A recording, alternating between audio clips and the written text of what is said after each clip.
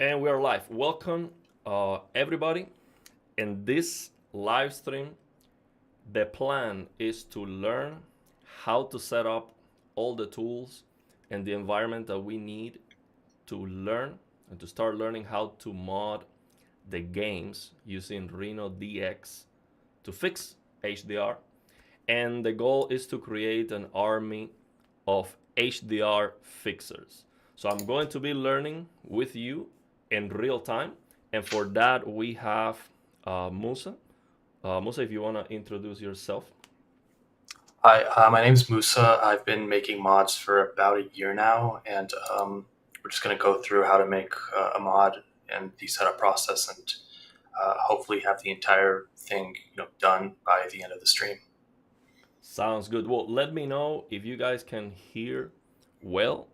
If you can hear us well, we're gonna have a live chat during the stream, but we're gonna try to focus first to setting up all the tools and the programs, so everyone who looks back to this live stream can use it as a guide. Okay, so we have a lot to go through, but we're definitely gonna look at the chat, read. If you have any questions, let us know, and I can always pop your chat here.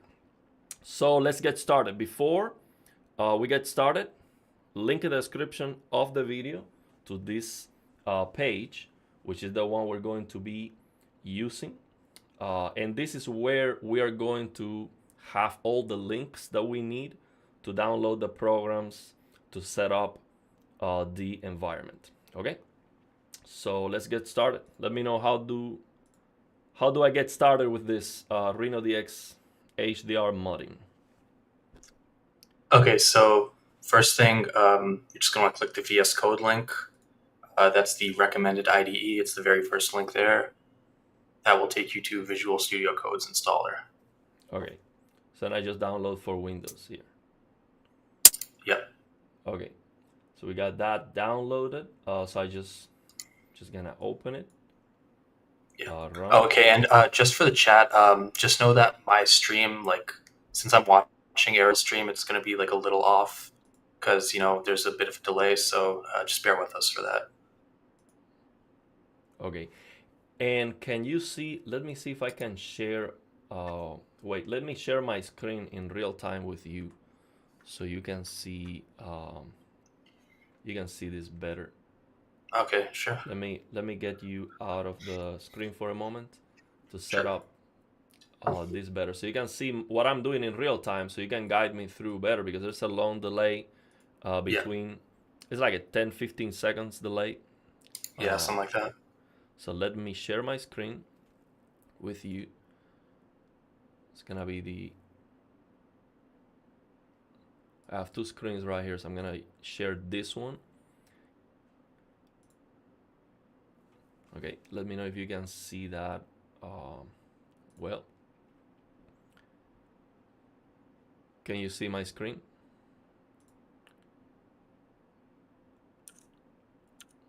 Sorry, can you hear me? Yes, I can hear you. Can you see my screen? Yep. Okay. See it. So let me now pop you back on screen. Let me fix this again.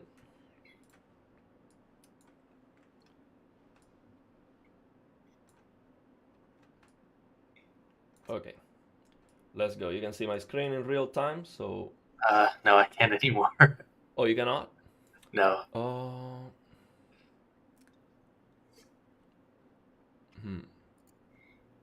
So why would that be? So I am presenting.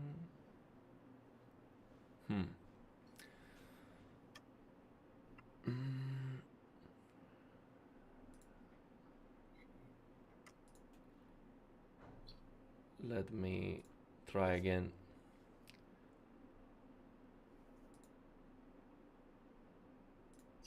Okay, let me try again to present.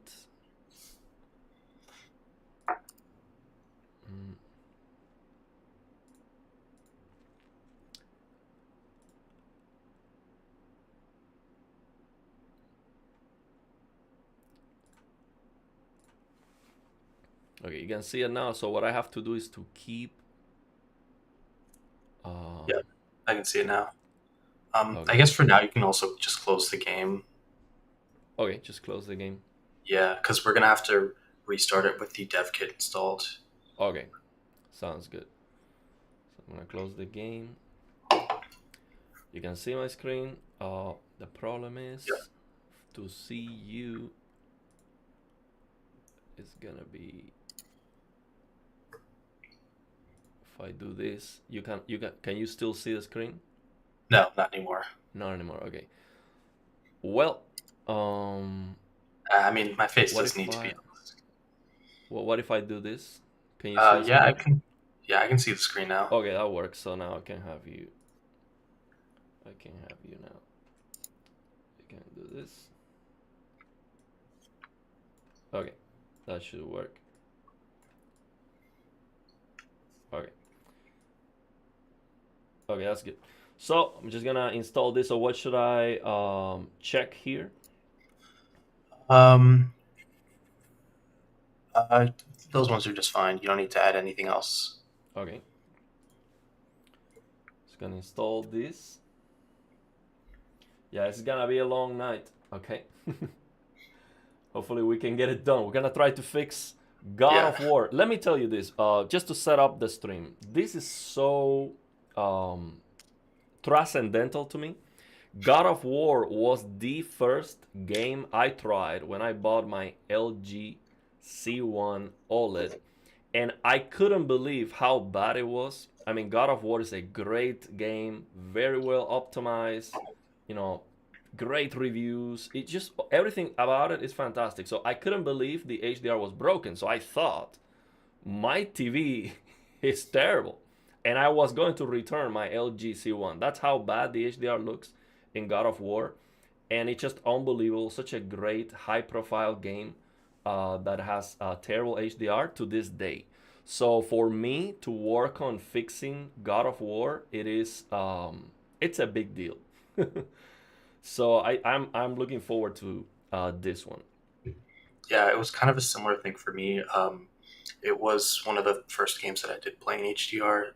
I could just tell something was wrong. Um, I thought maybe it was my TV, but eventually I realized no, that's just the game. You can mess around with settings; it just still kind of looks like crap no matter what. Yes, no matter what settings you use, um, yeah, it's so hard to get right. So, I mean, impossible, I would say. So let me have this on top. Okay. Okay, so what should we do here? Let me have this on top of um, everything. Okay. So what should I do here? I just open this. We do still need to install the other things Okay. before we actually start with the project itself. Okay. So just So gonna minimize this and go yeah, and back then to go back. install more. Okay. Yeah, so the VS Build Tools exe, you're gonna want to download that too. So this one? The second link. Oh, this one? Yeah.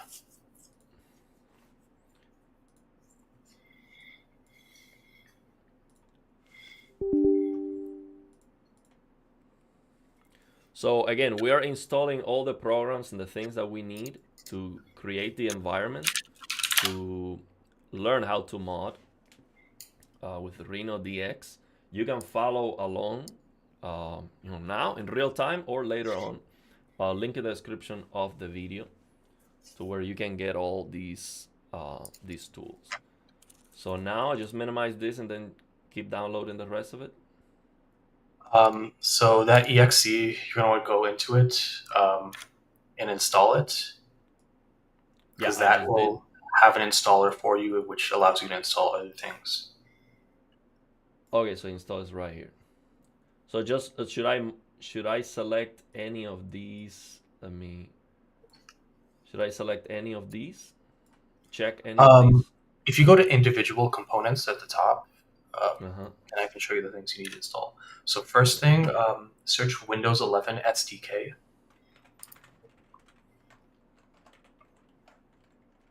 You gotta type out like Windows 11. Oh, like actually, Whole word. yeah. Yeah. And the last number should be 26100. That one. Uh-huh. Okay, what else? Another thing you need to search for in there, same search box, is CMake. You don't need to click install yet. You'll check all the boxes for Okay. each ones that tell you to install.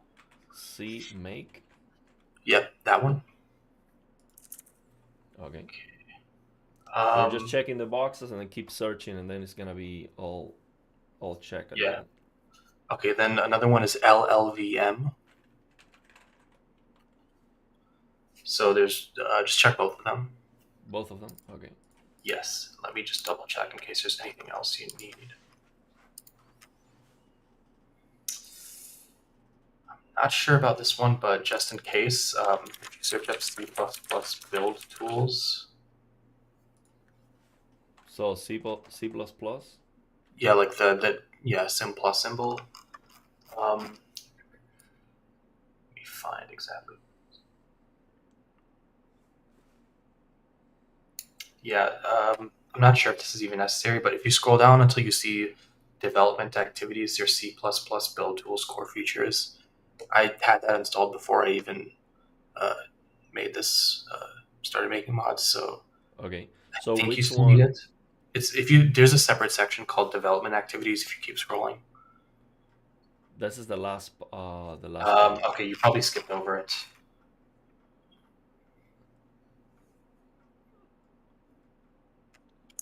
So what is the name? C plus plus MFC. C++ build tools core features. It's not part of this list. You got to keep going up.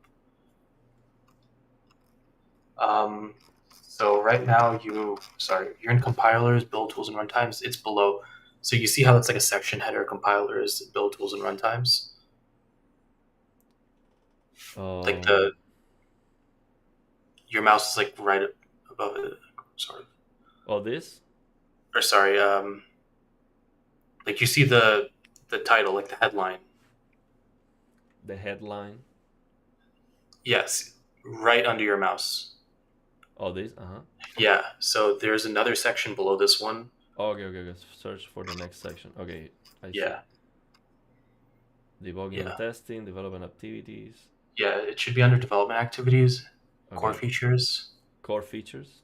Okay. Yeah. Or it should be build tools core features, I think. I'm not even sure if that's necessary, but What I about had it both? installed So already. Yeah, sure, why not? so this one and this one. Okay, just in Sure, why not? case. Okay, and as we can see here on the right side, we can already see all the list that we have added. So it's gonna be easier for you to check out this list here, um, if you're following along, and then just go search each one of them at the end. Okay, so what else do we need? That I believe is all you need from this installer. Okay, so we're just gonna go install. So we're talking about 14 gigabytes. Okay, so this is Yeah, not this is a lot. Let yeah. me let me make this a little bit bigger.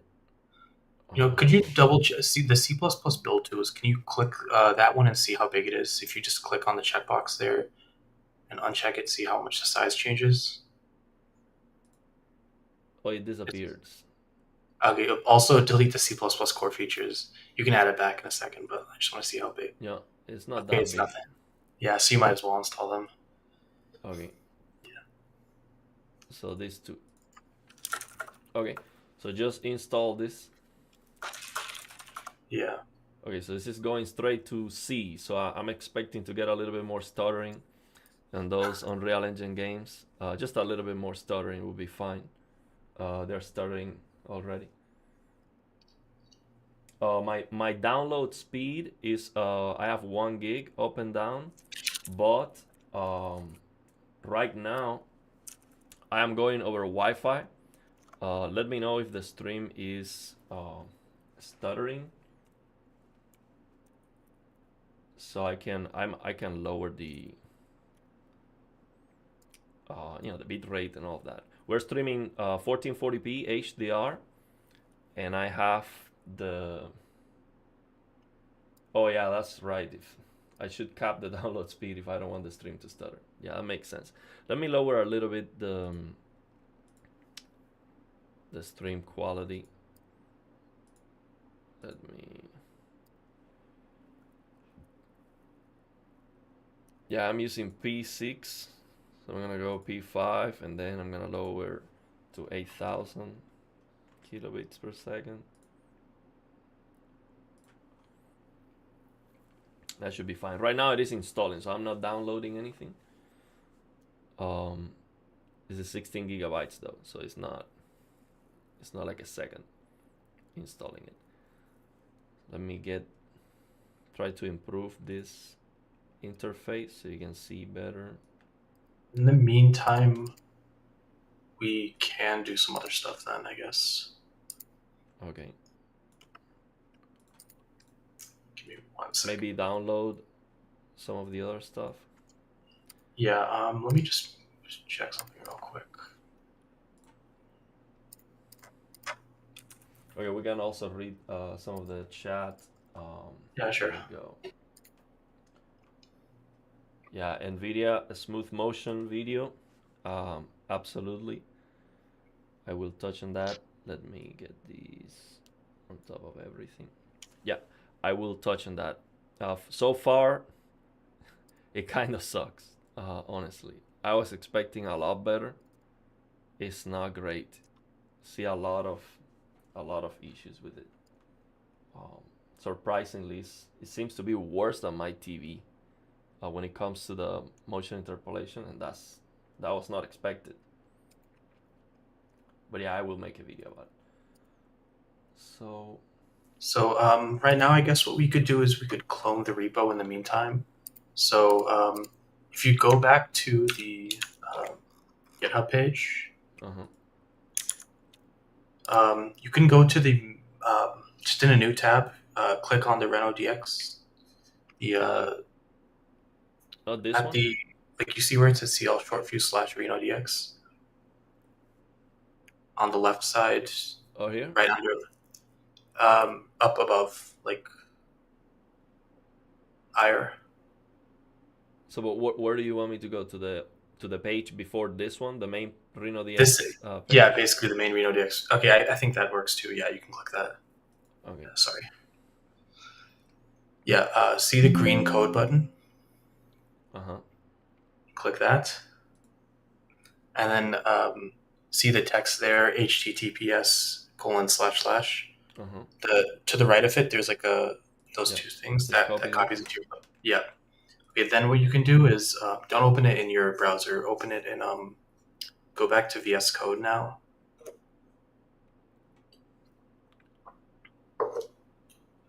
Go back to. Visual Studio Code, the program that you downloaded, the very Okay, first okay. one. Yeah, I think it finished the installing. Not the installer, but the other Visual Studio Code, the very first program you downloaded. Oh, the very first program. Okay. Yeah. So we have this one. Yeah. So if you do the command Control Shift P. Control Shift P. Yeah. And then type in clone. Okay, so you got to install an extension first as well. It's the Git extension. So on the left tab, you see there's a thing with like the blocks on the very left tab, the 4 squares at the very bottom of that. Oh, this one. Oh, yeah, Yeah. extensions. Okay. Yeah. So you're gonna need to download the GitHub extension. So you can just type in GitHub. GitHub extension. Which It one? might just be Git. Sorry, let me find the exact one you need. There's a lot of them. Yeah, there are a lot of them. I thought it came with VS Code already, but I guess it doesn't. I'm not sure which one I. Yeah, it's search remote repositories. That's the name of the. So remote.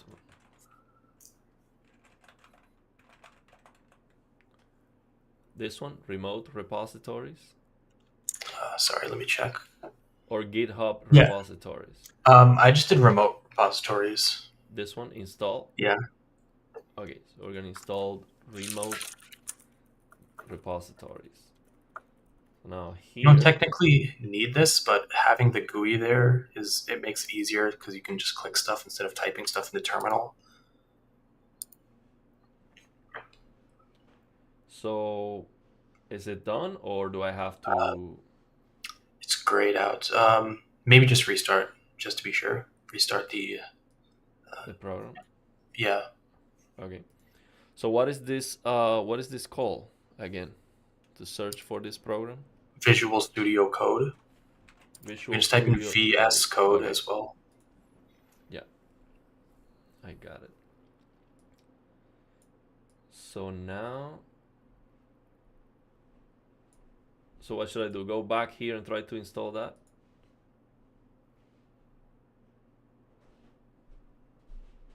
I cannot hear you. It seems like you mute yourself. Oh yeah, sorry, I muted myself. You can just do Control Shift P now. Control Shift P. Then Git clone. Get Sorry, clone. GIT GIT. clone. Doesn't let you clone. Well, I guess we can just do it through the terminal. I guess that'll work just fine. So what are we trying to do here that is not working? We're basically downloading the repo and having it connected to the actual GitHub versus just downloading a zip. You don't want to do that. You want to actually clone a repo, not just download the zip file. And why do we want to get connected to the repo? Is that to post the mods That is at one of the GitHub? things you can do, but it also allows you to update your own the repo that you have on your own computer. Okay. So like if ShortFuse makes like a bug fix, then you'll be able to just download that immediately. Oh, this will give me access to all the RenoDX HDR mods. Yeah, and the codes, like the all the functions, all the things that you need. Oh, okay. So would this be useful for people that even don't want to get into modding or anything? Um, They just want to have access to all the mods. well, the mod list is already there, so you can download it, you know, just through the website there. So you wouldn't need it if you're not making your own. Okay, so this is just to have access to the codes to Yeah. what's going on under the hood. Yes, Basically. exactly. Okay. So I So guess you can what? go back. So Sorry, continue. why is this not working? So I guess it's VS Code. When I installed it, it already had the GitHub stuff installed into it, but for whatever reason, it's not there for you. You can just handle the repo by itself. Okay. So, but did I actually install what we wanted to here just by clicking on it Once you and clone the install? repo, it will give you an option to install the other stuff. Like when you make a new repo, it does that. Oh, hey, it's right there. Open remote repository. Sorry, I didn't see that. You see Okay. that? Yeah, you can click that right there, and then you The can first one? paste. You can just paste the thing that I told you to copy. Okay. Yeah, that's it. So wait, so for people, because people are gonna be like, okay, where did you get this from? This was Yeah, from that was here. code right there. Code.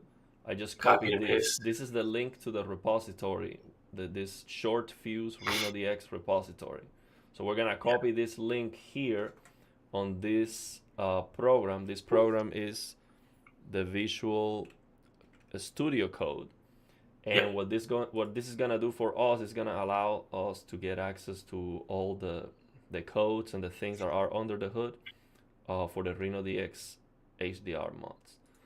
Yeah. So just come here, copy this, Oh no, you got to click the open and remote click here, repository open one, repository. Okay, and paste it into and there, now paste it here.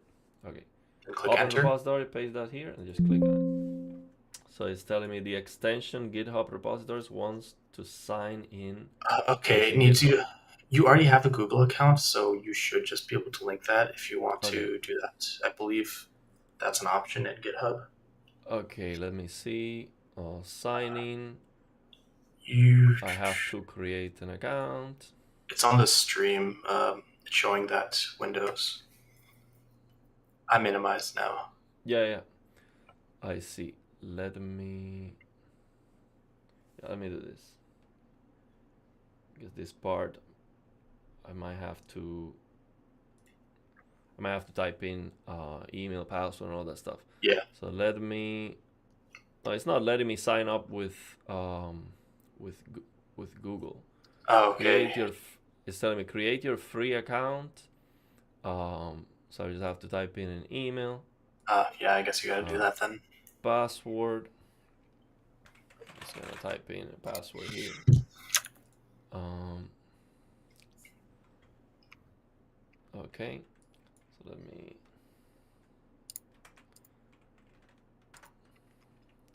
Okay, so I'm just signing up with GitHub, which I've never done before. So I have to create all this stuff. Let me save this password here.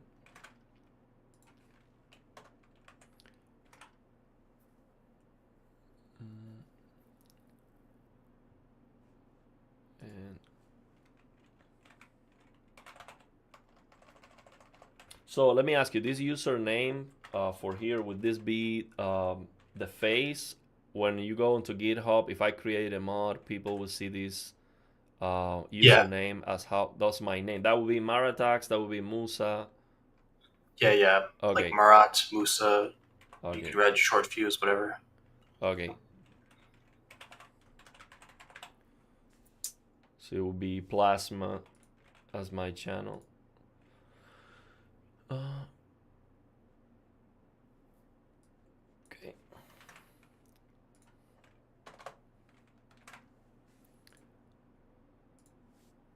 Okay, that should be done in a moment.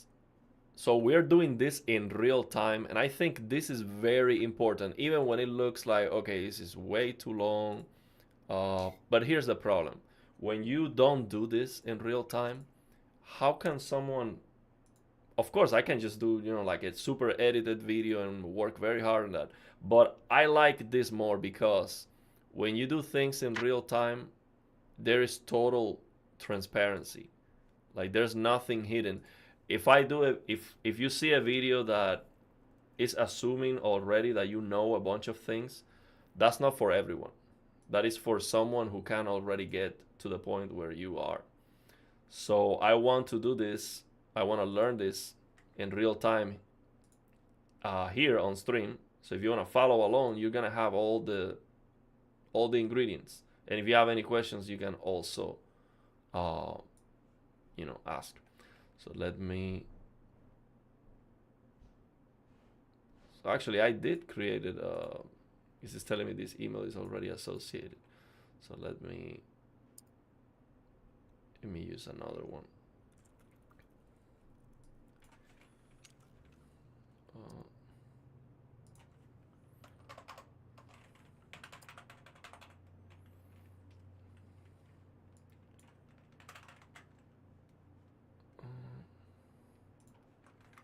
and you can read the comments now that I'm working on this. You can maybe read the comments and answer any questions that people might have on the chat All right. Let's see while what I'm doing this. questions there are that I at least can answer.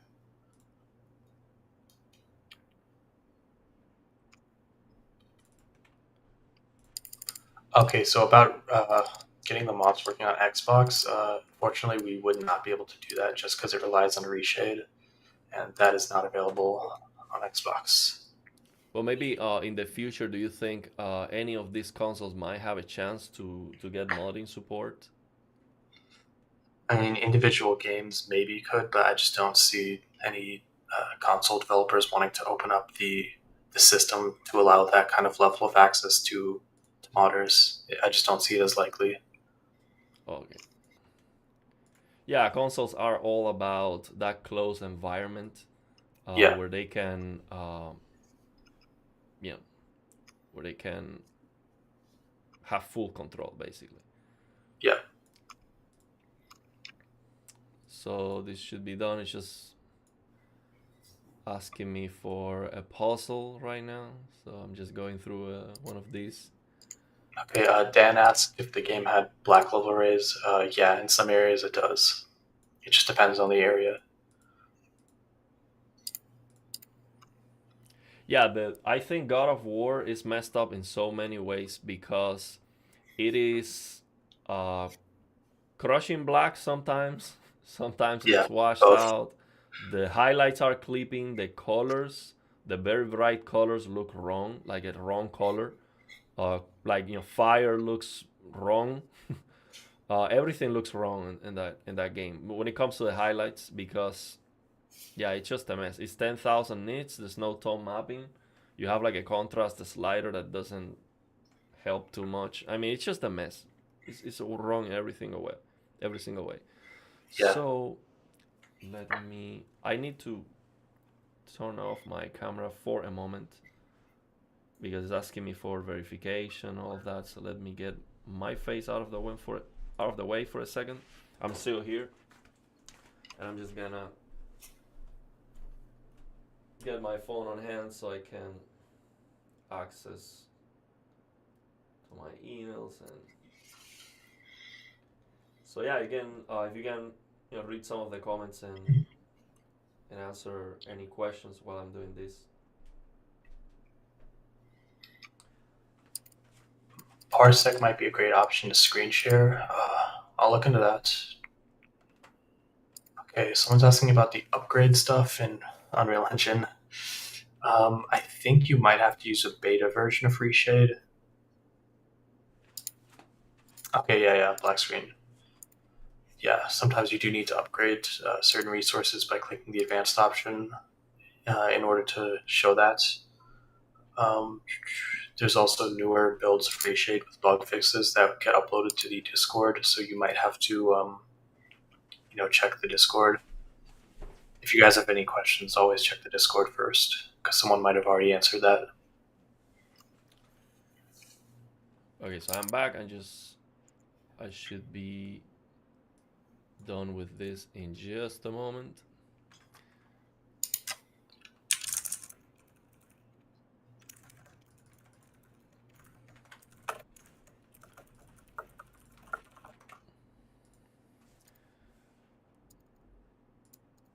Okay, so I just created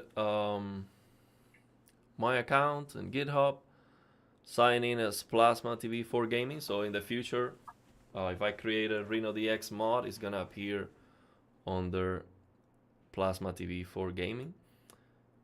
So now it is asking me to authorize Visual Studio Code. So I just have to do this.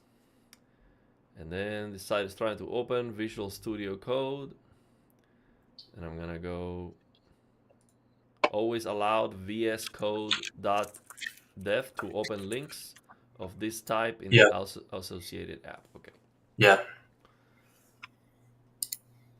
Okay, so you're being redirected to the authorized application if your browser does not direct you. So it is redirecting me to the program now. Yep. So it should be set, right? I think your screen is paused. The stream looks to just be paused. The stream looks paused. I Yeah. can see it. Sorry, let me reload it then. I can see okay. Your face is fine. Okay. Are you doing anything with the mouse on So the the stream? That's not moving. maybe the so you can no Okay, yeah, longer I see can my. see it now. I can Okay. see it now. Never mind. Okay. So now what? So we are here on the program again. Let me have you back. Let me have you back on. Okay. Oh, I have okay. you That back. was without cloning that button. Sorry, could you go back to the? So you're on the welcome page, right? You see the page says welcome at the top. Uh huh. Can you click go back? Go back. Okay. And then, yeah, that's what I'm not getting. It should have a clone button. A clone button here.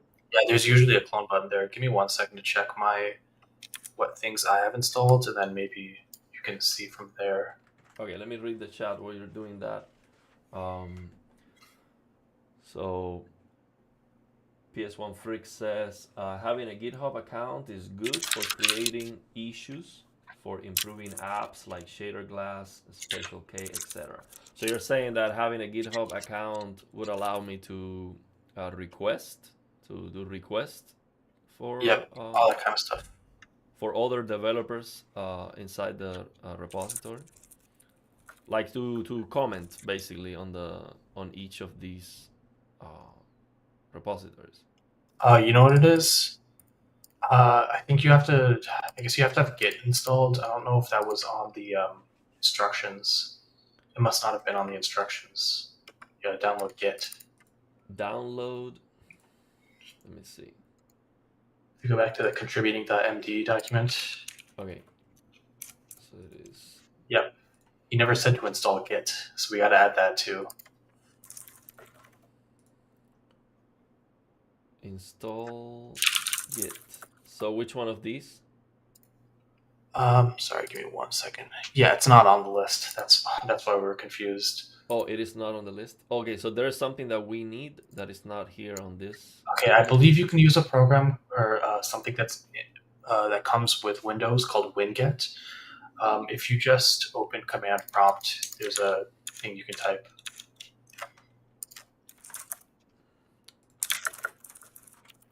So Windows R CMD. Yeah. Okay, Windows R CMD. So now what should I? So you gotta type in Winget, Winget, one word, just to see if it's working. Winget. Okay, let me get some light on this keyword. Okay, Winget, like that.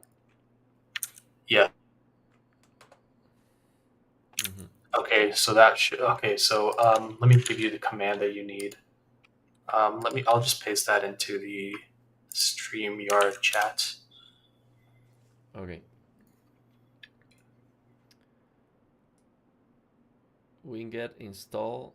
Okay, so this is so basically here inside this. The way I got here was Windows, the key Windows R. Then I typed CMD, and then once I type here this winget, it tells me all the things right here. It tells you V version. This is to get the version. This is the info, help, all of this. So then the actual code you want me to type in here is this one: winget install e id and this git. So this would be. It's actually not listed here. You gotta just paste it in. Yeah, I just pasted it, but where did you Okay. get this info? How about you just open a new command prompt then, just so it's clean. Okay. Okay. Okay, I can see it there. That's fine then. It's at the bottom. Okay. Sorry, I'm watching the stream. I'm not watching StreamYard. I mean that's okay. We don't have to know exactly where to get this. Yeah. Okay. Yeah, Okay. that is the thing. Just click here, enter. So that So what is installs this Git. doing? What are we doing here? Installing. So that's the actual program that communicates with the GitHub website. Oh, okay. So you just press Y to agree to terms. Okay. Yeah, I didn't realize. I completely forgot about that because it's one of those things that I install like first thing when I get a computer. Okay. So it's asking me allow this app to make changes on your device. It's doing this. It's running this. So this program is to connect my computer to GitHub.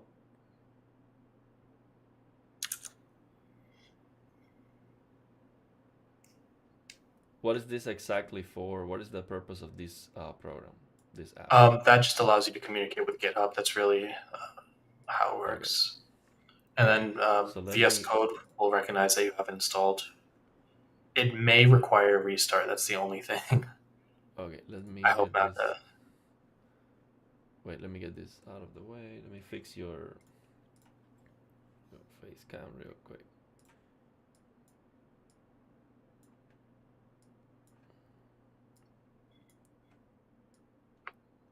Okay. So now what do I have to do? So is that finished already? Okay, I guess you So can delete, or sorry, not delete. You can close VS Code and open it up once again. I can already close this. Yeah, you can close command prompt. You don't need that Uh-huh. open anymore. Okay. So now, Oh, you actually, sorry. One thing. If you could go back to command prompt, you could just type in Git in command prompt okay, give me a just sec. to make sure that it's installed. Okay. Windows R, CMD. Then here, Just type in Git. GIT.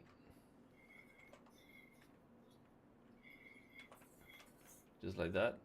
Yep. Okay. Okay, perfect. So that means it's installed properly. Okay, so this is just to have the confirmation that it was installed properly. So what is the Yeah. confirmation that all of this is appearing, or does it Yeah, say just it's somewhere? showing you all the list of commands that Git has. Normally, if Oh, it is installed, it'll just say that it doesn't recognize the command. okay, I see. So you can close command prompt, and then you're going to need to close VS Code and open it up once again. Also, it loads everything. Yeah. Okay. Opening Visual Studio Code. Okay. There we go. Okay, so what now? Okay, so clone repository. That's the blue. Yeah, Clone Git repository. yeah. Then you can paste the link that we had earlier from the green code button. Okay, this one. Yeah. Now we can do that. Okay, so now I It's go clone here, repository. Yeah. Git clone Git repository, and I paste Yeah. that link, and then it should work. Yeah. Then enter. Okay. So then wherever you want to save it, you can save it. Okay, so I'm just gonna set it here. Let me see where I get this. Okay, I'm gonna save it right here. Okay. You like to open the clone Yeah. repository? Go ahead and open it. Okay, open a new window. Just click open. Okay. Then trust the authors. Click the checkbox, I guess. Yeah, that's fine. Whatever. It doesn't matter. Okay. You want to install the recommended extensions from Yeah. Windows? Yeah. Go ahead and install those. Trust Debug. publishers and install. Yeah. Those are the things that we use. Okay.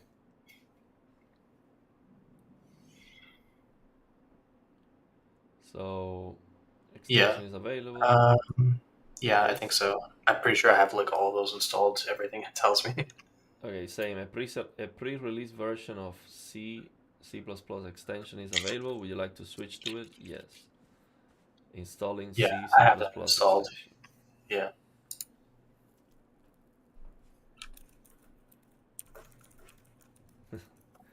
Someone is saying this is how to code on HDR. No, I hope the 59 doesn't explode. I don't think so. I think the 59 can handle some coding. Let's see. So we have also RenoDX TV here. Yeah, it's actually Marat. Marat. Okay. Yeah, Marat is his name, and then XTV. Okay.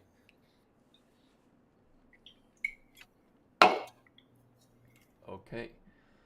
So what now? I think you can just go to the Explorer tab, which on the very left pane, on the very left side, the page thing that says Explore. Very left tab, like the sidebar on the very left. Sidebar on the left. Okay. Explore Yeah, tab. Okay. yeah. So that's like the project directory. Those are all the files. If you go to Docs, see the one that says Docs near the top, Mm-hmm. contributing to MD. That's the same file that we're on. That's like on the browser right behind you, Oh, I behind see. the VS Code. It's the same document. You've successfully cloned the repo at this point. So basically, what we're looking at here right now is this page, but the code behind this page. Yeah, that's essentially what you're looking at.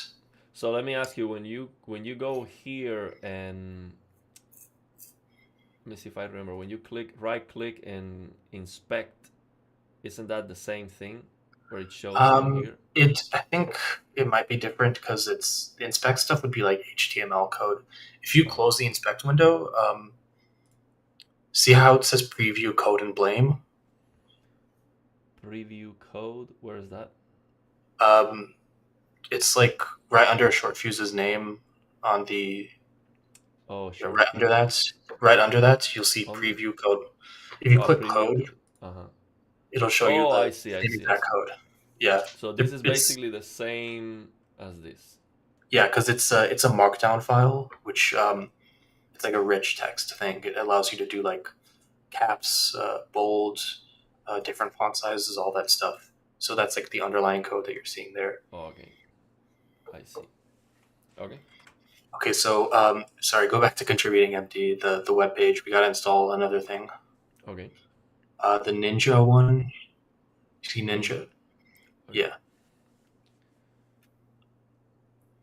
And then So scroll down. There's a winget command, another winget one. You can also do Control F to find it. this one, There, the command on the bottom. the See command. winget install Ninja. Yeah, you just This. copy and paste that. Yeah, So I just copy and paste this on the. same command prompt. Okay. So right here. Um, you so you wouldn't paste it there. You can either open a new command prompt window, or what you can do is just press escape to close the. Okay, so you see next to the minimize button, to the left of the Mm-hmm. minimize button, there Uh-huh. are those like tab things. The one that has like a thing on the bottom tab. So that's This like a one. right tab. Total Yeah. panel. Yes. That'll open terminal there, and then you can just paste the command into there. So this terminal is the same as the This last. one has PowerShell opened. I think the same command will still work in PowerShell though. Okay. So this is the similar to if I copy this on the CMD that we were working before, it could work. It Yeah, should work. just Okay. we can change the CMD if we need to, but just try it. I think it'll Okay. probably still work. Okay. Just enter here. So this will install what? Ninja. It's Ninja. the it's the what do you call it? The word is escaping me. It's like a it's not a compiler, but you use it to compile and build the actual add-ons. Okay.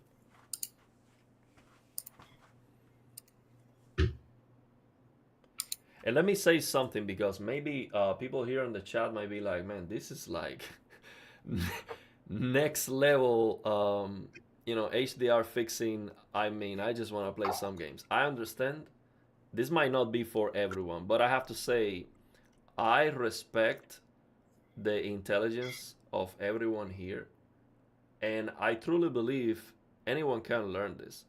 Of course, some people have a background that makes it easier to get into this stuff. There are some people who are smarter, there are some people who are more talented, that's for sure. But at the end of the day, if you really want to do this, and you're interested on it, and you're gonna put the hours and the work, you can do it. And I want to learn. I think I can learn, and you too.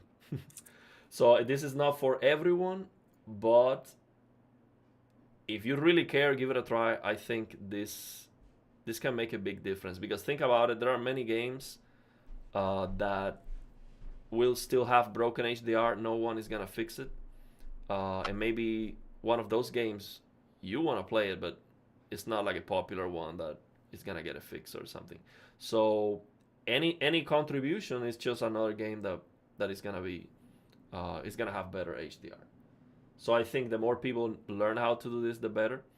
And just in general, not only for RenoDX HDR, I think if we learn how to do this, we're learning something that's very valuable. Uh, and who knows, you might learn how to do this and then keep going and get some momentum and end up making $300,000 a year because you're great. So I think this is very, very, very good. So I'm excited about learning this stuff, and I really appreciate your time, Musa. today. We've been like the whole day chatting back and forth, trying to get this done. So thank you very much. Thank you to Carlos also, uh, Marat, Marata, and everyone here.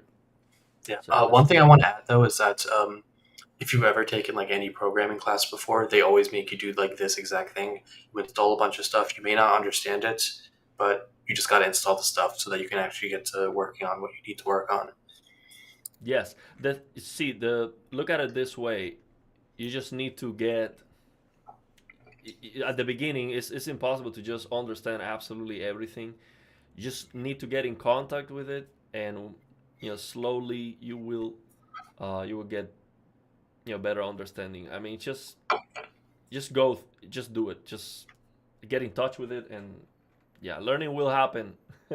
But right now, of course, I'm like, what are we actually doing here? This is like super complicated, but just it's like learning a new language. Sometimes you want to understand why and this and that. You just need to get exposed to it and get some understandable input, and learning will happen. So just just do it.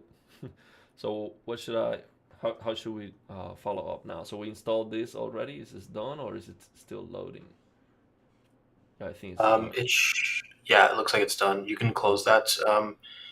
If you plus, I think Control S is the command to close it. Yeah.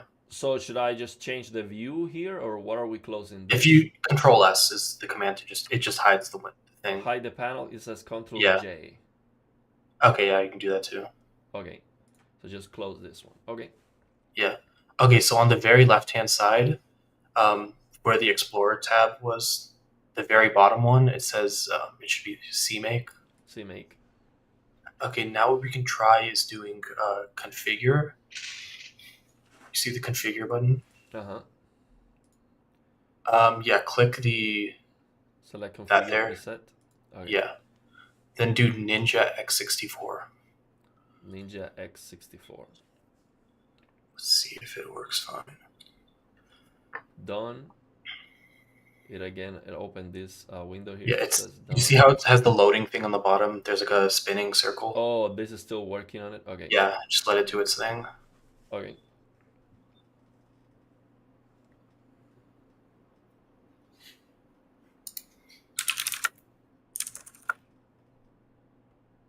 Okay.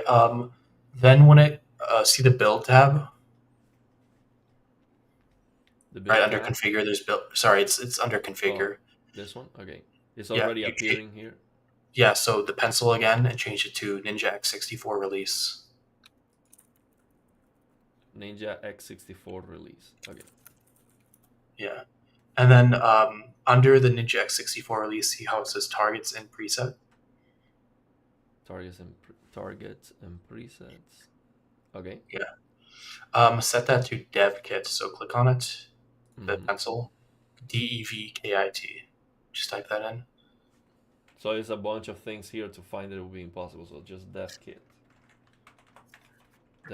module Yeah, the library. module library. Yeah, Okay. like that. Uh huh. So it's right here. Sorry, I think I lost you. Oh, we lost me. stream's Okay. lagging for me. Okay. Okay. So what are we doing here? We are setting up a project. It says here project status. So we're setting up a RenoDX project. Is that what we're doing? I think the stream is lagging for him. How do you guys hear me? Is the stream good or is it lagging? How is the stream going? Let me know if you can hear me well. If it is stuttering. Okay, I think we lost Musa for a moment. Let's see if if it's an issue with his internet or if it's okay. I'm good. Okay, so maybe oh,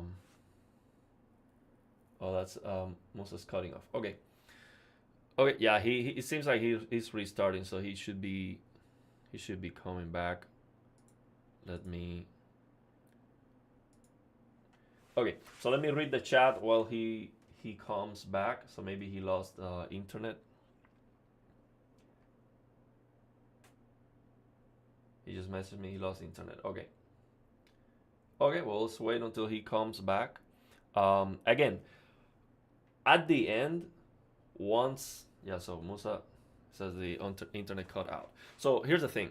At the end, once I learn, of course, I will try to put this together in a video. I will try to share this information. Once I understand it, I can explain it. Okay, so right now I am same as you. Like, what are we doing here? This is super high-end, super complicated stuff. But I will share. I will try my best to share. So in the future, let's say I fix a game. I'm not only just gonna say, hey, here's the God of War HDR is fixed. Just copy, go to the repository, just download the mod and done. I'm going to be more interested in sharing how I fix it so more people can get into this stuff. I understand some people just want to play the game, just want to open it. Oh, it looks fantastic, or enjoy maybe just downloading a mod, and that's as far as you will go. That's fine. This is not for everyone.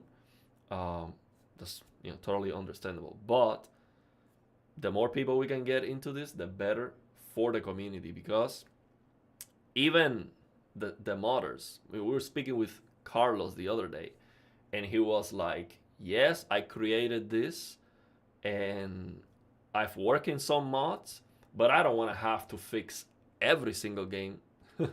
The best thing for me is once I download a game that I want to play, the mod is already done, and I can just enjoy it. Okay, so the more people know how to do this, the better it is for the community. We have more games fixed, and you don't have to just work on every single game you want to play. Maybe by the time you download it, it's already done. So that is the goal. The goal is to create an army of HDR fixers. And if you just jump into the stream, the problem with these HDR streams at 1440p is that you cannot rewind them once when the stream is in real time. You cannot go back, so that is definitely that's a problem if you're just joining. But of course, the stream is going to be up, and you're gonna be able to look back at it, and you can just rewind it. So once we finish, you will be able to do it. So let me add Musa back. All right. Okay, I can Yeah. hear you. You can hear me fine? Yes, I can hear you. I think All right. people can I'm just hear back you on my too. phone right now, so we're gonna have to do this from here while I wait for my internet to come back on my computer. Okay. So can I share my screen here with you too? Yeah, it might be a little Okay. small, but it's Okay. whatever. Let me know if you can hear Musa now. Let me present my screen. Okay, I'm gonna stop what I was doing, and I'm gonna present it to you now.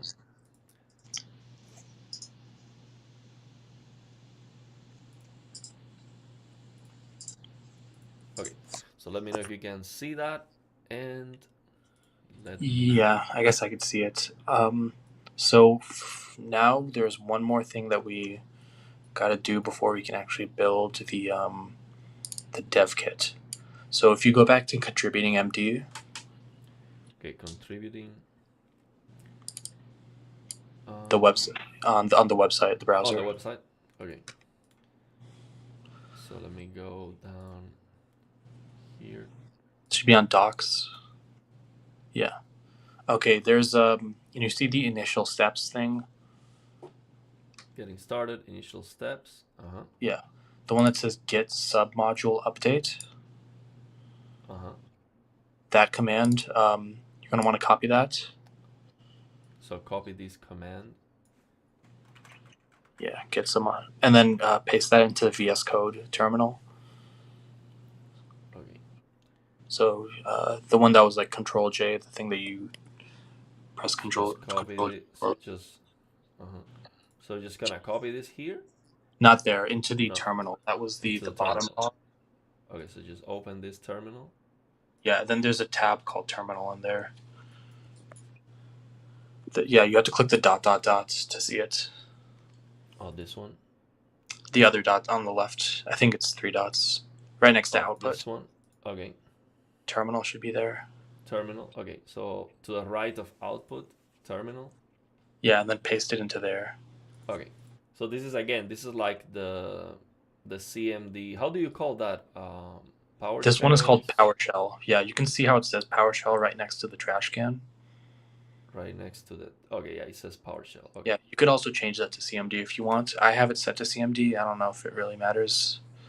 Okay. What does the So thing say? Can you read that out? yeah, so some key bindings don't go to the terminal by default and are handled by Visual Studio Code instead. Configure terminal settings is a You can button. close that. Yeah, just Close that. ignore Okay. that. Okay, and then So just hit enter. enter here. Okay. Yeah. Hit enter and it is working. It seems like it is done. So cloning into. Yeah, basically what that's doing is the project, the RenoDX project relies on other projects that are like embedded in it. Like for example, Reshade is one of them. So it's updating and downloading all those things first, so that once you have all those things set up, then you can finally build the add-ons.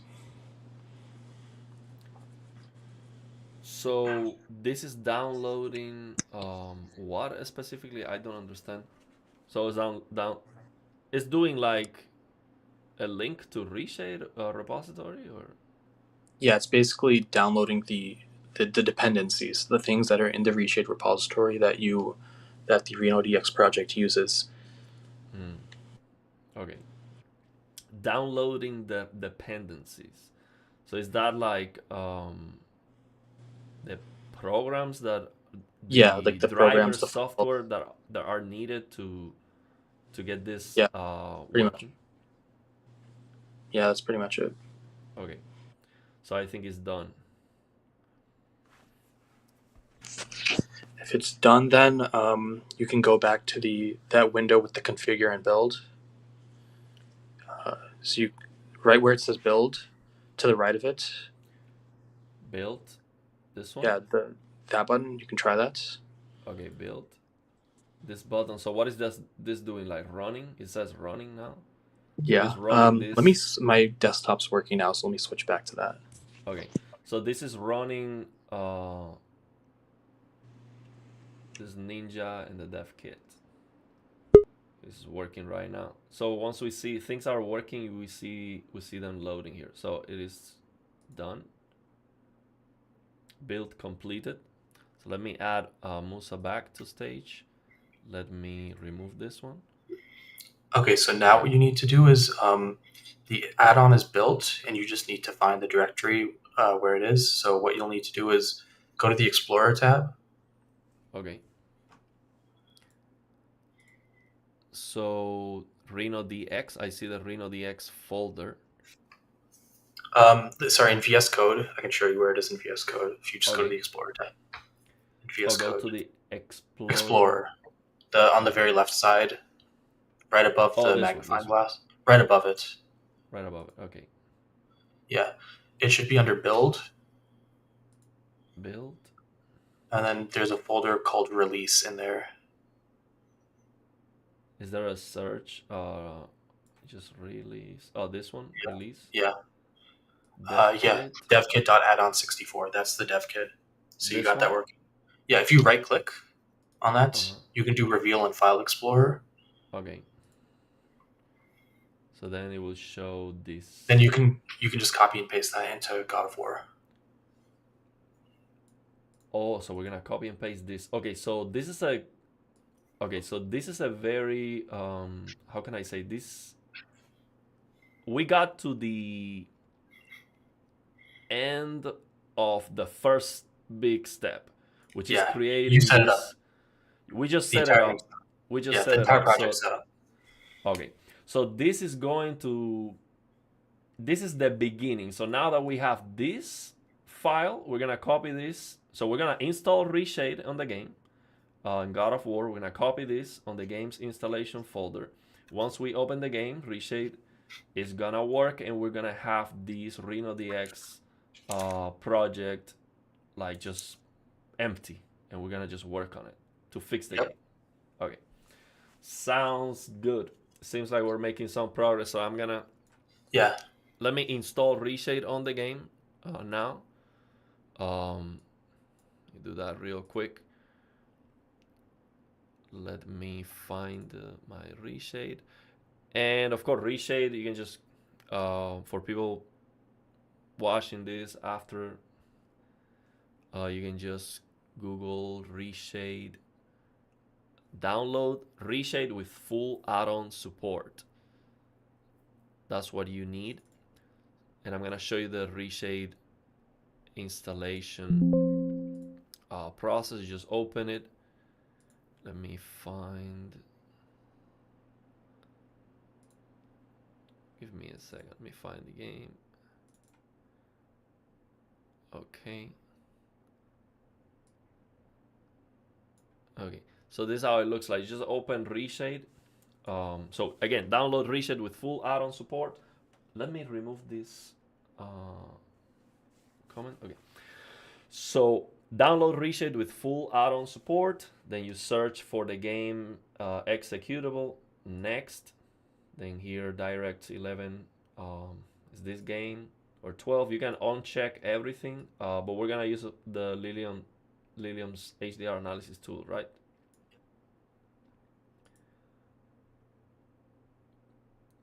Are you still there? Let me see. Yeah. Can you hear me? Okay, yeah, I can hear you. Yeah, so we're gonna install the HDR SDR analysis, right? Yep. Do we need anything else here? If you want to make comparisons to SDR, I guess you could download SDR TRC fix if you want to do that. But we SDR probably want you. TRC fix. Okay. Yeah, sure. Why not? Then we can just go next. That's it. That's it. Okay. Yep. And here we don't need No anything add-ons. else. Okay. By the way, the link to the main RenoDX page is right here. RenoDX by short fuse. You can just click on here, and it's gonna take you to the main RenoDX page, which is this one. This one. And here you can click on contributing, and you are back where you can get all the programs. That's the link in the description of the video, is right, this one. Or you can click here RenoDX to go back to that one. So I'm just gonna go here next and finish. And now we are ready to open the game. Yep.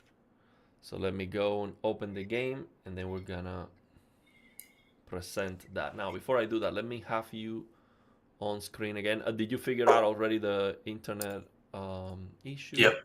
Yeah, right. I'm on my computer now. Okay, so let me set this up again. Can you see my screen still? Not anymore.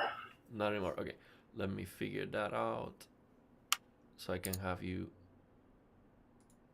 on screen. Oh, and did you put the dev kit in the game folder? No, only the RenoDX. So should I copy The dev kit. everything? So should I? Let me Just see. the .addon64 file. That's the only one you need. Only this one, right? Okay. So this is all we need to copy Yeah. in the game's installation folder. So let me do that. I can't see the stream or the screen yet, by the way. Okay, let me figure that out before I open the game. Okay. So we're gonna go here. Yeah, you should see the screen now.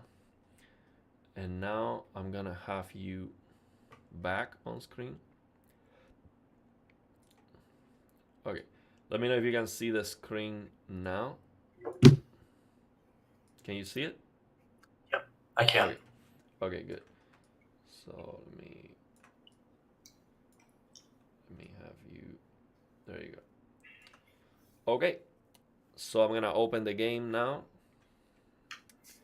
And the game for you in real time is going to look all messed up because it's gonna be SDR. So if you wanna see the HDR version, it's gonna be on with a delay on YouTube. Yeah, whatever, it's fine. But yeah, I mean you can guide me through in real time even if it looks kind of messed up. let's see if we have some. Wait, let me open the game. Hopefully the PC doesn't crash. In case we get this crashing because of the game opening or something, we're gonna go back in. We have everything set up, so it shouldn't take more than 5 minutes to go back online. So the game is opening right now. Let's see.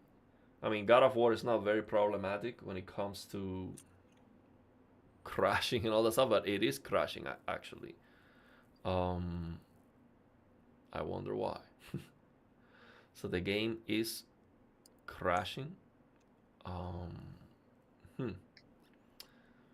I guess Let me see. one thing you could try is just seeing if maybe the dev kit is causing it. If you just want to disable the dev kit first, and then just double check to make sure that isn't an issue. Okay, let me see if there is a. Yeah. So what do you mean disable the dev kit? Just remove the RenoDX. Yeah, sure. You could just remove the file file just to make sure that isn't an issue. Okay, yeah, let's try that. Open the game. See if it opens now. Let's see. Yeah, so the game is opening. Yeah, the game open. Huh. So let me. By the way, I have no audio in the game once we get in. But you might hear the beginning. So let me share the game. Game capture. God of War. Okay, so actually you can see that. Let me get this out of the way. So we just opened the game for the first time with reshade. I'm just going to skip tutorial here. And the problem is that RenoDX add-on is not showing. Let me increase the size of this so people can see this Control better. scroll, you can. What was that? Control scroll?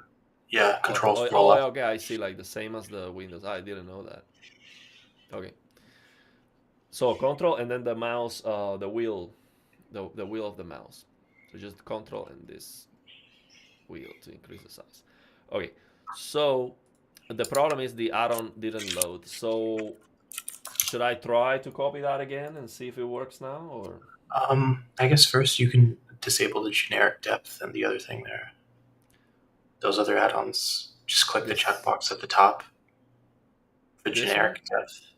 Not those, like the generic. Oh, generic depth. Okay. And the other one too, you might as well just disable.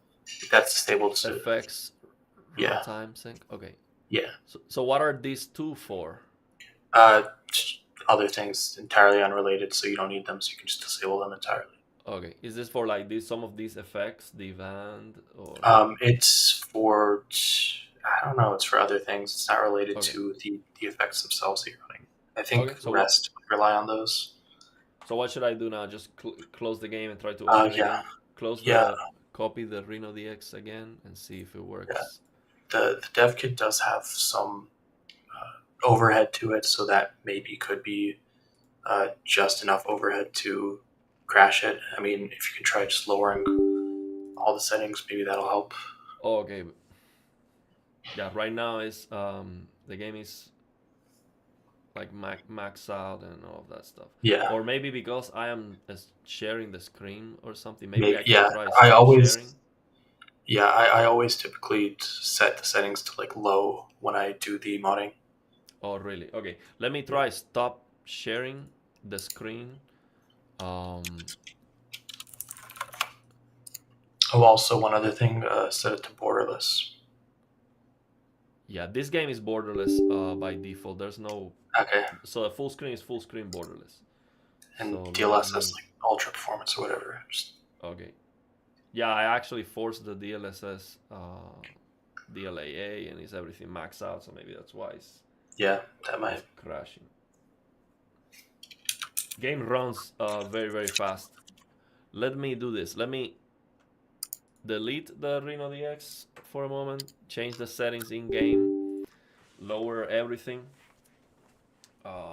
So this game doesn't have the DLAA option, so I use the the NVIDIA inspector profile to force DLAA, so I might have to go open it again. Oh, also, what version of Reshade did you install? So I think the latest one, let me check. Yeah, make sure it's the latest, 6.4.2 or whatever. Let me see. I'll tell you right now once. So the game opened right now. Oh, you can see it. Okay. So I'm gonna lower all the settings. Lower the resolution, all of that. And again, for those of you in the chat, we're gonna read some of the comments. We're trying to advance as fast as possible, but we will read the comments once we finish, because we have a lot to go through. So let me disable DLSS. Or you still See want if it it? works. You still want it enabled just to the low setting? Yeah, the thing is, if because I forced the DLAA, it might not Okay, work. then you might have to do FSR, I guess, because we need one of those enabled for the what do you call it? Because the Oh, specific shaders we wanted to edit were related to having either one of them enabled. So I guess you could just do so it. but does it matter if you do the mod with DLSS or if you do it with FSR, or It you can depends use on one the. of them? So for the it just has two separate sets of shaders. I didn't do the ones without the upscaling yet. I was going to do those afterwards. So Oh, we would be going in blind if we did that. okay. So let me do this. I'm gonna keep with DLSS, but I have to close the game to Yeah, stop you'd have to. forcing Yeah, you'd have to the go to inspector. Yeah, DLAA. So let me should have. tell you the DLSS. Let me tell you the reshade I'm using is 6.4.1. Okay, I think two might be the newest, so maybe that's it. Okay, let me download that. At the So very you least, think that might I be a problem? So you think that might okay. be the reason why it's crashing? I was when I was working on it, I was using the beta version that was in our Discord, so I might just send you that link. That's the beta 6.4.2. So that might just be Oh it. yeah, that's not even available. It's 6.4.1 is what they have available on their website. Yeah, Let me share the screen so you can see where I am right now. So this is the Reshade website. Um, so you just click, reshade.me see if you and can scroll download down. the link that I just sent you in the StreamYard. Okay, let me get this. I'm gonna have you off the screen so I can get this. So this is a link to Discord attachment. Yeah, Um, it should just download directly. okay, so let me ask you. The reason why we're having an issue is because the things that so this RenoDX file that we finished setting up is set up with the latest reshade. I don't. I'm not sure. If you want to try, maybe it was just the settings that you had before crashing it. So maybe if you just want to try Okay, yeah, without let's this try new it because then we don't know what fixed it. So yeah. let me try. Let me try lowering the settings. So lower the in-game settings, and I'm gonna lower the uh, basically stop forcing DLAA. See if that helps. Yeah. Let me. If you have some overlays enabled, that might be an issue Oh, too. I do. So let me Because I close know some people Afterburner. said that they were getting crashes because of overlays. Oh, okay. NVIDIA overlay Because was one, but I don't believe that was a problem with the dev kit though. That was just okay, with the mods themselves. Maybe the dev kit is also an issue with it. I'm not sure. okay. Yeah, I did have MSI Afterburner to lock the frame rate to 60, so to have more resources for the stream. Uh, Okay, the game actually has a FPS cap that I guess you could use okay, that. okay. So let me.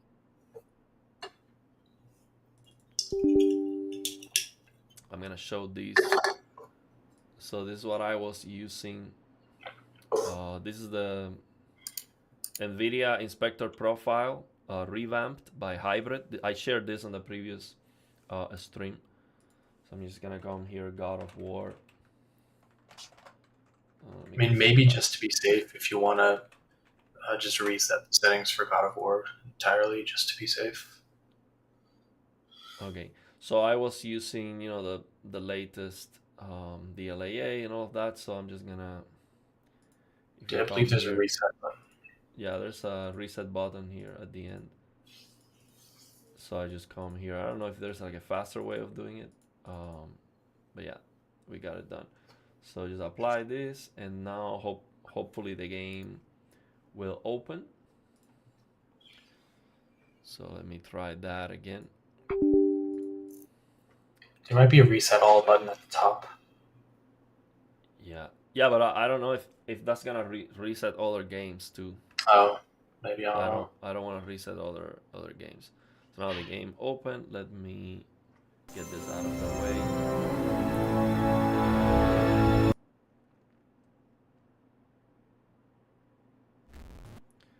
So let me get this out of the way. Here's Okay, the and then game. MSI Afterburner, you deleted or disabled that. Did you disable NVIDIA overlay? Yeah, so I disable MSI Afterburner. I close MSI Afterburner and close the NVIDIA app. Yeah, There's a checkbox for the overlay. You might need to disable yeah, that. yeah, I'm not. Okay. yeah, but I didn't do that. I just closed the NVIDIA app that was running in the background. Maybe that disables the overlay. Let me see if I click, if I The go overlay Alt is its own. F3. No, it's still on. Yeah, it's its Alt own F3. checkbox. Yeah. So should I close the game and go to the overlay, disable the overlay, or Yeah, can I I'll do it show you without where that closing the game? is. Yeah, I think you'll need to close the game anyway because you Okay. got to drag in the dev kit again. Okay, okay, okay. Let Yeah, me. NVIDIA app. If you go to settings, Yeah, the yeah. first thing should be a toggle for overlay. So we have to. So this is something that gives you issues usually. The NVIDIA overlay, you Yeah, always disable that for this. yeah. I mean, I don't have it on at all. So I mean, Oh, I, okay. I do recall Dying Light was one of the things that had issues. God of War also had it. Probably some Okay. other ones too. I'm not sure, but Okay. yeah, I just keep it off now. Okay, let me copy this again. Now let's see if it opens. Hopefully it opens, otherwise we're screwed. um, let's see. But let me ask you, yeah, it opens now, so this is good. So let me ask you, what we created, is that for God of War only, or is that for anything? That's for anything. That's just For the anything, okay. dev kit. Okay, so what we created works to start working on any game. So it is one of those things that you create one time and then you have to do it again. So that's why you had to go and remember how you did it, right? Yep. Yeah, that makes sense. That makes sense. So here we are. RenoDX dev kit is working. And so, what do you think was the reason why this was not opening? The game settings, MSI Afterburner, most likely. Which one do you Maybe think over. would be the? I feel like most likely overlays because you have 1590, so you can. I mean, you can run like a lot of stuff. So yeah, it's not. It was not a lack of power. Maybe it was the overlay. The probably MSI Afterburner then. Yeah. Okay, let me Okay. You know fix what? the. Your camera is. You remember how the dev kit window was like a very small thing that you had to expand? Uh huh. Yeah, your camera's covering up that, so you can't see where it is. Oh, I see. I see. I see. Yeah, I can see it because I don't see Okay. my camera on the game. Oh, I see what you're talking about. So the Reno DX thing is like a very small. Let me show this. Yeah, I guess you Look, could turn off your camera so you can allow uh, the viewers to see it properly. yeah. So let me see let me show you what happens. So if I get myself out of the way, what happened is I open the game reshade with this dev kit, and this very small thing in the top left corner of the screen, this is the Reno DX dev kit thing. So yeah, so we need to make it bigger, right? So just come here, Yep. make it bigger, and there we go. So this is it. I mean, is there a way to make it big so right away once you open it, or? Not that I know of. Okay. Okay. So there we go. So this is it. Let me get myself back on it on Yeah. Are screen. you able to share your screen again? Could you try that? Just because I'm still on the 10-second delay right now. Okay. So let me present. Let me get yourself out and present. So I'm gonna go. StreamYard. Wait. Okay. So let me share the screen. Present. So this is for you to see it in real time. So actually, I'm gonna present the other screen, which is where I have the game. Okay. So now I'm gonna Yeah. use. Yeah, I can see it now. You can see it now. Okay. So Oh, wait. I cannot Yeah. see it. Yeah. Okay, now I can again. Okay. So now let me make this very small. See, how can I keep try to. I mean, my face doesn't need to be on the screen. You can just because what I was gonna say is you should move the analysis text to the top right corner because your camera is covering the top left corner. The analysis text. Yeah, from Lilium, the one that says Okay. like max nits, all that stuff. Okay. Yeah. I'm gonna move that. Yeah. I get what you're saying. So we're gonna turn on Lilium's HDR analysis. So can you see my screen, by the way? Yep, I can see it all. Okay. Okay. Good. So yeah, I'm gonna move these. Um, gonna move these out of the way. So I'm gonna remove this CIE diagram. I like still having it on usually when I'm Oh, you working. like it? Okay. Yeah, I mean, I usually. Well, it's gonna be covered up by some stuff if you keep the DevKit window. Whatever, just Okay. keep it on. And then I'm gonna Top right have. for text position. Yeah. Let me remove the FPS, and then I'm going to have all this stuff move to the right. So let me see. It's scroll up. The thing that Scroll. says top left, text position, top Okay. left. Scroll up or Okay. I go see. up. I see. Yeah, there we go. Okay. Okay. There we go. There you go. You can also So set a shortcut to enable or disable the analysis. yeah. Let me do that. Move to top and set a shortcut here. Okay. So we got it.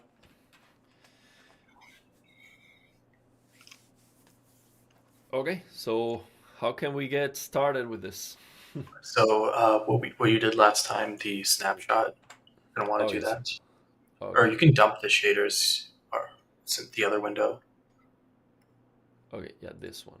Okay. You can click So we're dump gonna first. take. So what we're gonna do now is we're gonna take a snapshot of the shaders that are running right now in the Oh main wait, don't do menu. the snapshot just yet. Oh no! Oh, I just click on it. You gotta disable the vertex. If you remember that, Oh, okay. So let me it's at the very go bottom of here. the pencil. So disable the vertex shaders, Yeah, snapshot. So we only you need the need pixel pixel and shaders, compute. You need compute also. compute You shaders. can Okay, leave all the rest of the stuff the same. That doesn't matter. okay. So the reason is because vertex shaders are not responsible for HDR. Is that the reason why? Yeah, pretty much. Okay. So I'm gonna go and do the snapshot one more time. Yeah. So what this is doing right now, this snapshot is capturing all the shaders that are running right now in this main menu with the graphics that are being rendered and everything. And this is important to understand because if we're trying to fix, for example, color grading with the, let's say, a color tint that happens when you are near black in the darkness, and you are not near black in the darkness. Let's say you are in the daytime, you might not see what is causing the problem, because at that moment you take a snapshot, you basically you make all the shaders that are responsible for the final result.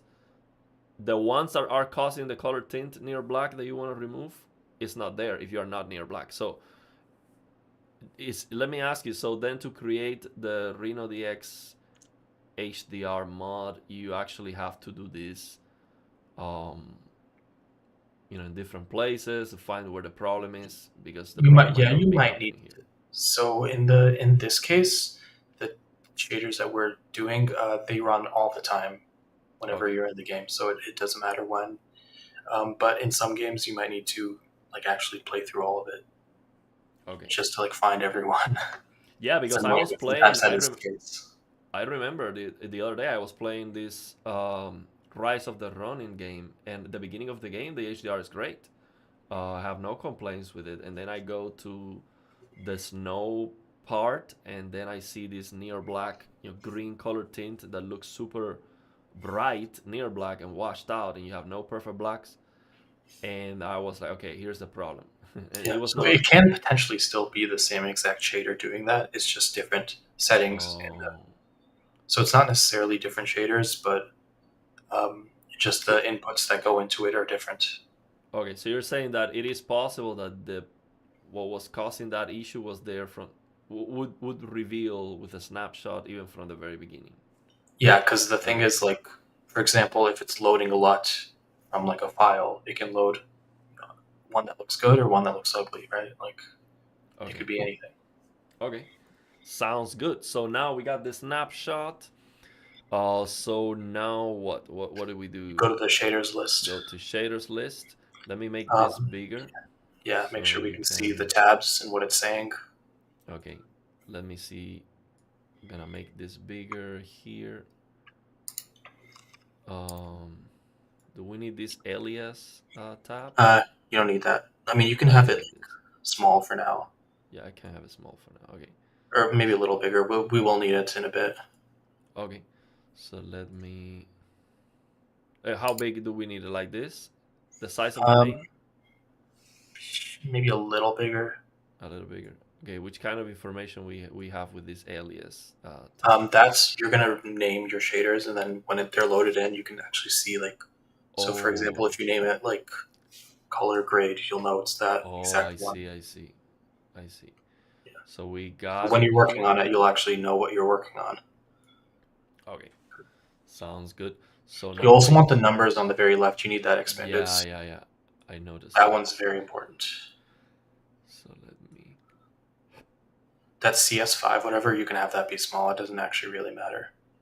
So I think everything's fine now as it Okay. is. Yeah, but this is where Carlos was showing me PS, or there's a difference between PS, CS, I think, Yeah, if I remember excellent correctly. compute shaders. Oh, compute shaders. Okay, compute shaders, pixel shaders. Okay, so PS Yeah, is pixel shaders, CS is compute shaders. Okay, yeah. It can be either like pixel or compute. We're going to be working with both, I believe. okay, okay. Sounds good. So now I don't see a lot of them. Like when I tried this with Immortal Phoenix Rising with Carlos, there was like a lot of. Yeah, it's just how their pipeline is set up. So Also, depending on the game, we are in like the main menu, so usually there's oh, less in the main menu. less stuff on the main menu. Yeah. Yeah, Okay. so it's usually good when you're there's like a real time main menu Okay. versus just like pre-rendered. So now what do we do here? So what you can do is work backwards. You can go ahead and you can merge this window with the main window so that you aren't wasting too much space. The dev kit Mm. window, if you drag it onto the main Oh, I window, see. Like main. if you hold it, Do yeah, this. Yeah, yeah. I see. yeah. Okay. And then I guess you can move it to the side so you actually see like how toggling each shader affects the image. Move it to the side, like. Yeah, you're gonna want to make it a little smaller so you can actually see what's going on under it. Oh, see what's going on in the background. Okay. Yeah, that's kind of the annoying thing. You have to manage your real estate. Okay, I see. Okay. So I'm looking at this redness here because I this is guess you what's can very move it wrong. on the top left, maybe, or maybe not the top left. Keep it over the CIE diagram. I guess you're just gonna have to do that. Maybe Over here. or on the bottom left. That probably would allow us to actually see stuff Okay. better. Okay. Okay. So work from the bottom. So where it says snapshot, right? Work from the last one that has a number. Yes. So if you click draw, you'll see what it's affecting. So if you click draw, see what happens to Draw. the Okay. image. So that breaks the entire image. What that tells us is that shader covers the entire screen. So that is, we don't need to mess with that because that's the UI and the scene both. That's So not what this we're is really interested so usually I think last time with Carlos he said usually this final one that has this number, this last one, is like the final shader that sends everything to the screen. in. I mean, sometimes not every game has that. No. Sometimes one has that, sometimes it doesn't. But in this case, we don't need to mess with that. So we do it with the previous one, with this one. So check what the previous one is. Draw. So Okay, that's so another this. UI one. So we don't even need to mess with that for now. Okay. Keep going back until you find one that messes with the This is scene UI. itself and not the UI.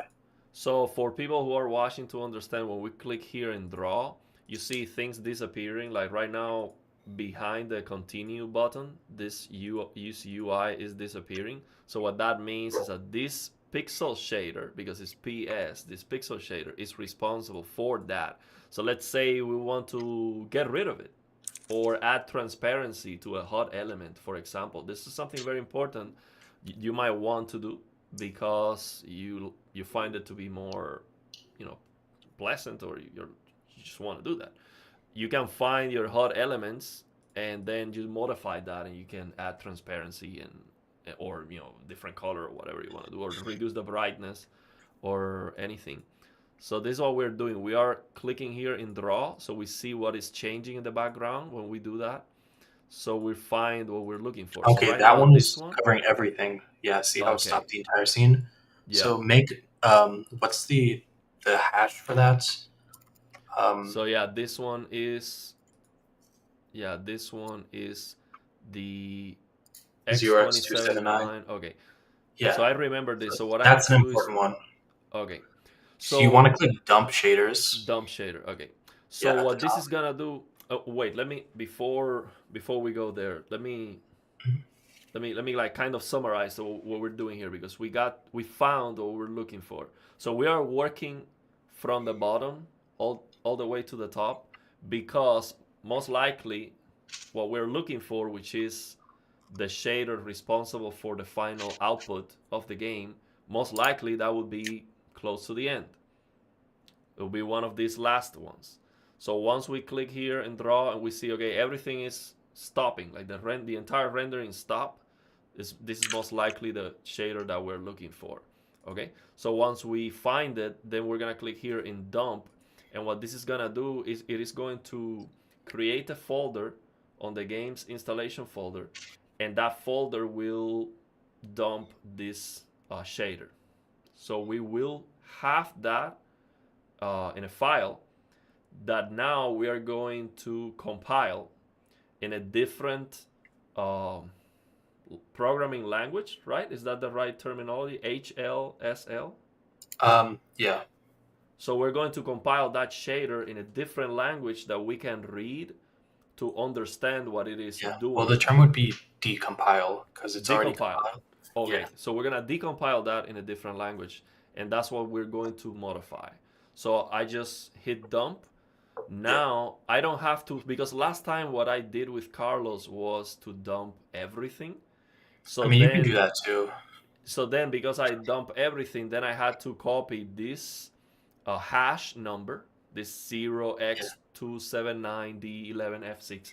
I had to search for that inside that folder because I had all yeah. of them. But in this time, because I am only dumping that one, I don't have to you know, that's the only one that's gonna appear in that folder, right? Yeah. I mean, honestly, Okay. I always just dump all of them. But Oh, you yeah, would. it's probably better to just dump the ones you need, so you aren't Okay. wasting much of Okay. space. So so what I'm gonna do now is just go to the folder, to the game's installation folder, to get this pixel shader that was dumped inside of the RenoDX folder, right? Hmm. To then decompile that. Now, to decompile that, I already downloaded what needed to be downloaded, but I think it would be useful for the sake of completeness. So everything is right here on this stream to the point where we are right now. I don't want to skip Hmm. anything. Let's show everyone where to get that decompile thing again. And I forgot. I already have it. Yep. Uh, so let's find that here. Is it on the contribution? Yeah, it Okay. should be there. Okay. So let me share. CMD compiler is what it's called. Okay. Let me show that. So the game is in the background. Okay. So let me show this. So we're gonna come here on the same contribution page, and I'm going to download this Windows SDK or the CMD decompiler. Yep. Okay, this one, CMD decompiler.exe. This decompiles up to shader model 5.0 Yeah. to It's, HLSL. So this yeah. is the important thing because this is what we're gonna read. So we're Yeah. gonna If you understand. look Mm-hmm. if you look Go at the ahead. dev kit, you notice how it says PS_5_0. That means it's all shader model 5. At the dev kit. So Yeah. the See dev how the kit. tab that says type, the column that says type, PS underscore Where am I looking at? on the dev kit. On the game. On the game. Yeah. If you go back to the game, see how it says there's a column for type. They all say Ah, CS type. underscore. Oh, Yeah, I those are see. all This. model 5.0. Oh, I see. I see. So this is the model. Okay. Pixel shader model 5. Shader model 5.0. Okay. Yeah. I see. So this is gonna decompile that. Okay. So we're Yeah. gonna click on here, and then we are going to. Where do I download this? CMD Latest. decompiler. Just latest here. Sorry, I can't actually see it. Oh, because I'm sharing the other screen. Oh, I Yeah, see. you're sharing the game window. Okay, so I think it's right here. Is it latest? Click on here, and this should download. Let me It's see. the very bottom of the page, is what I remember. It's the GitHub page. Oh, it's at the bottom. Okay, yeah, yeah. So I see a bunch of zips. Yeah, let me I open rem up the website and find. Yeah, open it. Open it yourself. I think Carlos told me it Yeah, was it's just this the one. latest number. I think just 1.3.16. Yeah, I think this is the one that Carlos told me. I still remember that. So CMD decompiler 1.3.16. And this Yep. is not the latest one. The latest one is 1.3.2, but for some reason Carlos told me this was the one to use. 2 is it's just the alphabetical order kind of messes things up, but 16 is supposed to be higher than 2. Oh, so it's Yeah, it's not not like like 20. yeah, I get it, I get it. So it's Yeah. not 20, it's 2 actually. So it'll be Yeah. 2, 3, 4, 5, 6. Okay. Okay, so we got this, and so when I'm gonna open this in a folder, and let me show this. Give me a moment. So once we download this, let me change this.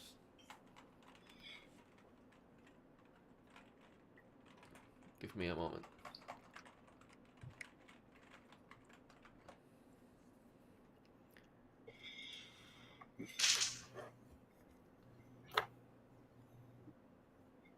So here, this is the file that was downloaded, this CMD decompile. So I'm going to extract here. Boom. And it is just these two files. Just these two files, right? Mhm. So then I'm gonna open these. Let me get this in a different folder. Let me just separate this as decompile. Uh, so I'm gonna copy these here. It should be cmd decompiler.exe and then decompile.cmd. Is Uh, that correct? yeah, CMD decompiler, and yeah, because you have it on a different screen, you can see here what I'm looking at. Okay, yeah, now I can see it. Yeah. Yeah. So because I have you on the. Oh, what happened? Is there another one called decompile.cmd? Wait, let me Oh, I fix might that. have made that one myself. I should probably give that to you then. Or I got it from someone else. I have a I have a script that just runs it on every single file. Oh, I So see what you're you saying. don't have to Like, manually. yeah, yeah. I Carlos gave you told me the about that. I gave you Carlos the told me about workaround that. one. The one that I sent you earlier, that's the one we're gonna use. Okay, well, let's try to just do this one for now, and then if we need to do all of them, then you share that with me, and then we get the thing that decompiles all of them at the same time. But for now, we're just gonna decompile that shader that we found, right? Yeah. Okay, From what I recall, it doesn't work, so we have to use the workaround anyway. But I mean, you can try it. okay, okay. So this is what we got. What I'm gonna do now is I'm gonna go to the game's installation folder. Give me a moment. Let me get this out of the way. So I'm gonna go to the game's installation folder and give me a moment.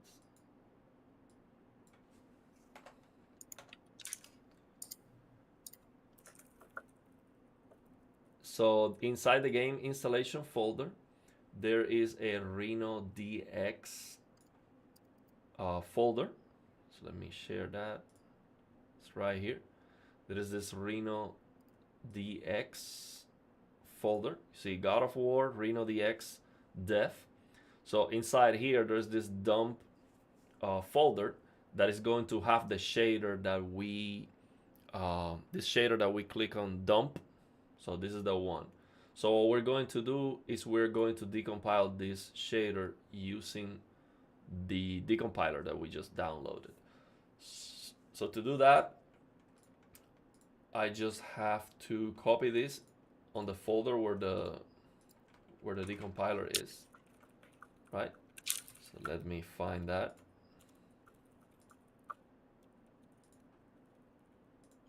Okay, let me find that.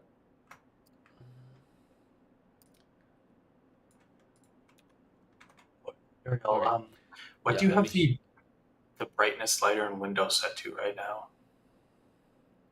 Because some people are saying that's a little dull.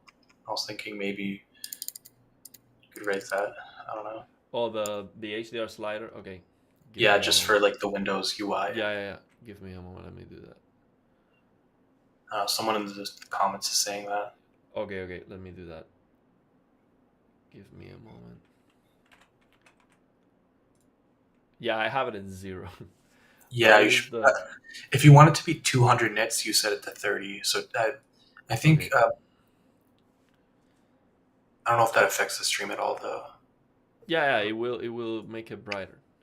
So yeah, I just did that. So now let me share. It should be brighter.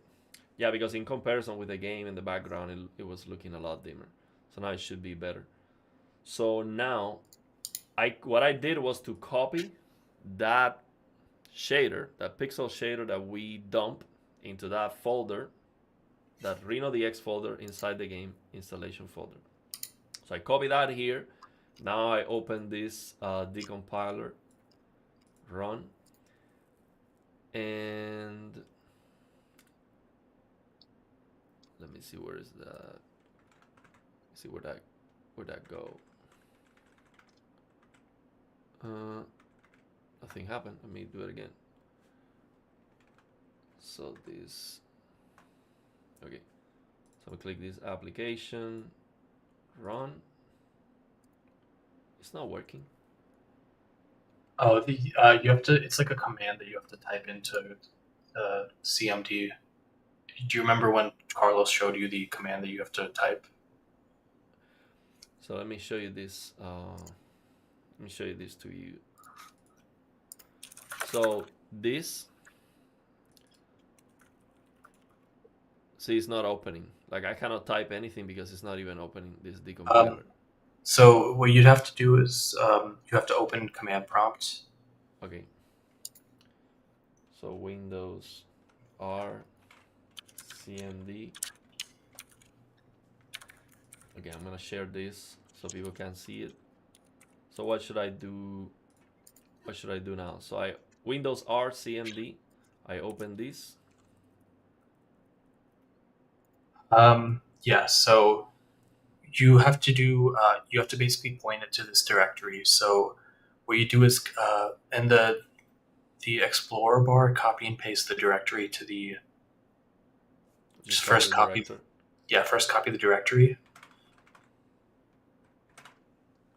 So should I copy the directory of the dump where the shader is, or where the The decompile folder oh the is. decompiler folder? Okay, Yeah, so don't it's paste gonna it in yet. be Just copy that.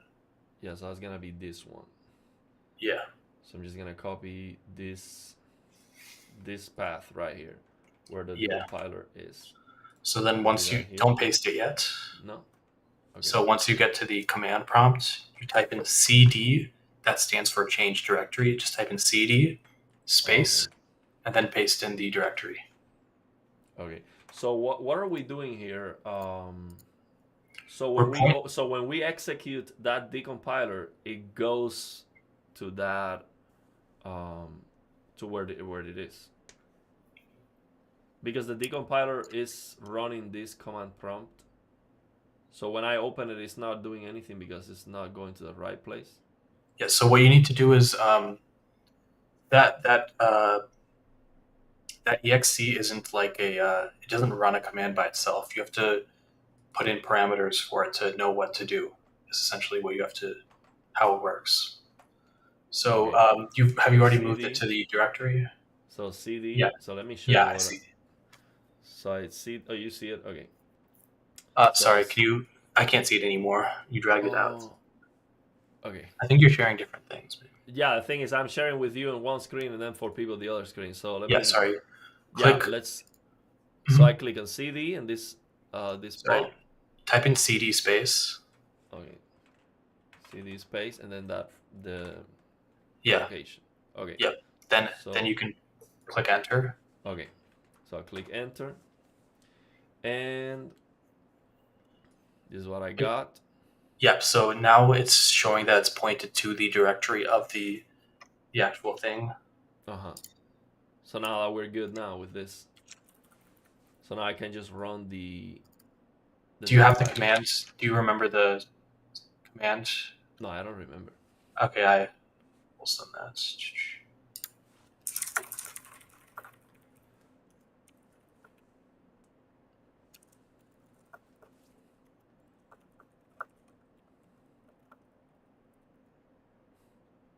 Sorry. I usually just run the script, but I guess I can show you the command first. Okay. So let me read the chat where you figure that out. All right, I'm gonna send it in StreamYard. Let me just figure out where I have that. That's the command that you want to paste it. Okay. Yeah, we're getting the $10,000 command center ready for HDR. Yeah. So let me. So you share that on StreamYard. Yeah. Let me open it. So we got this decompiler. Oh wait. So CMD decompiler XCD. Okay, so wait. Let me. So this code, the first one you shared, is CMD underscore decompiler.exe space minus D. What is this code for? What is this doing? What are we Okay, doing so here? that's actually one line, not two. So you're gonna want to copy and paste the entire thing. So Oh, what the it does entire is thing. basically it says that's the program you want to run, cmd decompiler.exe, then dash d and the file name are the two Mm-hmm. parameters that it takes. The first one is just telling it to take the CSO and make an HLSL, and then the the shader hash .cso, that's just telling it Yeah, that's the which name of file the you shader. want to which file you want to do that command to, basically. So what this is going to do is now when I actually run the decompiler, it's gonna work. Well, you'll see. Okay, well, let's click on. So it's telling me error parsing shader. So let me show you that error here. Yeah. Okay, so that error happens sometimes, and the way we have to fix that is we basically have to do a roundabout method where we convert it first from CSO to .asm, then to .shdr, then to .hlsl. So you basically Okay. have to. So that's why I was saying it's easier to just use the script that runs the commands that we need one after the other, so that it's very simple. Okay. So you have okay, well send me that. Yeah, that was the one that I sent you, the GitHub gist thing. I can send you the link again on Streamlab.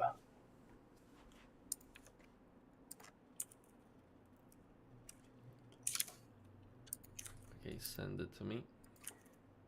Okay, that link in Streamlab will take you to the gist.github.com. And yeah, I'm gonna say this. So yeah, someone is saying you should have Musa more on the channel. Yeah, I mean he's welcome to come anytime. Mhm. Carlos, I mean any of you. Um, I think this is just we're just getting started. Um, I hope we can do a stream in the future where we can actually interact with the chat. Read some comments, answer questions.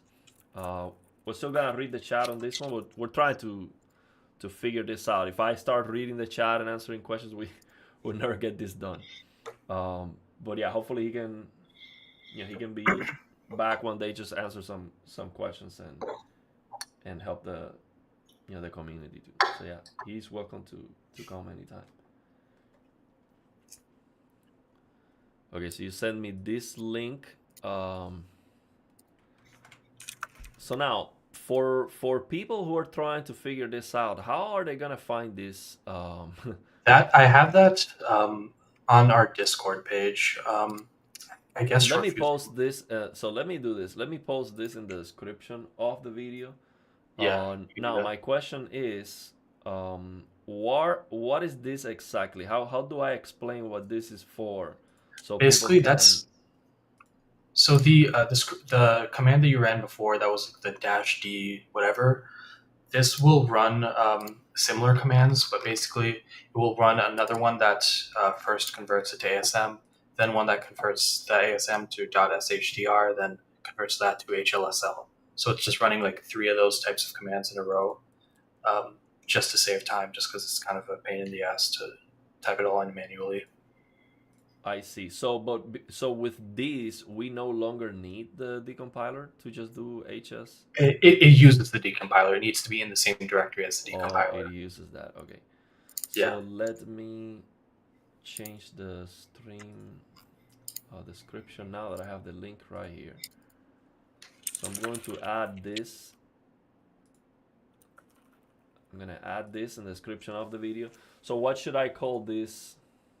Oh man, it's asking me to confirm the identity. Man, this security stuff, it just drives me nuts. Like right now, I don't Yeah. remember the password. Windows didn't used to do all that stuff before, but It is so stupid. I mean, if you can't do that, you can copy and paste the code into a text file. I can show you how to do that too. Um, okay, let me see if I can remember this thing.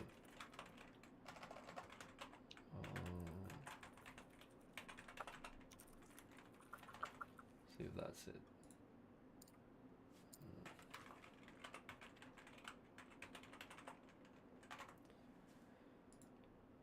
No. So, uh, yeah, I'm not gonna find that right now. So I cannot. I'll do it later on the. So after the stream finishes, I will add that to the Yeah, I description guess what you of can the do video. for now, you can copy and paste it into a text file manually. I just showed that on screen. Yeah.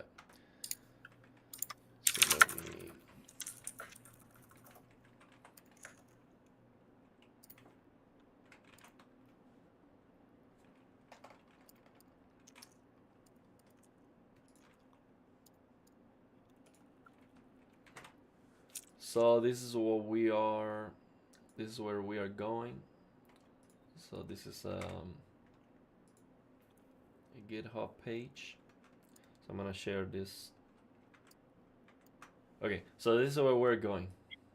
I will after the end of the stream I will copy this in the description of the video. So this is what we need to do all that decompile to get to what we need. Yep. Because it's giving an error just doing it from CSP, CSV. What was that? To CMD HLSL. or CSO to HLSL. CSO to HLSL. Okay. Yeah. So that's failing. So we need to use this one instead. So now. So don't paste the link into there. You'll need to open the link and take the actual code. So that entire code in the text box is what you need to copy and paste into the text file. Okay, so you want me to copy these? Yeah, like what's inside the box. If you click the raw button, do you see how there's a raw button? Uh-huh.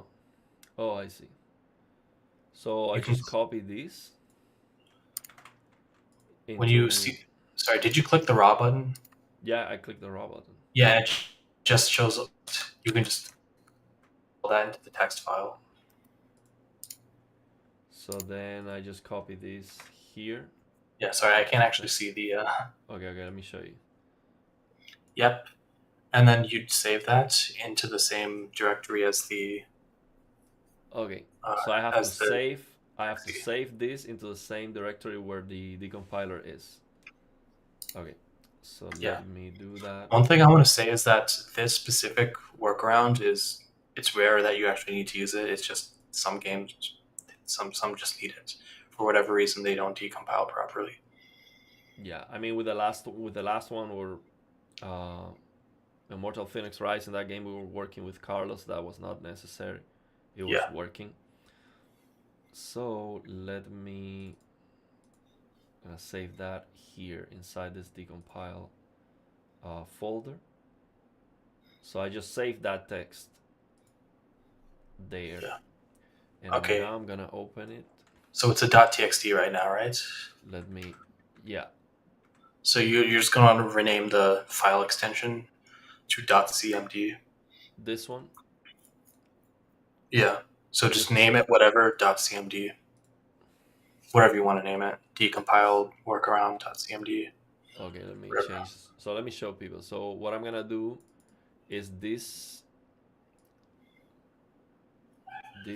thing. Let me share the screen. So this is the notepad that I had open. I saved it. So what we have to do with this one is to rename it. I already did. So this was not here. I'm gonna rename this like let's call it advanced decompiler. Sure. I prefer to call it workaround because it's kind of like a last resort or something. Okay, so this is workaround decompiler. This is when we get the errors, we need to use this one. So and .cmd. Is that right? Do you have file extensions turned on? It seems like I do because I. It says text document. It says. There's the thing that. Okay, you know what you can do? You can double click on the text document and do save as. That should work fine. Okay. Because right now you have it, so it turns off file extensions for known file types. That's why CMD decompiler doesn't show the .exe at the end. I guess I could also show you where to turn those file extensions on in Windows. Mm-hmm. So okay, for now, I will just save as and then change the type of file. Instead of text document, save it as what? Whatever .cmd.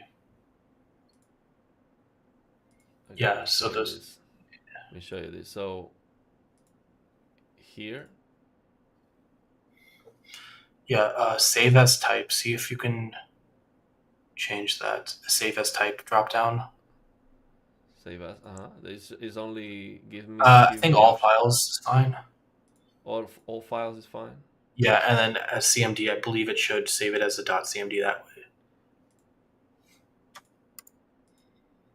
Uh, Look, but there's no way to specify that here.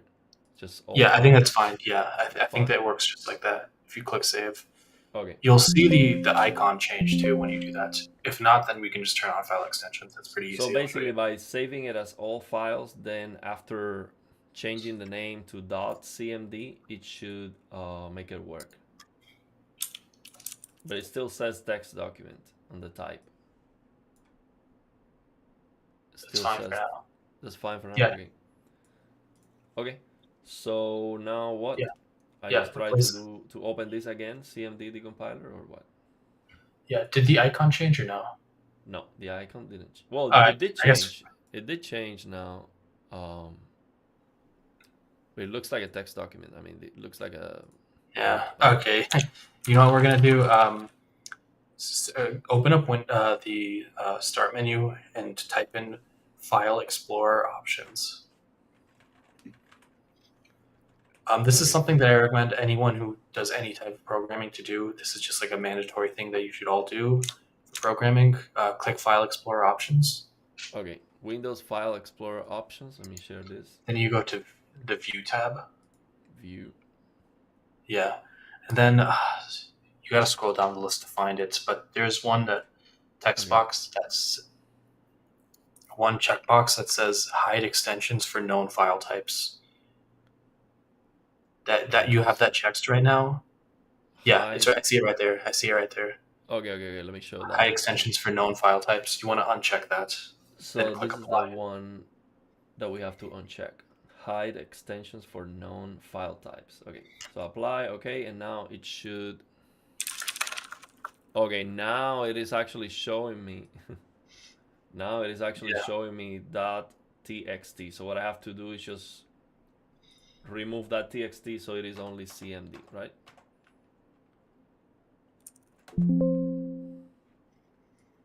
Yep. Yeah, and that actually changed the icon. Okay. Yeah. So now, should I just run that workaround instead of Yeah. the? Okay.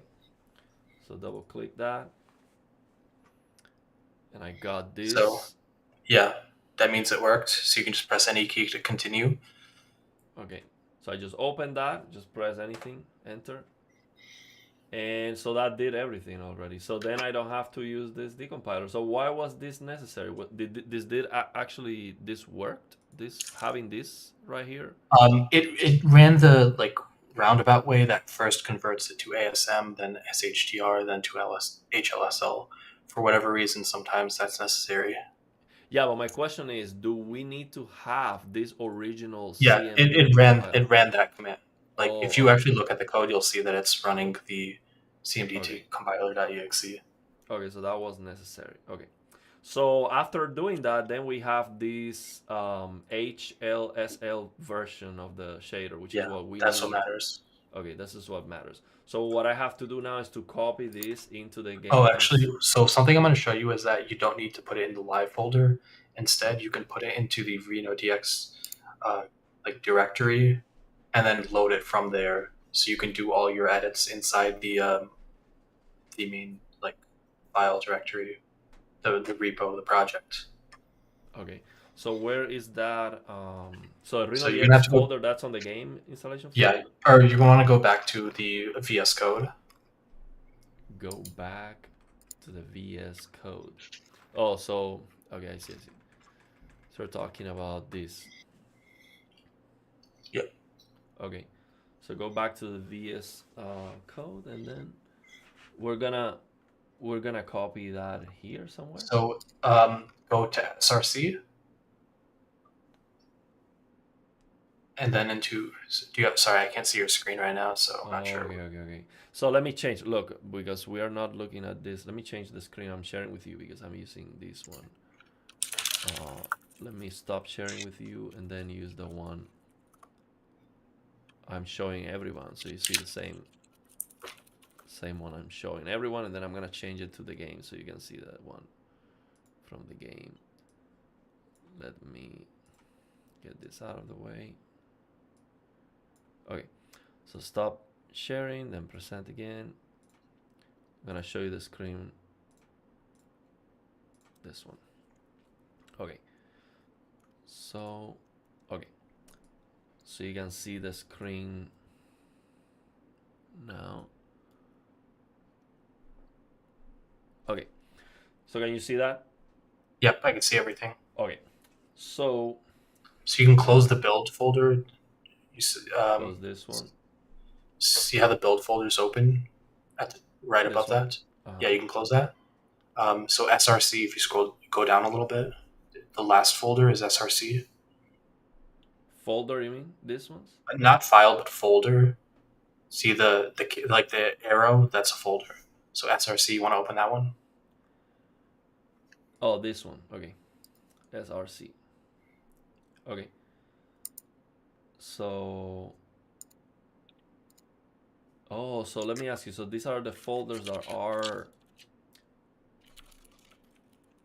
where. So we set up this RenoDX thing in a folder. So the folder that I selected, the Musa folder I created, this is where this is pointing me, right? Yeah. So these are the So folders SRC, that are yeah, inside. and then into games. Okay. Okay, there's already a GOW 2018 folder. If you scroll down, Oh, but wait. Why do I have all these those are all the games other here? those are all the other games. That's all But their is this loading files. from the repository? It's already downloaded. Those are just the files Oh, that it was we already edited. downloaded. Okay. It's basically just most HLSL files. Okay. So there's already a God of War folder, but if I wanted to create a new one, I just come here, right? Just new Yeah, folder pretty and much. then name it. Okay. So You can just also right click and do that if you want to. So okay. find the GOW 2018. You can just delete everything that's in that folder right now because we're making a new thing. Okay. GO. You scroll past it. Okay. G. Is It's there a all search alphabetical. bar for this?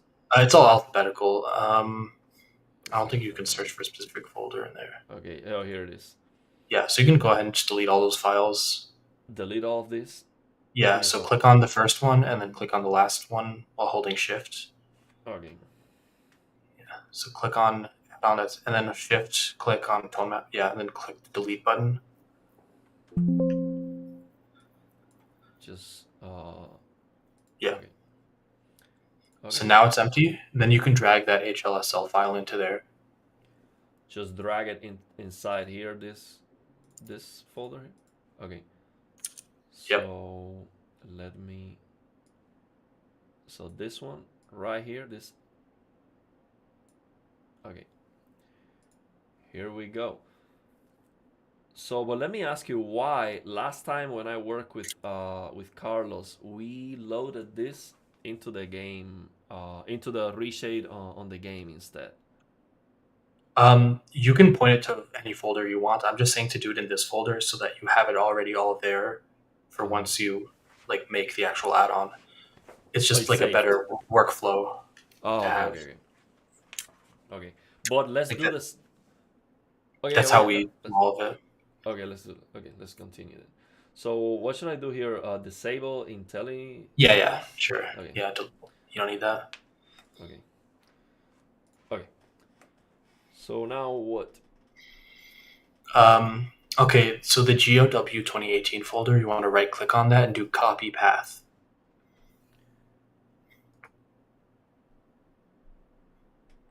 Copy path. Yeah. Uh huh. So then go back to the dev kit in the game. Okay. Dev kit. So let me get this out of the way so people can see this. So I'll go back to the dev kit in the game. RenoDX dev kit. Okay. So I have that path. So should I go to the add-ons and then copy the path there, or? If you go into the settings, the pencil thing on the left side. Oh, this one. Okay. Yeah, there's like a live directory or something. I don't remember what exactly it says. Like a live path Okay. text box. Let me It's share like a little small, so I can't. But the text box that says live the is the one. text box that says live. Uh, Live path. That's it. oh, you mean on the top, like this one, live shaders? No, the text box under it, like inside the window. Hmm. Live path. Yeah, you just passed it. Live path. Oh, okay, okay. This. Yeah, you Okay, paste it into there okay. I'll and paste it click here enter. and just enter. Okay. And then what you can do is double click the load shaders button at the top. Load shaders. So this will load.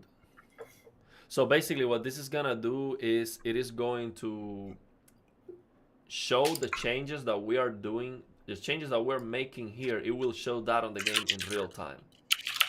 Is that what we're doing? Yeah, it'll allow you to do that essentially. You pointed it to where you actually have the shaders, then you can load them in real time and do whatever you want with it. Okay. So now this work? I click on load Load shader. shaders and nothing happened. Like, So how go do I back know to this the is working? shaders list. Okay. Oh, I see See how this it's green there? custom. Yeah. You can rename the file as long as you keep like whatever name you want to put. Just Yeah, yeah. Instead append of it to the custom, I can front. call it something else like So you'd have to go um to the file name and then type in whatever you want to name it. I have a name for you based on I looked at what the ASM said. Um, I can give you like the name that I gave the file. okay, Uh, so what so how do I change the name here? I'm double click, like right click right click. Okay. It's not on doing the anything. in the Explorer. Oh, in the Sorry, you got Explorer. to go to Okay. VS, you got to go to VS Code. Okay, okay. VS Code, not like Windows Explorer, File Okay, Explorer, okay, I but see. VS Code. Yeah, let me show you. So you're seeing this screen, so you see this already. Okay, so now here, name it. Oh, you mean Right this? click. Yeah, This you can file? right Oh, click. okay, okay, okay. So Just you don't want to got it. change whatever name you want to add to it. You just add new text to the front. You don't want to delete what's already there because that stuff is how it knows like It's the valuable. shader hash and the type Okay, of pixel shader. So click okay. rename. At the bottom is rename, Mm-hmm. And just and keep then that at the beginning and then just rename it yeah, here. Okay. yeah. So sorry, I forgot what exactly the shader does. UX279. That is the I called it PQ encode. No spaces. I don't think it can have any spaces. No? So underscore. So you can use underscores. Oh, I can use underscore. Okay. It's not end code, but encode like ENCODE. Oh, oh, encode. Yeah, Oh, I see. and I guess So another now, underscore. on another underscore. Okay. So now let me ask you. Oh wait, let me. These are not underscores. Yeah, those are dashes. Let me ask you.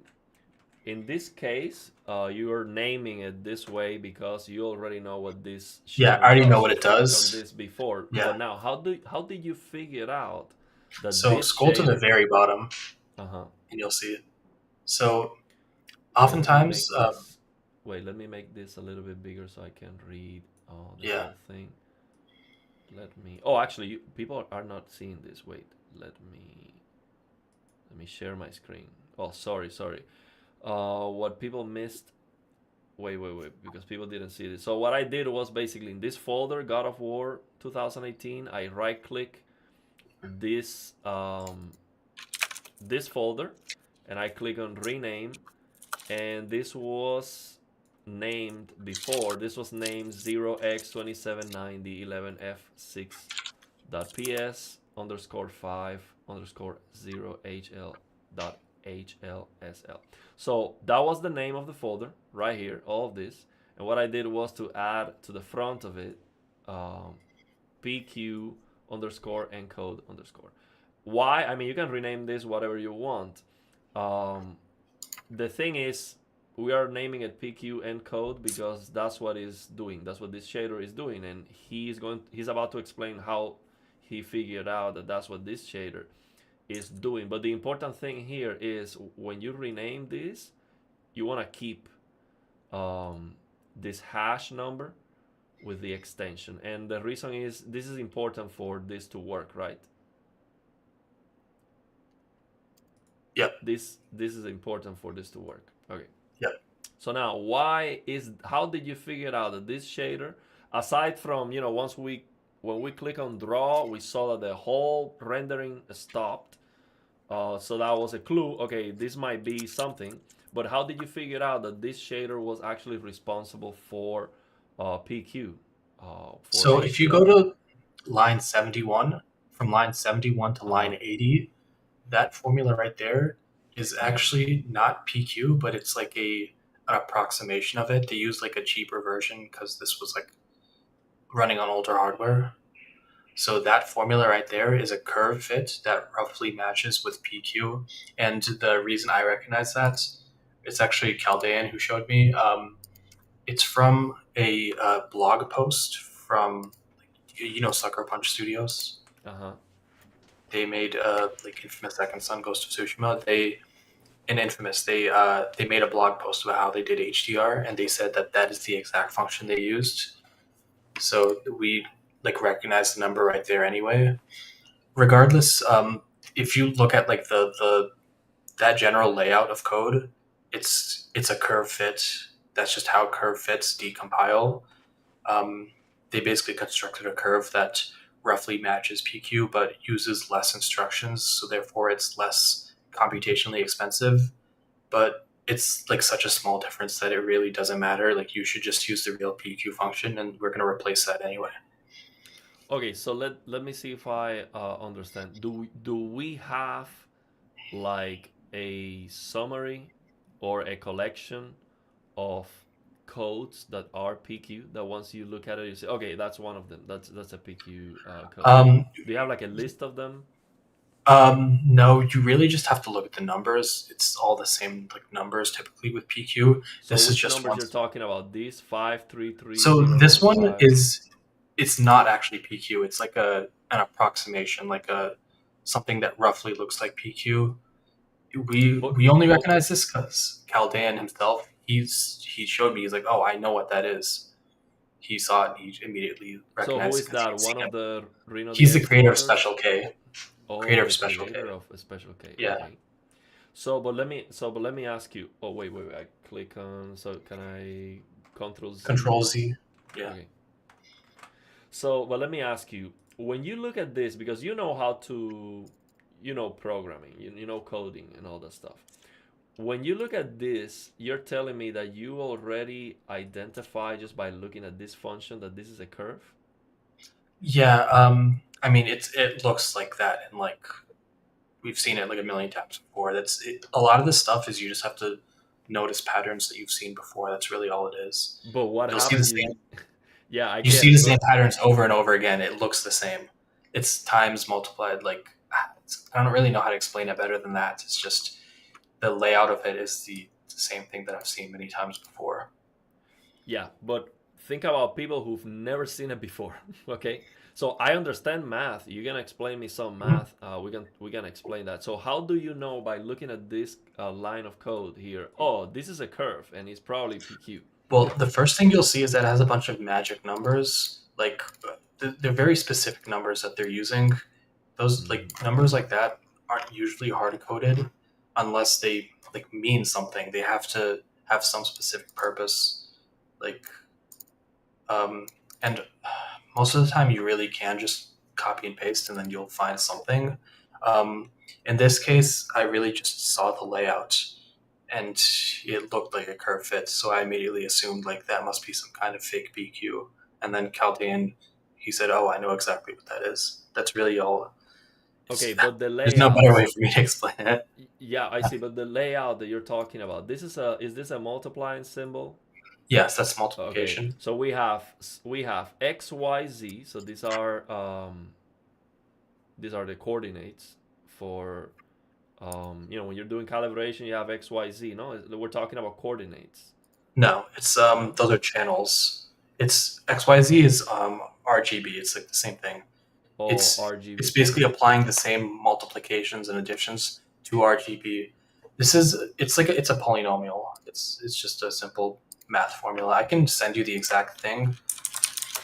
Okay, but wait. So this is okay. RGB. This is RGB. So we have RGB multiplied by what does this mean? Float is a floating Floating point. point. That's what do you call it? That's a like format for what do you call it?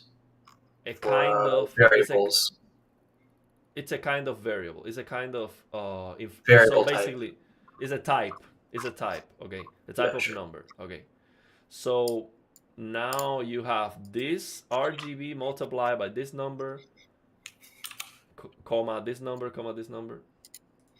Like Mhm. why? So So why is the that a curve? so it's so the important thing is those commas. See how they're all the same number in a row. It's Mm-hmm. basically multiplying each channel by the exact same. Sorry, by the exact same thing, multiplying by Oh, one thing, then adding another thing, then multiplying another, then adding another, and then you can actually just copy and paste those numbers, and um, you'll find the blog post. I have the. I'll so just send base that.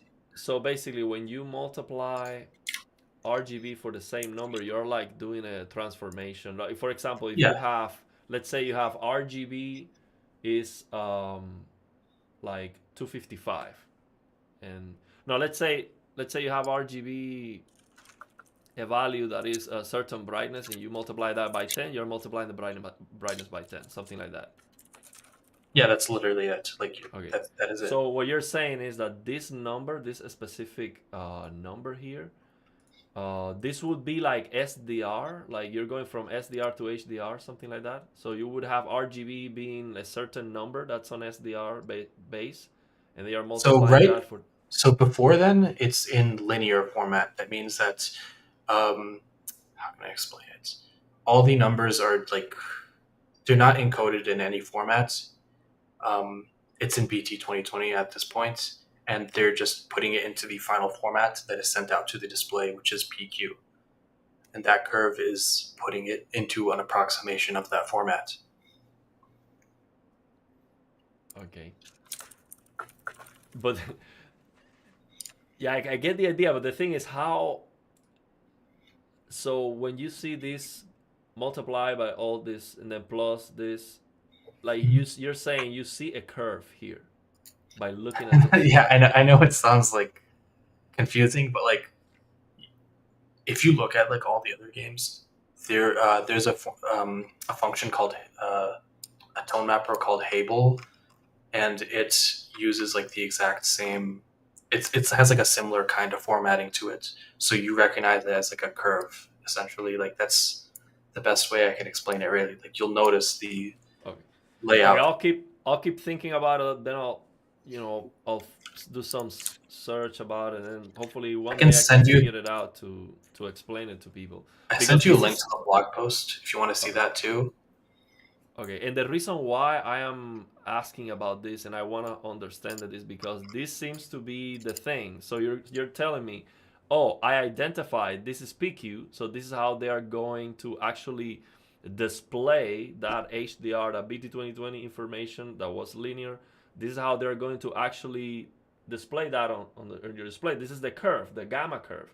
So what you're gonna Yeah. do right now to fix the game is you're gonna replace this formula for another one So that's a better that it approximation. doesn't fix the game. It just slightly improves like one thing. Really, there's other stuff we got to do too, Okay, but it is one thing that helps. okay. One thing that helps. Okay, so this was like when when we're talking about the developers, this was not a good choice. This is like an approximation that's not It's great or has some it's errors or. it gets the job done if you're on shitty hardware like the PS4. Like this was an older game from 2018. That's what they did, and it gets the job done. It's relatively accurate to PQ in the 0 to 1500 nit range, so it should it like you won't really notice much of a difference, but we have way better hardware now. There's no reason to use it anymore. So the one we're gonna replace is more demanding. It's gonna cost you some FPS.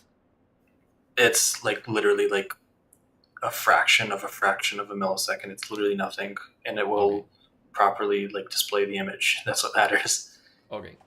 Okay. So we're gonna replace this. So let me ask you: the one we're gonna use, is that the one you wanna use for every single game? Yeah, we're just gonna use the real function. Okay. So let me ask you. So for every single game when you're trying to fix the HDR, the first thing you're looking for is, okay, which formula did they use for PQ? Is that the right Um, formula? And if they, it's not, you they replace it. typically always use the right one. It's pretty rare for them to use something like this. Like Oh, okay. So I've this never is seen it. something very weird, actually.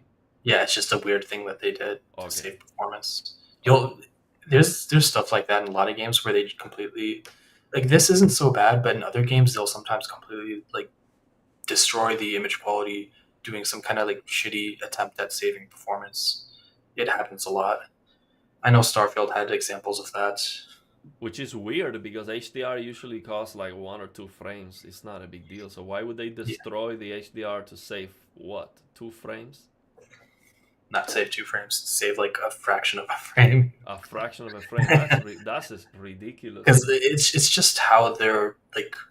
If I have to guess, it's like how their teams are set up. They have like different people working on different things, and every team's like, oh, the code that I did only costs this many milliseconds. It's better than the other person's code or whatever. It's they're all kind of just doing their own thing and then trying to write code that's performance. But you need someone at the top to like look at the code and be like, this is crap. Don't do this. Or, I see. this was a deliberate decision, and I guess for the PS4 era, with how shitty the hardware was, like it makes sense, but it just doesn't make sense in the modern day. Okay. So where is that beautiful formula that we're gonna want to use instead of this and Okay, I replace it? sent you the finished file to show you how it's actually written out. It's kind of hard for me to explain how to just write it out for you. So if Okay. you can open up the finished file, that will like you can compare back and forth the difference, and Okay. it'll be a lot easier. Okay, let me do that. So let me find that. So that where did you send it through StreamYard? I emailed that one to you. It was the zip file. Okay, let me see. Okay, let me get that.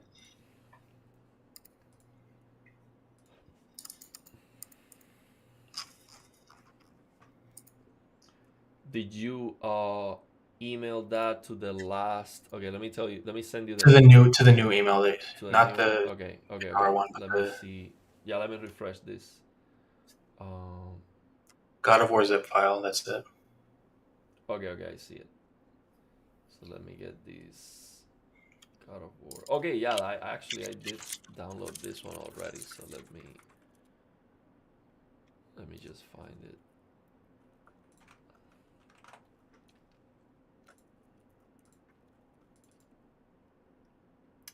Okay, God of War zip file. So now, um, for everyone, I think we have to share this, right? That zip file, no, because what we're gonna be doing is we're just showing them the changes in real time that we're gonna make. The zip file there is just for us to, because like me telling you what to type out, like it's not super clear. You might I like see. make Yeah, make it a syntax, syntax yeah, error, and then it doesn't work. you know, do like a type something slightly wrong and then it's all off. So it's easier to look at the final code and then I can explain to you what things you need to add or remove. Okay, so I'm going to share these.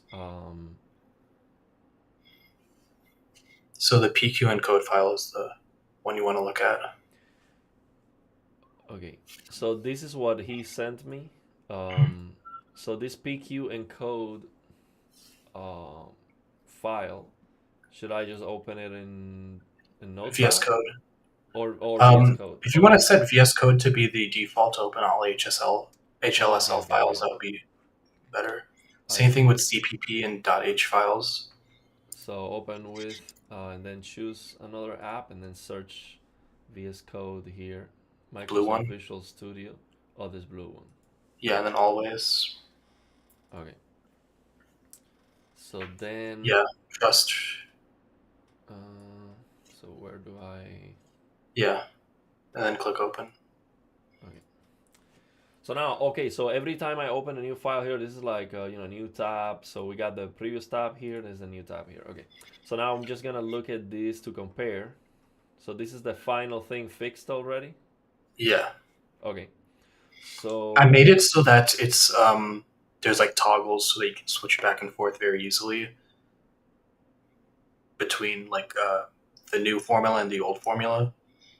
okay, That's how I structured the code. okay. So should I look at line 71, the same one, or not? We It's have not going to more line up lines here. No, exactly. it's not Like gonna line up. you'll, yeah, I put Oh, in it's lines this in one. between, but you can see what. So This one. there is one thing we need to add before this. So see the share.h folder I had, or the file that I had in that you just downloaded, the zip file, this share.h. You're going to want to copy that over. So You what? can just straight up Okay, copy share.h. this one. Shared. Yeah, that's Oh, something that we reuse share.h, and like every single add-on has a share.h file, and that's where we put in like the settings basically. If you just copy and paste into your game directory, then I'll show you. copy and paste it. Okay, but let me ask you. So people do need this then? No, typically whenever I start a new project, I just take another game and then copy the add-on.cpp and share.h. You just copy it from a different game. Is essentially what I do. We can This one I wrote down all the different things that we have in it so that it's simpler, because like a lot of this stuff is just kind of tedious. Hmm. So Yeah, but let me ask you. Okay, so we are about to just copy the whole thing done already, and it's gonna be fixed. But what I would it's want not to going to be do. fixed. It's just going to be the like initial steps. Then I'll explain like what's in Okay, it. okay, It's okay. like it has a couple lines in it. It's pretty simple. Okay, so you want me to copy this share.h to the game's installation folder? Yeah. Okay, let me do that. Let me get this out of the way. One thing I do want to mention is that there is a generic file that we usually use to start off, but that one's made for mods for games that don't have HDR. So that has a bunch of extra stuff that we don't need. So I figured it was easier to just give you this share.h. Okay, so I just copy that into the game's installation folder. So now here, And sorry, into uh, the SRC games GOW 2018 folder. oh, not the game installation Yeah, folder. sorry, So that's what I meant.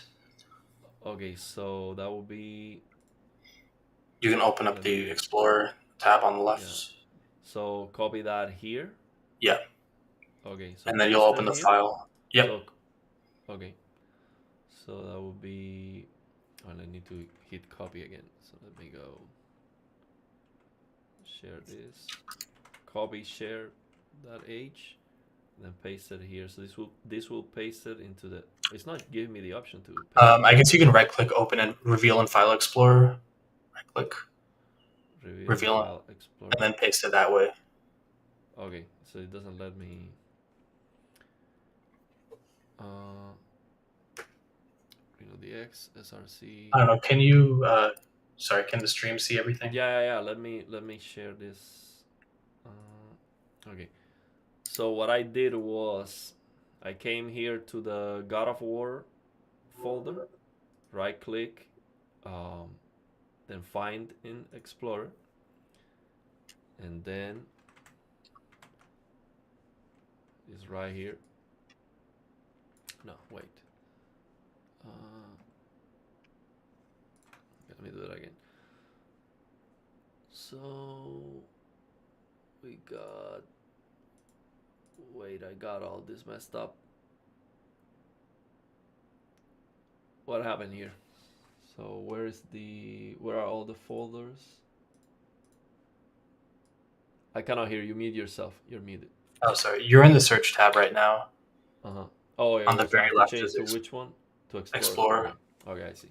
So I have to right click and then find in Re- folder. reveal in File Explorer near the top. It's the third one. Okay, reveal in File Explorer. Okay. So then, Yeah, you can open that folder, GOW 2018, okay. then just paste it and right then into copy there. here. Just paste that share Yeah. H. Okay. Okay, then you can open the file and I'll explain what each part of the file is. Okay, just open this one. Yep. Open. Same Visual Studio Code always. Mm-hmm. Always. Okay. Okay, so this is another tab.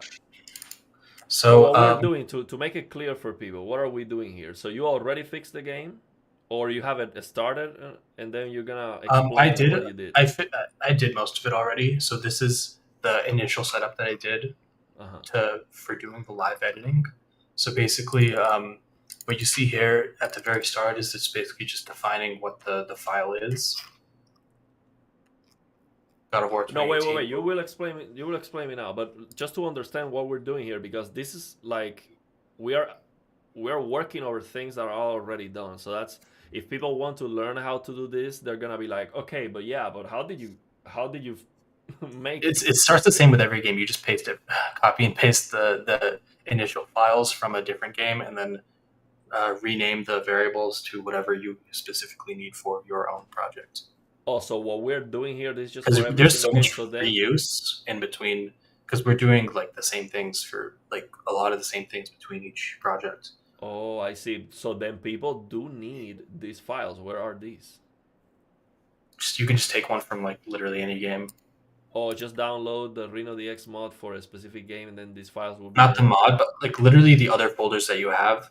Like, say if you want to go to, I don't know, DMC5 on the left. You just click on that. It has its own addon.cpp and share.h. Um, I don't know, just choose a game. It doesn't matter. oh, for example, Ghost of Tsushima. Oh, that was never even finished. We never even started that. It's not even a mod. Let's Okay. say, I mean, what I said before, DMC5, if you wanted to say that one. Okay, Jedi Survivor, for example. That's also not a, we never did that mod. No. Yeah, that's, you gotta Kingdom choose one that Come. actually has. Okay, Kingdom Come we did. You did. So Sure. so there's this share H file, Mm-hmm. and so this is the only thing we need for every single game, this share.h We'll file. also need addon.cpp, but that's after you've done all the live editing. Okay. So basically what you're saying is these two files that we're going to use, that they are done already, this is something that people will be able to just copy from any of these games that are already done, and they will see these games because they linked, because all the process that we did before, they will Yeah, be able to all of see the all of the projects are all there, all the so you can projects just have that. Okay. So for every single game we're gonna need this shared file, and how about this one, the one that you just share that's with that's me? People don't have that's that. This is the actual RenoDX mod done, or yeah, most of it that's already. just for me to show you like the process, just Okay, because okay, okay, telling okay. you how to type into code Now over you will text is explain how to actually get this done. yeah, Okay, sounds good. yeah. Okay, so now what? So go to the PQ and code your own file, not the one that I sent, but the new one, the fresh one that doesn't have any edits yet.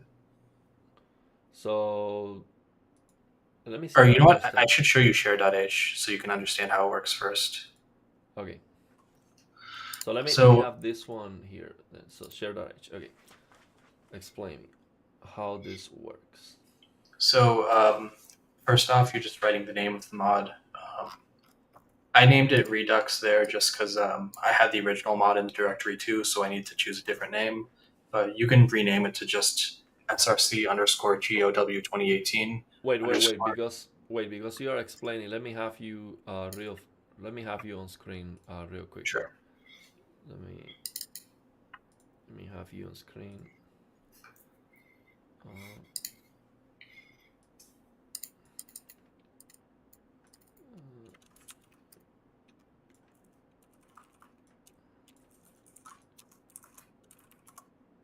okay, not that big. Let me just get this. Okay. Okay. Okay, go ahead. Okay, so the very first line you're seeing is just kind of the first two lines really are just defining the project and saying that like this is its own new thing. You basically have everyone start with that thing, and then if you see define, if and def, those two lines, they all basically start with that. You just write the name of whatever project you're working on there.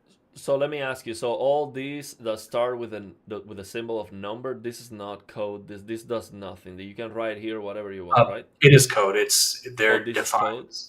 Oh, so Yeah, this is defining what variables.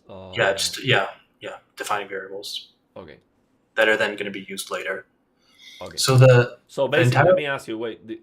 Oh, forgive me. So when you copy this, you're basically summoning whatever this is. um more like creating something, like creating a variable and then No, setting a yeah. value.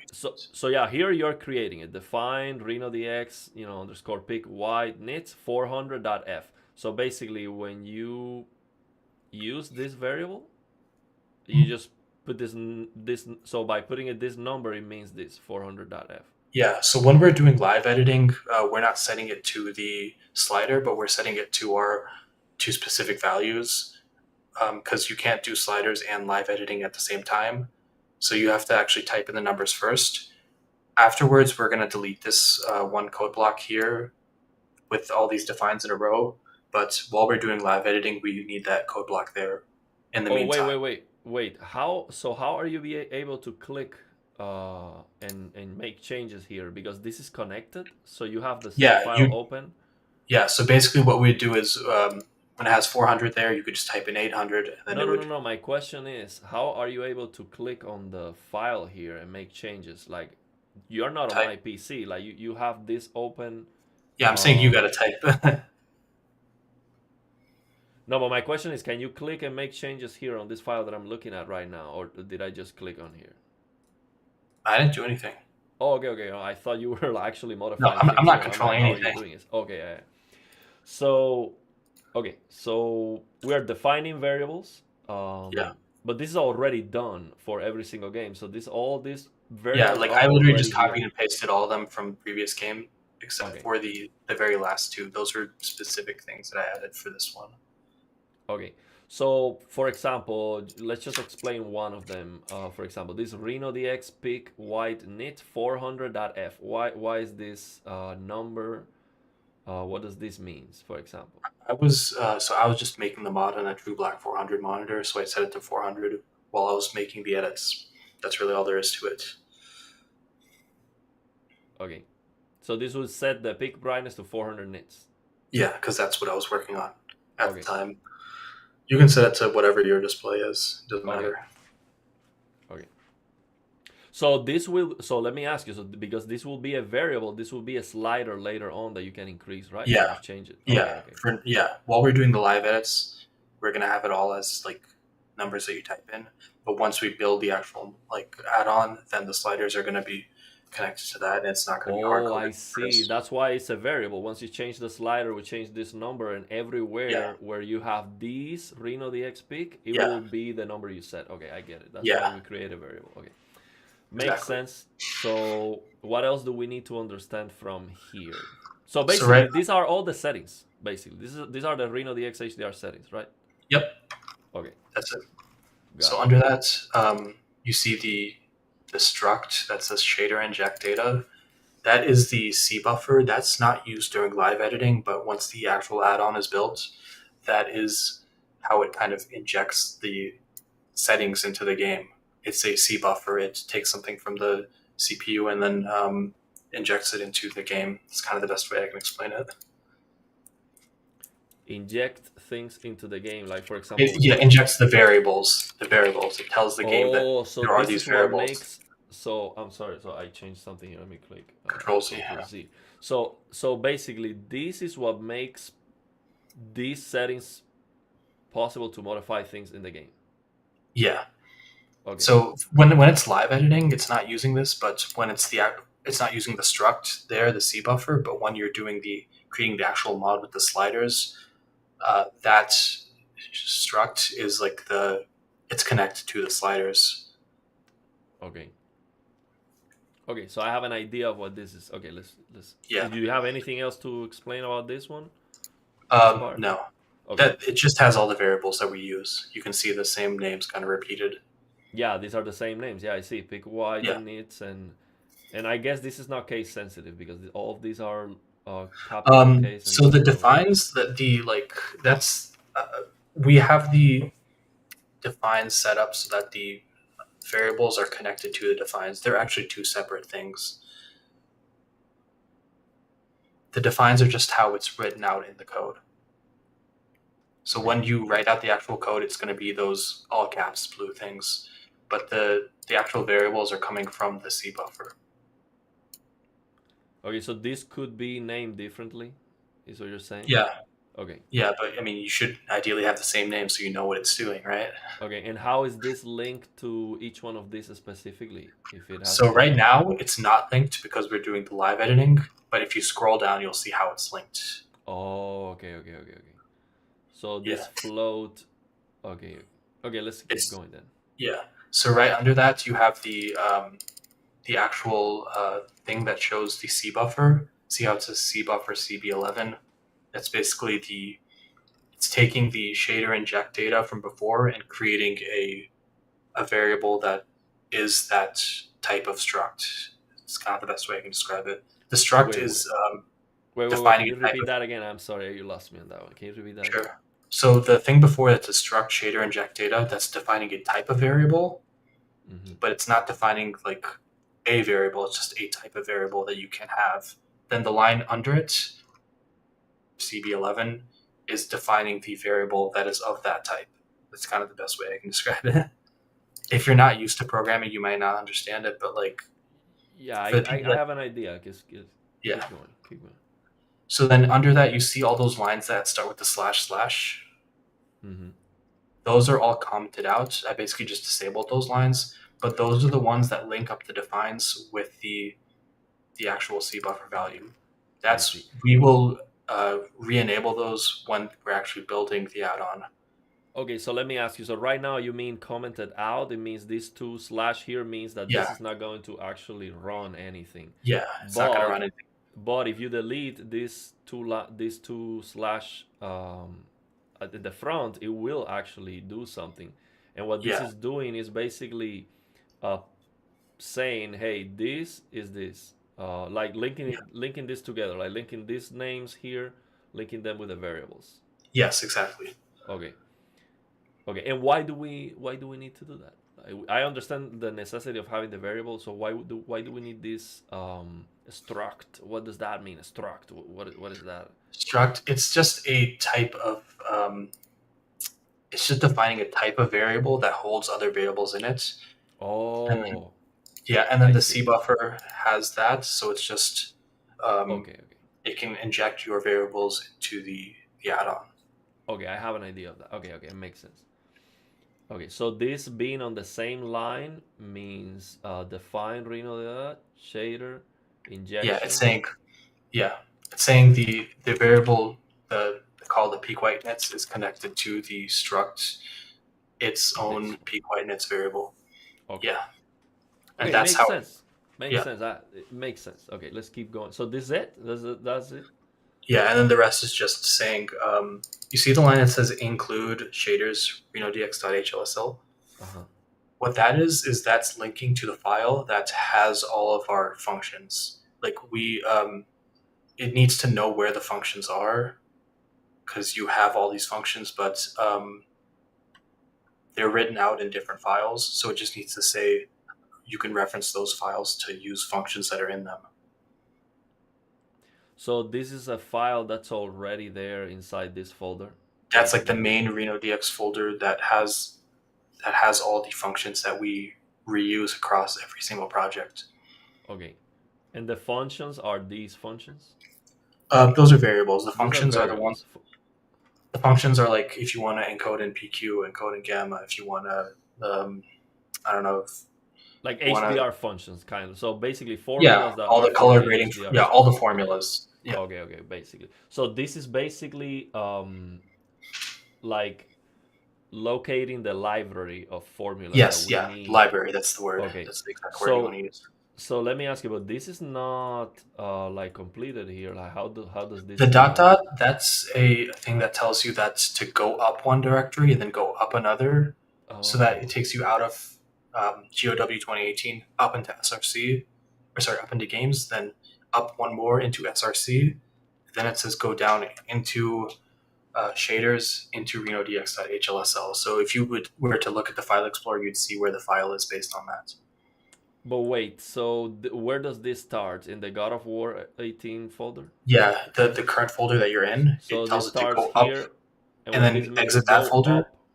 Oh, exit that folder. So one before So one that, out and then one out one, again. oh, one out That's what again, two dots means. and then go to shaders, RenoDX. Okay, okay. So I get that part, and then end. This is the end of the code. That's the end of the C++ define if and def, I guess. See the one that says C++? It was right above the CB11 thing. Yeah. This one. Yeah. Uh-huh. That shows the end of that, and then the very last end if shows the end of the entire file. Okay. Yeah, it's like a bracket structure. Yeah, If exactly. you open Brackets. a new bracket, you need one ending and then another ending for the last. Exactly. Okay. Yep. Okay. So now that we have this shared, we have all our functions that we use, and then we have the actual files that we are gonna use, like the libraries that we're gonna use. So the very first thing is when you go back to the PQ file. Go back to the PQ file. The original one is this one, and this is The one, yeah, the one that the new one that you just dumped from the game, not the one that you downloaded from this the one. email. You want to go to the very top, and then you'll want to include that file into it. So the same way it was written before with the pound symbol, then include. You want to type that in. So the pound symbol. So we're going to include this share.h file. Yeah. So okay. So how do we do that? Let me. Can I just look at this one, like how you did it here? Yeah, I set it to comment to a different file, which then includes share.h, but you can copy and paste that, and then I can copy this and then copy the entire thing, and then the entire thing, and then comma.hlsl can just become share.h. Okay, so I'm just gonna at the very top. It has to be at the very top. Okay. Yeah, you can have comments before it if you want. Yeah. And I just enter here to. Yeah. Okay. And let me ask you: is it okay to leave blank? Yeah, that doesn't make any difference. To just have a space. It doesn't make any difference on the speed that the code is running or anything. No, it all gets cleaned up by the compiler. Okay. So what we have to change here is now the path. We need this one, share.h. Okay. Yeah, so comma.hlsl can just be renamed to share.h. So instead of common, it will be share.h. Yeah. So all of this will be share.h. Yeah. Okay. And you can save it.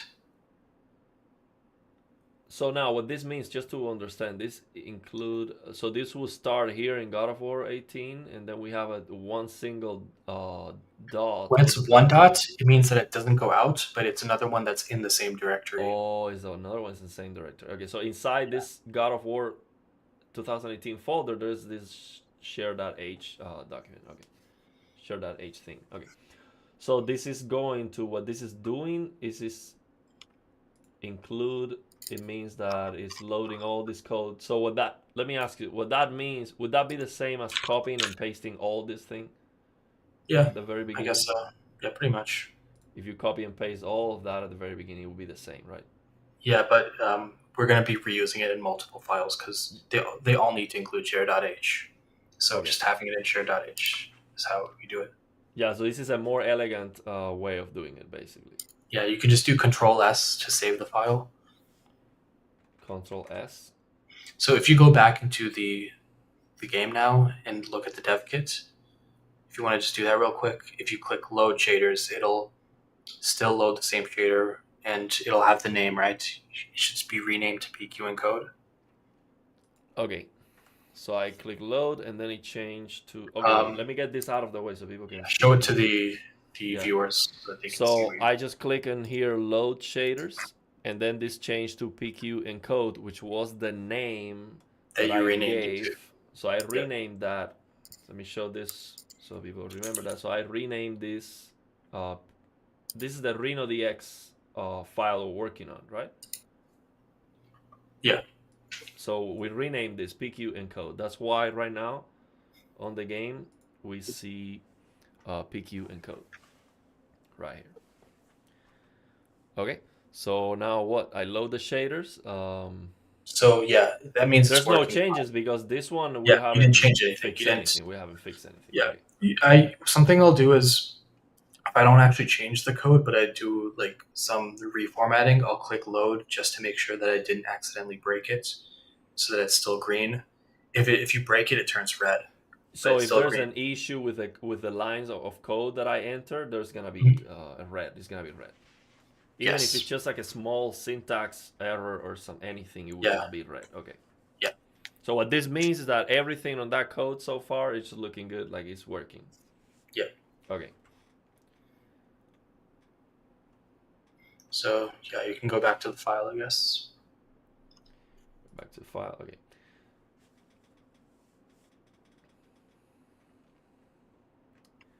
Okay. So now what? We're gonna look at the thing that you did here at the end, or Yeah, I guess we can start at the end there and work our way back. okay. I think that So probably is a good this way to do it. okay. Do you just want to replace the code block with the new one and then I explain what it is? Would you like that? I feel This like that one, might. this So one. starting with the if statement, see how it says if and then Oh, the okay, okay, define. okay. This. So if you triple click on a line, it'll select the entire line, like Triple on the click. in the text box, like in the Okay, text text. area. Okay, triple click. Sorry, if you want to do you on the third click, you hold it down and then start dragging down. What that'll do is it'll Okay, start selecting an entire area. okay, I see. So right after the else, one more down, This one. and then one more down again. So That to is the close entire the. thing. Okay. Yeah, that So you want me to entire copy the whole thing? Just copy that and replace the this one. yeah. But now the Then problem is gonna be if I do that, then people are not gonna see what we change. Like um, it's gonna be already done. it's kind of hard to explain. With like if I tried telling you how to do it in real time, it could lead to No, I get errors. it, but can we do it one by one? Like for example, the first one, this one, you explained me already. This is to fix the Mhm. PQ um, gamma curve, right? Is Yeah. for a better So formula. the new code block it still has that in there, but it's putting it inside of a bracket where it runs it or it doesn't run it based on the C buffer. So the code is still there. We're just putting a little like if statement there to check whether you want to or don't want to run it. Oh, so the reason why you did that is so you have a button to turn it on and off back and forth, right? Yes, exactly. That's why I Okay, made it okay, okay. So into you want to there. keep the old one right there because you're gonna have an if, like, okay, if you press this button, it's gonna go to the old one that's messed up, Yeah, and my intention was to make it so that if you select the off slider in the add-on, it will literally run all the original code unchanged. oh, I see. Yeah, because you have an off button that would revert back to the original. Okay, Yeah. but let's So when you say, copy, I don't care about having a button to go back to the old one. Then I would just you just replace, nuke it, just replace all of completely it. nuke it. So let's say that we're gonna do that. Let's start with that. We're gonna change it to the what you did, but just to have more clarity, I think it's important. Let's say Mhm. I just say, okay, I don't care about having a button to go back and to the old thing.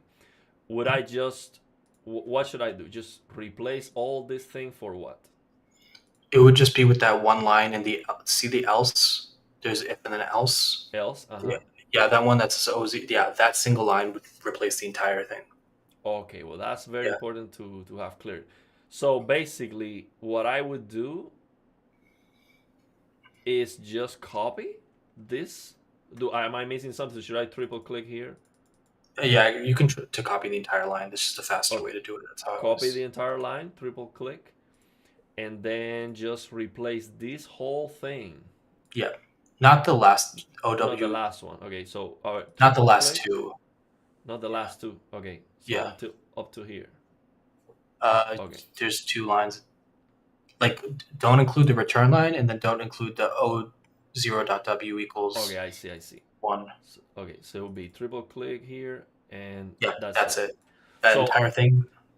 this entire thing is working over the same old messed up formula. Yeah. Okay. So this is what's ruining the HDR on the game. No, it's a relatively minor part of it. The real issue is more the gamma stuff, which is a few lines up. Okay. But so basically, you could fix the HDR on the game without having to change this. It wouldn't really fix it because it's still like a suboptimal. It's not the most important thing, but it's something that you should replace.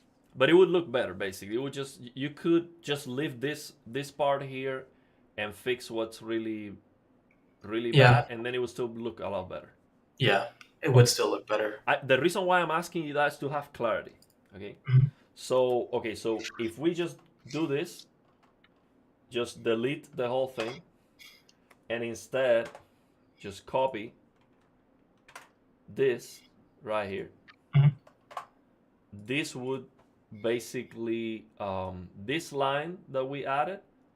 So Yeah, we replace the whole thing for this. So why is this so short? Because these are it's things the coming entire from the function. library.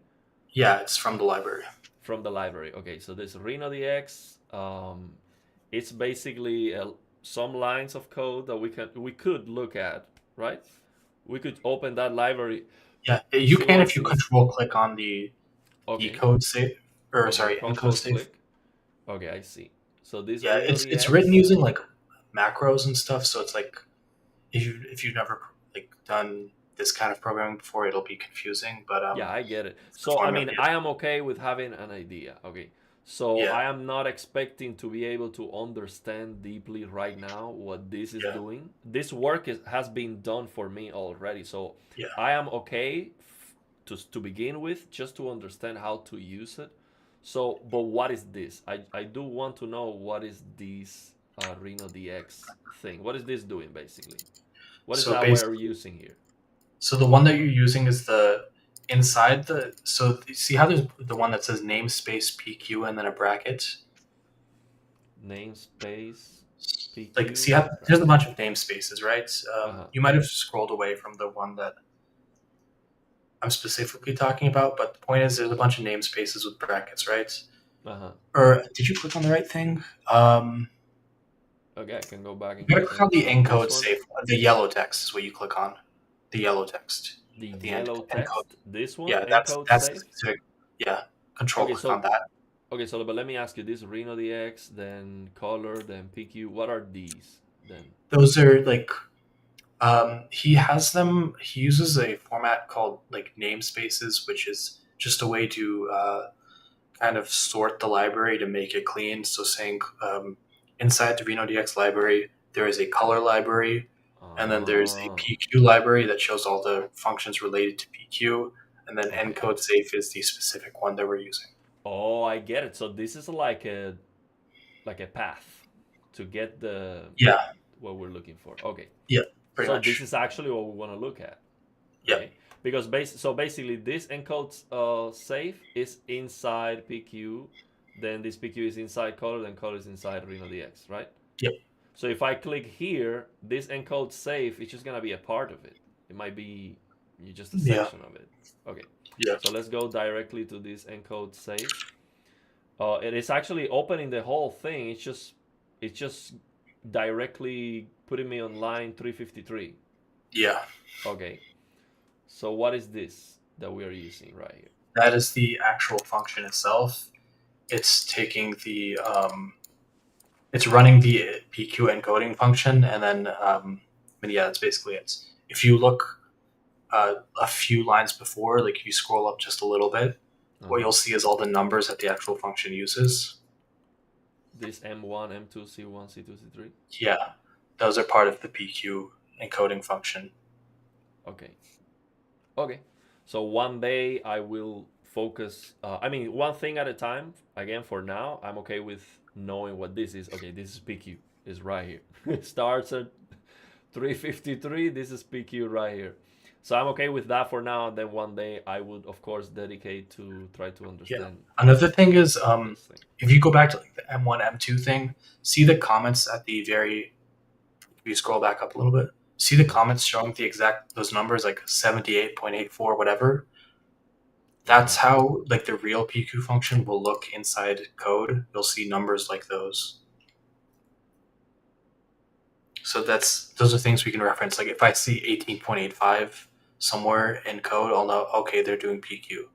Oh, so what you're saying is basically when you decompile a shader, you could like try to search for this number to Yeah, like see typically, what. like if I see numbers I don't recognize, the first thing I'll do is just search for them in the search bar and see if they're in the libraries or in other projects, and it's already been like written. Someone already wrote out in a comment what it's doing, because a lot of the time Oh, that's so still you would go to the entire library of RenoDX HDR games that are fixed, and you would, let's say you find the number, you don't know what it is, you just search for it, and you're hoping yeah that someone already, researched to see what this number is, and it has a yeah comment yes exactly explaining what it is. Okay, okay, I understand. So that's how.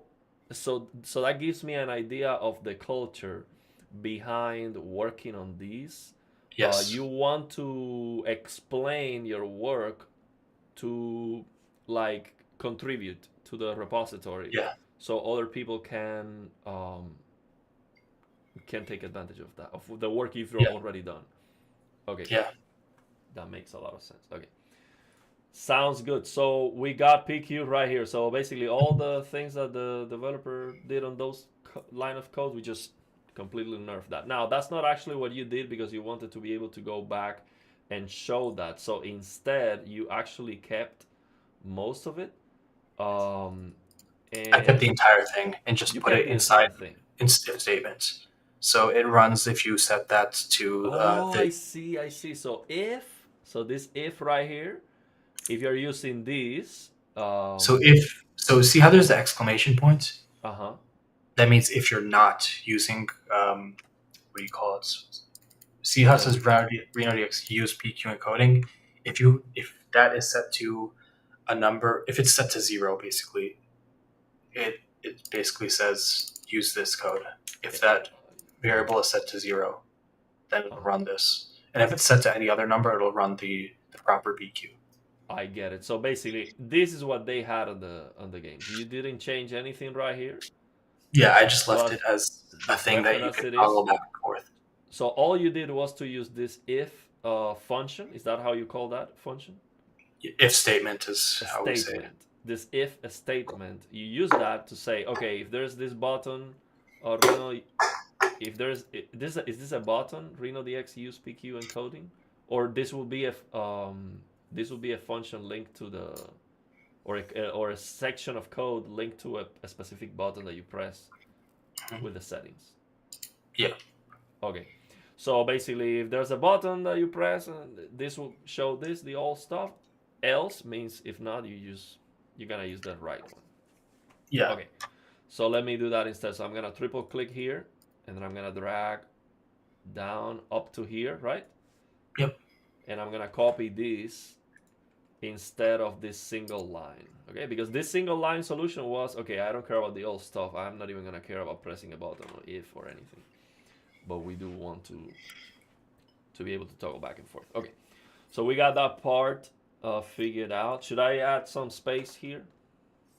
you can if you want. Okay, I did just to clearly separate each thing into sections. yeah, yeah, I see. Okay, Yeah, so what now? So we're going down from the bottom all the way up. yeah, that's kind of how I did it for this one. I'm not really sure why I did it that way. It's just that the thing at the bottom just stood out to me as weird when I originally worked on it. So I was like, oh, that I bet that's like some kind of PQ approximation. So I just plugged in PQ and then found out that yeah, that is that. And let me ask you, the reason why we're working on this God of War mod is because you already did it, but there was something missing. Like, what is that you were trying to add anyway? The mod before I didn't really have a lot of settings. Like it's like for example the PQ. I had it tied to the whichever tone map type you set, so it wasn't clear exactly what was going on under the hood. By doing it this way, I wanted to like redo the mod in a way that it's a good tutorial mod in my opinion, just because we're like the changes we're making are like pretty easy to understand. So I figured like let me make a version that has everything toggleable, so you can properly see the difference between original and final. Essentially, is what I'm saying. But my question is, will this change improve the final result or just the user experience for educational purposes, or to see, or just the Having interface? having that toggle there, like there's no reason to use the original one. That should be nuked, but it does show you like the difference between Okay, like I see. it better shows the difference. But right now, the God of War RenoDX HDR is working, and like right now, anyone can download it and it's gonna be fine. So we're It's not an improving older upon that. it's an older version that isn't using like the newest like syntax because we've kind of rewritten how we do our mods like in a way that's I guess cleaner. Okay. It's better this way to update it in a way that uses the newer like way of writing stuff out. I guess. But the final result on the picture quality is not gonna be better. I did fix up like one function, and then yeah, I fixed up like one thing that was kind of messed up. That was actually an important thing Okay. that was related to Black Floor. So I did Okay. Well, improve the mod. we're actually gonna get something better, better result out of this. Yeah. Okay, let's do it then. So we got this part done. So we're gonna go now. We're going to here to see what is this Uh, part. yeah, I guess if you we can do that entire if else block. Okay. So you can copy and paste that, and then I'll explain it. Okay, well, can we see what is wrong with this section? So are we gonna be replacing this section? Basically, all that the very like most of the stuff on the top is like not relevant. It's just fine. We don't need to change any of that. I figured just working from the bottom since we've already started there Uh-huh. is cleaner. And the thing that we're gonna replace is like a pretty important thing. Okay, but what is that? What's wrong with this part? Like how? So Because the first thing I think is important to understand is what's wrong, because we're gonna yeah, replace sure, I can why. Like, explain. okay, So you see at the right before the use PQ encoding, the last thing is multiplying. this That's the one. game's brightness slider. It's literally just multiplying each channel by a value that comes from a C buffer. So that's the brightness slider. That's Okay. CB024.YYY. Uh huh. You can just say .y. Um, it's the same thing. You can write it either way, but that value is the comes from the CPU. That is the value of the brightness slider, and that's what multiplies it by whatever. Okay. So so what is wrong about this? We want to have our own brightness slider that has the actual numbers because theirs has like 50, 51 rather than like 200 nits, 100 nits. I like to replace it with our own slider so that you can both see the changes in real time and actually know what the values are. Okay, but this is not what's making the HDR being bad on the game. This is just the It's one of the fact things where that. like you can't even like see what the values. It's like, in my opinion, like a slider should tell you what the values are actually. Oh, I get what you're saying. Like this is, yeah, yeah. So you don't It's just see any number. one It's through one just, hundred. Like yeah. yeah. I get it. I get it. I get it. So, So I but like to this is have not that. what's making the game look Yep, bad. the lines right before it are what's making the game look bad. One of the Okay, things. so that's what I wanted to get to. So why Yeah. is this making it? So that line, one line up, and then one. Uh, sorry, it's actually an entire block there. So if you see the line that starts with max float 30, Uh huh. yeah, that's the entire block that's doing it. Okay. That is a that's a like gamma. That's the contrast slider. That's a gamma slider. It's instead of doing sRGB to 2.2 correction, they're just slapping on a gamma slider, and that's wrong. And that's like not how you correctly handle the contrast. Like that's they understood that something was wrong because the game looked washed out. So they added that contrast slider, but they didn't do the right thing because they just didn't fully understand what the issue was. So this is a gamma slider that is working on top of whatever the image looks like. It is not doing the correct gamma transformation. which Yeah, would that's be essentially. from sRGB to gamma 2.2. Yeah. Uh, to be like 100% clear, the image is linearized already. It's in linear space, That's what I was but gonna say. Actually, in my experience, God of War is already sRGB. So when you open the game, let's say you turn off HDR in God of War, you open the game on SDR, but you have HDR on Windows, and you increase the brightness slider, the SDR HDR brightness slider, the game looks good. When so what what I'm saying, near black, like it doesn't look washed out. So what that tells me is that the game is originally sRGB. Is that, am I correct on that? the game is well, basically every game that has messed up HDR, 99% of the time they're using sRGB.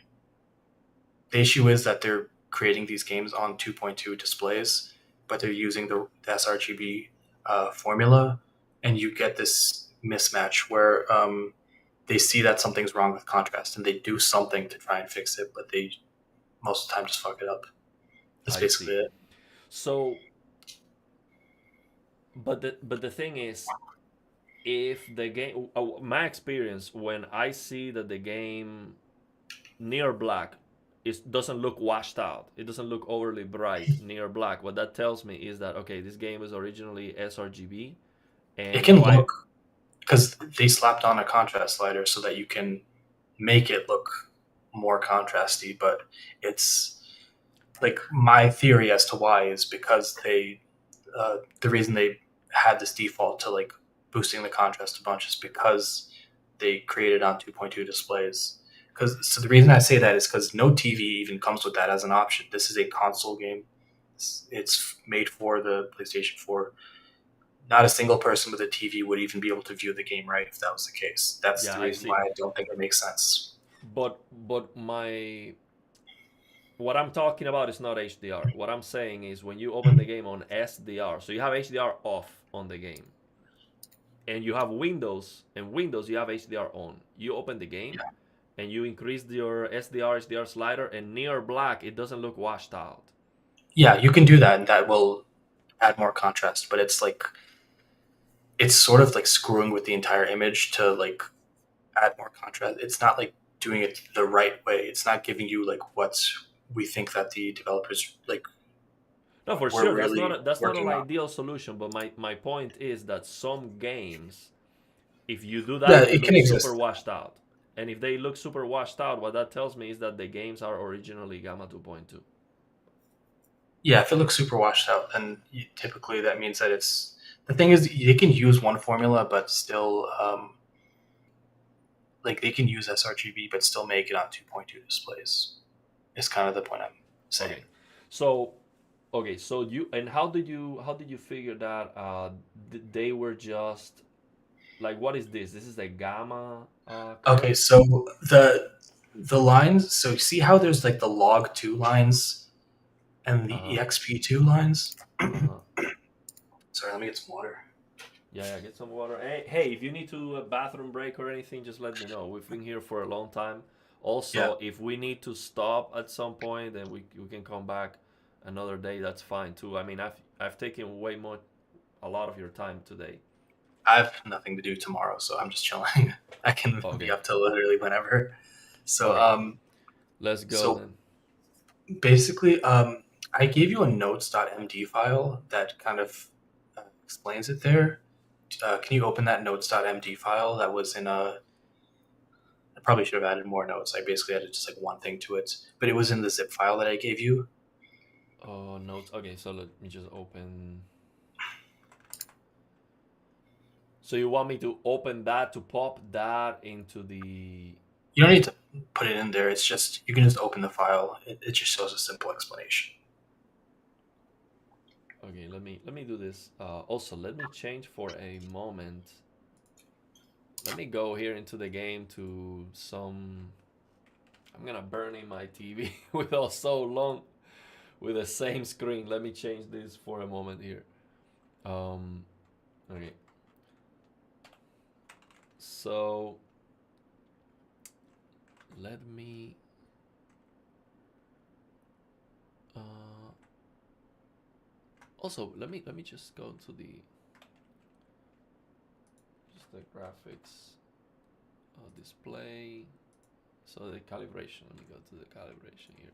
Okay. Well, this is very bright. Let me. Well, that's fine. I just wanted to have something different. So you want me to go to the folder you share with me? Let me find that. So the God of War folder, 2018 folder, or the decompile folder. Which one? Which folder do you want me to open? The one I unzip? The zip file that I told you to download, it has notes file in it. Notes.md is the file. The zip file that I downloaded, the one you sent me with my email? Yeah, I think it's GW20. That might be it. Okay. Oh, Notes. notes file. Yeah, I see it. Okay, I see it. I So wrote let down me. like a sort of explanation in it. Is the Okay, best let way me. to describe it. Okay, so this is an. So should I open it? Just double click here. Yeah. Okay. So it's showing you. Now you understand like gamma is like power, right? You're raising something to whatever power. Like, do you understand how that I works? understand the exponential function. Yeah. If you have, Yes. Yeah. if It's you just have an exponent. an exponent. Okay. Yeah. So that log two, let's say log two x, then multiply. Let's say you set x equal to log two x. You're putting it Mm-hmm. into log space, So and I then you're understand then the logarithmic function is the inverse operation to the exponential function. yeah. What you're doing is like see those three lines right under the CPP thing. Those three lines that say R0 equals log two R0. So we're talking about this, Just this in the code block, the first three lines in the code block. first three lines. Like in the sorry, those aren't the code block. The CPP thing is where the code block starts. Yeah. CPP. Okay, this. Okay. So right under it, those three lines. Uh huh.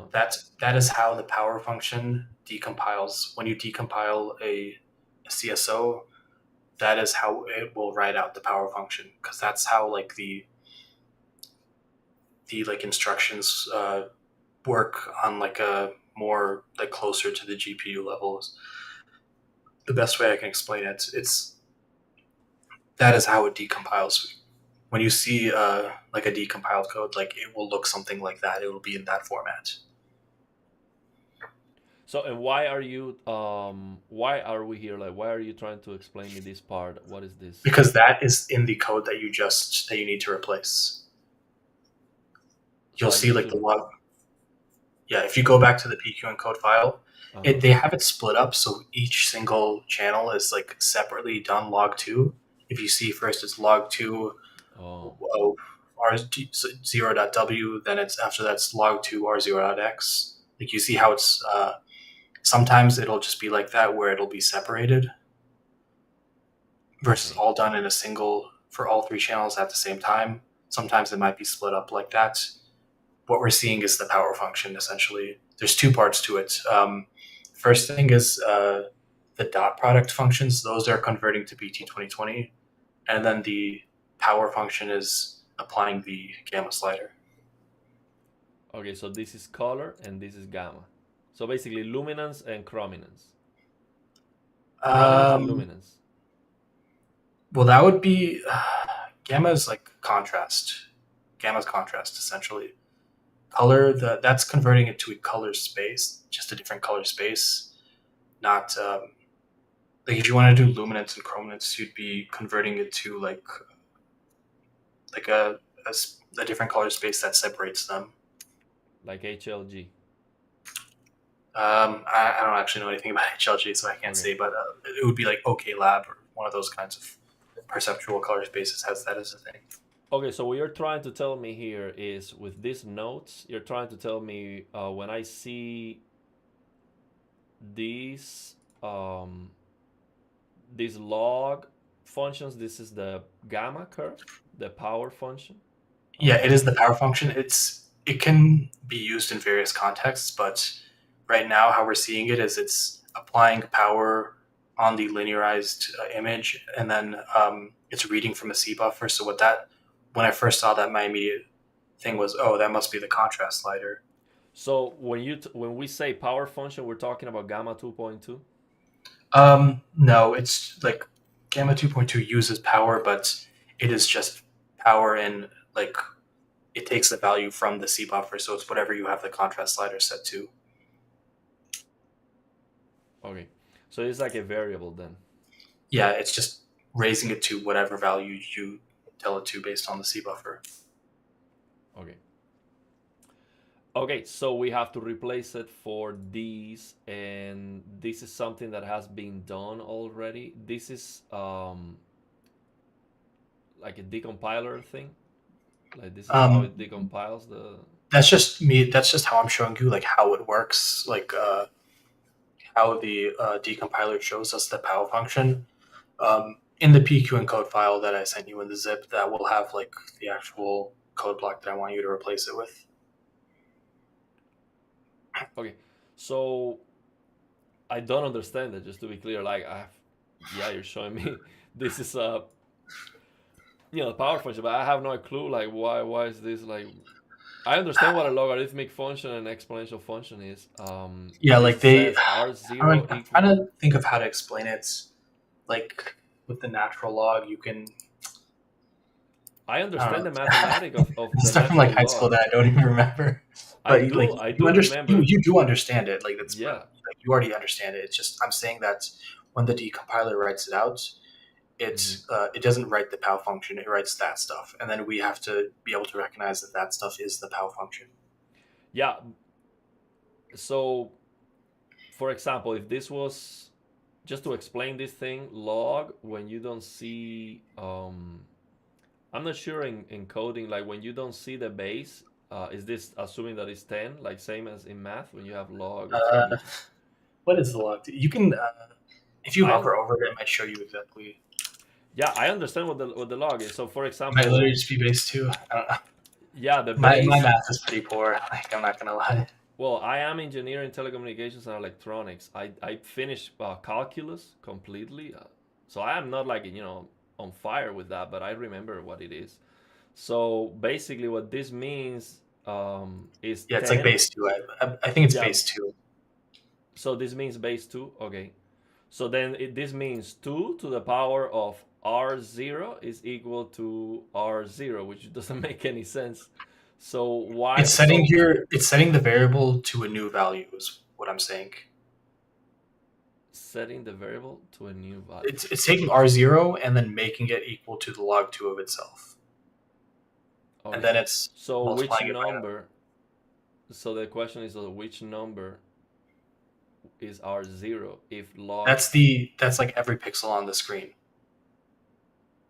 It's all the RGB channels. It's raising the entire thing to like a certain power is what I'm saying. That's how like the contrast is applying.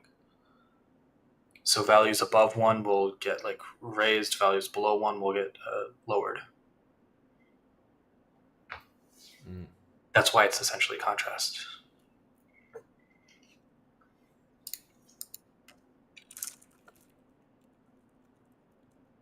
Hmm.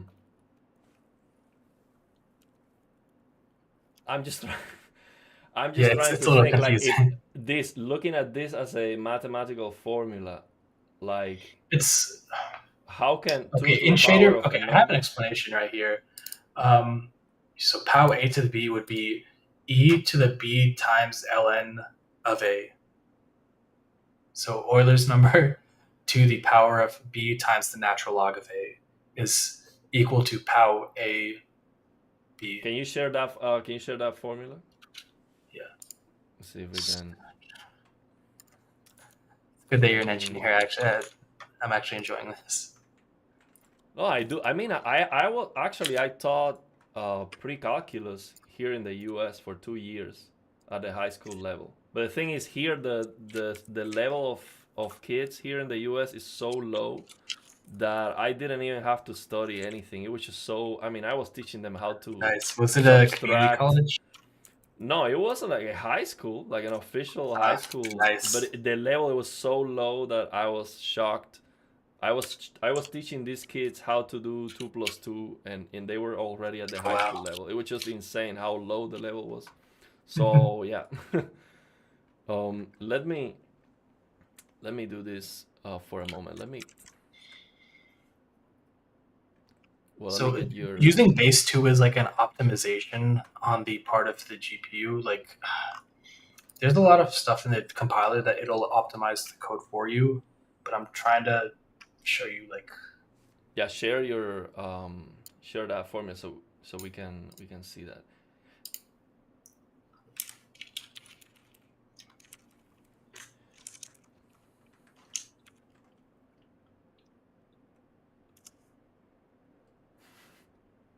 I'm trying my hold up. best here, bro. Let me rewrite it.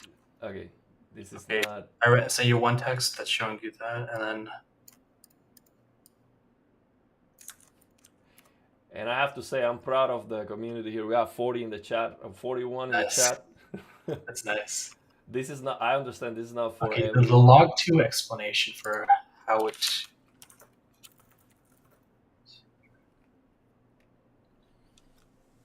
Sorry, are you sharing your screen? Oh, I'm not Can sharing you? my screen.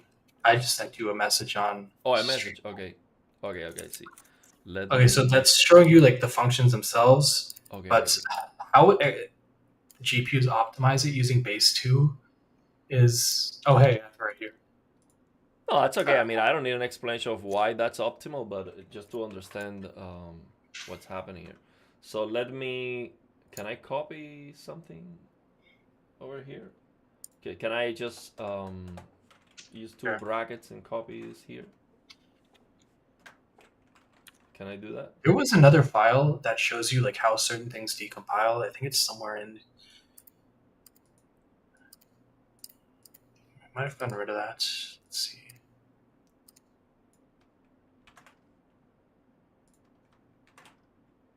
Okay, let me see.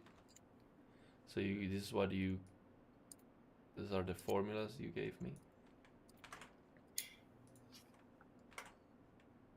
So let me just. So is that what I'm doing? Okay, like this is not breaking anything. Just adding these 2 lines. Yeah, I mean it's a MD file, which is a Markdown file. It's basically just a text file, but it allows you to do like headers and bold and all that stuff. The comments you're seeing there, it's not actually a comment; it's just plain text. See how I wrote the CPP as like the 3 ticks? That tells you that you're starting a code block. So if you want to put them in a code block, use those 3 ticks. It's the same function number, or it's the same key on the keyboard as the tilde. It should be right under escape. Under escape. Oh, here we go. I found the notes.md file. That's I can send you a link to that. It shows you how certain things decompile. That short fuse made.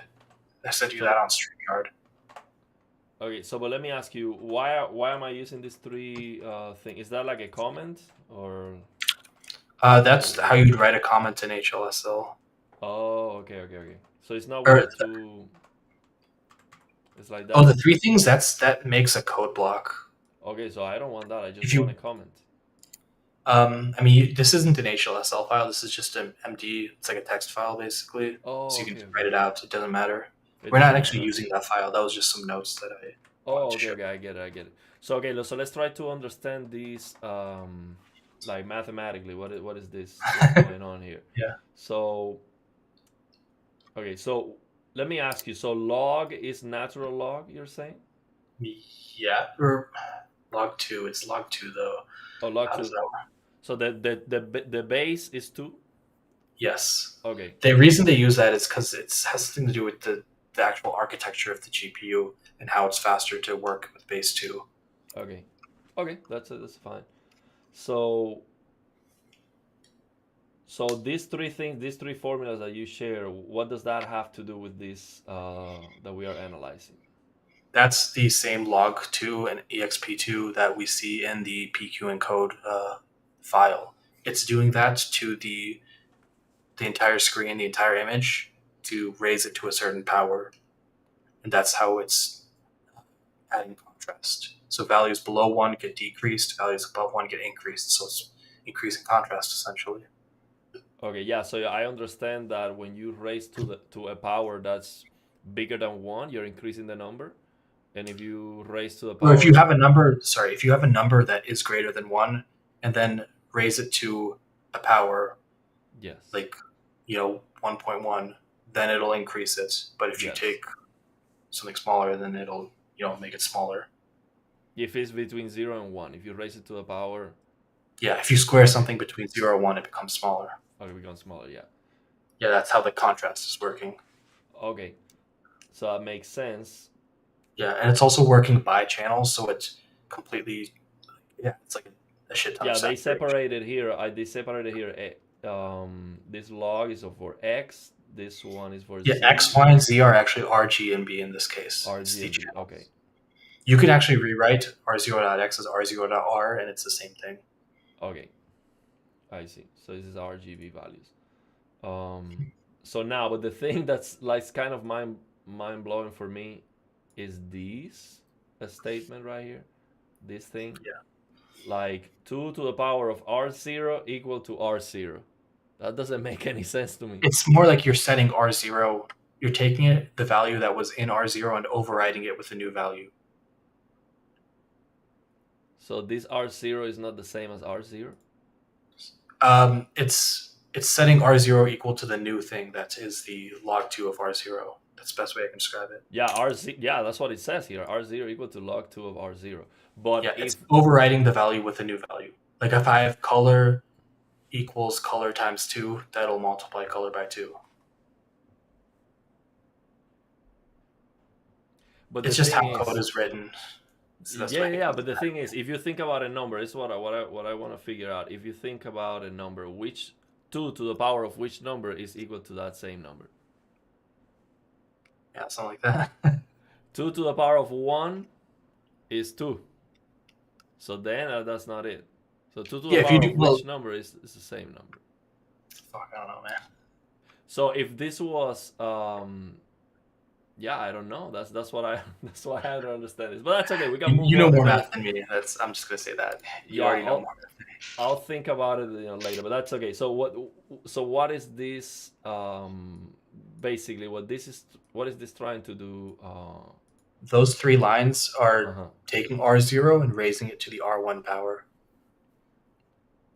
R0 and raising it to the R1. Yeah, those are all variables, by the way. R0, it Mm-hmm. holds like all the colors on the screen, basically. R0 is a variable that holds RGB, like all the Yeah, X, Y, R0, and Z. it's R0.RGB is the entire thing. R0.RGB. Yeah, so each channel has each of the uh, colors.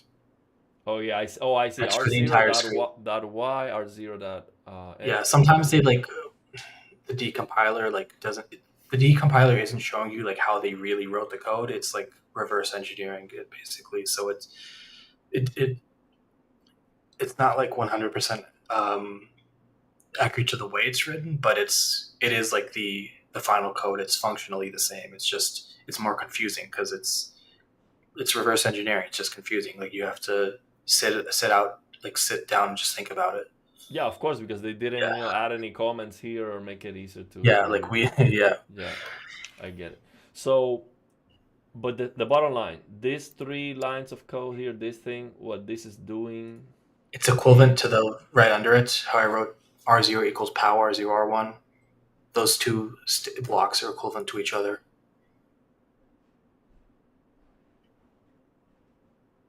what does this pow means? Power? Power, yeah. Power. R0 to the R1 power is what that function means. Okay, R0 to the R1 power. Okay, so yeah, okay, well, let's move on. I'll Yeah, try to to understand it later on. That's okay. I mean, I will try to understand as much as I can, and then we just need to make some progress, get some momentum, and then we'll get better at it. So what we're gonna do here is we're gonna replace all of this. We're going to replace that for um, with this yeah. this if right here. Um, wait, hold up. I wrote them out in two separate blocks. So Mm-hmm. It's actually the very last line is this block. Like you know how I told you the very last line was multiplying brightness. This entire block is what I replaced that with because I included the tone mapping in here as well. It's just a simple highlight roll off. I'll explain that to you if you just want to copy and paste it first, and Okay. you can see. So yeah, wait, before we copy, so this raw exponential roll off, this is a tone mapping for the. I guess you can call it display mapping because it's really just only like compressing the highlights down to whatever Okay. your display is capable of. It doesn't do anything else. Okay. The very simple highlight roll off Okay. because that's all the game needs. You just need to get those peak like slide. You just need to get the peak down to whatever your display peak is. Now there is no equivalent code right here on the game because Yeah, there's they don't. no. Yeah, they don't have that. It just goes to 10,000 and it all clips. That's very interesting. So So you are see not that only last line. replacing. Okay, That go ahead. last line, the CB024.y, Uh that huh. one line I'm replacing with that entire code block. Probably should So have explained them separately, but okay, so this entire line you're gonna replace it for all this if. yeah, from 84 to 96. Oh, for all Replace. of this. Yeah, Okay, so it'll be triple click here to 96. Uh-huh. So so basically it's interesting. So you're not only replacing things that are wrong, you're adding stuff yeah, like tone mapping. because they didn't have that.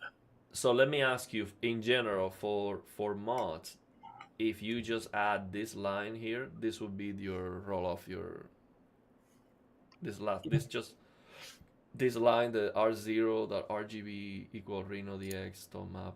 This exponential roll off function is this would add the ability Yep. to compress the highlights to adjust the peak brightness. Yeah, the entire function is already written there, so we just call it a So function. so that's already done and written. Yeah, That's a because we've function. already. Yeah, 'cause Uh-huh. it's all part of the library. Okay, so this is something you can use on any game that doesn't have the Yep. peak brightness, and you are adding that functionality, and that functionality will be added with the sliders that you have with the Yeah. RenoDX. Okay, Yes. okay. So we are adding all this stuff just for this line right here. Yep. So this line right here was just the contrast slider. You're saying. No, So that we're last line was the brightness slider. oh The the ones brightness before it were slider, the contrast slider. the Yeah, brightness so we're slider. just So replacing the brightness slider with one that either lets you overwrite the brightness slider in tone map or um, use the game's own brightness slider in tone map. So it gives you the option of yeah, so here's the same idea. You want to be able to toggle it back and forth. So yeah, if so you kept the old function, this one that says CB024, which is yeah, this function right here. yeah. It needs to know what your the the highlight roll off. It needs to know how much you're multiplying the brightness after it. So it's using that to say the peak brightness is, say you have 400 nits and then as your peak brightness and then 100 as the paper white. What it's telling you is uh, kind of tone map down to a value of 400 divided by 100 so that then it's multiplied by 400 afterwards after you scale the brightness. Okay. So then you get the fix, basically. Yeah, I mean Okay. they both include an option for tone mapping. I included two options in there basically. One if you want to override the brightness slider, and one if you want to apply the tone mapping. So that's why it's like these nested if statements where it gives you like both options. Okay. Let's do it then. So I have an idea of what that did. That's good enough for now. Okay. So then what else? We just fixed that brightness slider. We just replaced the brightness slider for all of this. Yeah. Okay. Then the code block that we're talking about before includes two parts to it. Two parts to it. There's the exp2 log2. That's the POW stuff. And Mm-hmm. then before it, the stuff using the dot product, that is converting BT709 to BT2020. Okay. And this is wrong too? The BT709 to BT2020. No, it's the lower dot products. Right after the max zero, Uh-huh. they first convert to BT2020 and then they apply the contrast slider. Okay. So this So line one, right yeah, here converts to BT2020, then every it's time you see this it's all log, three of the dot product lines.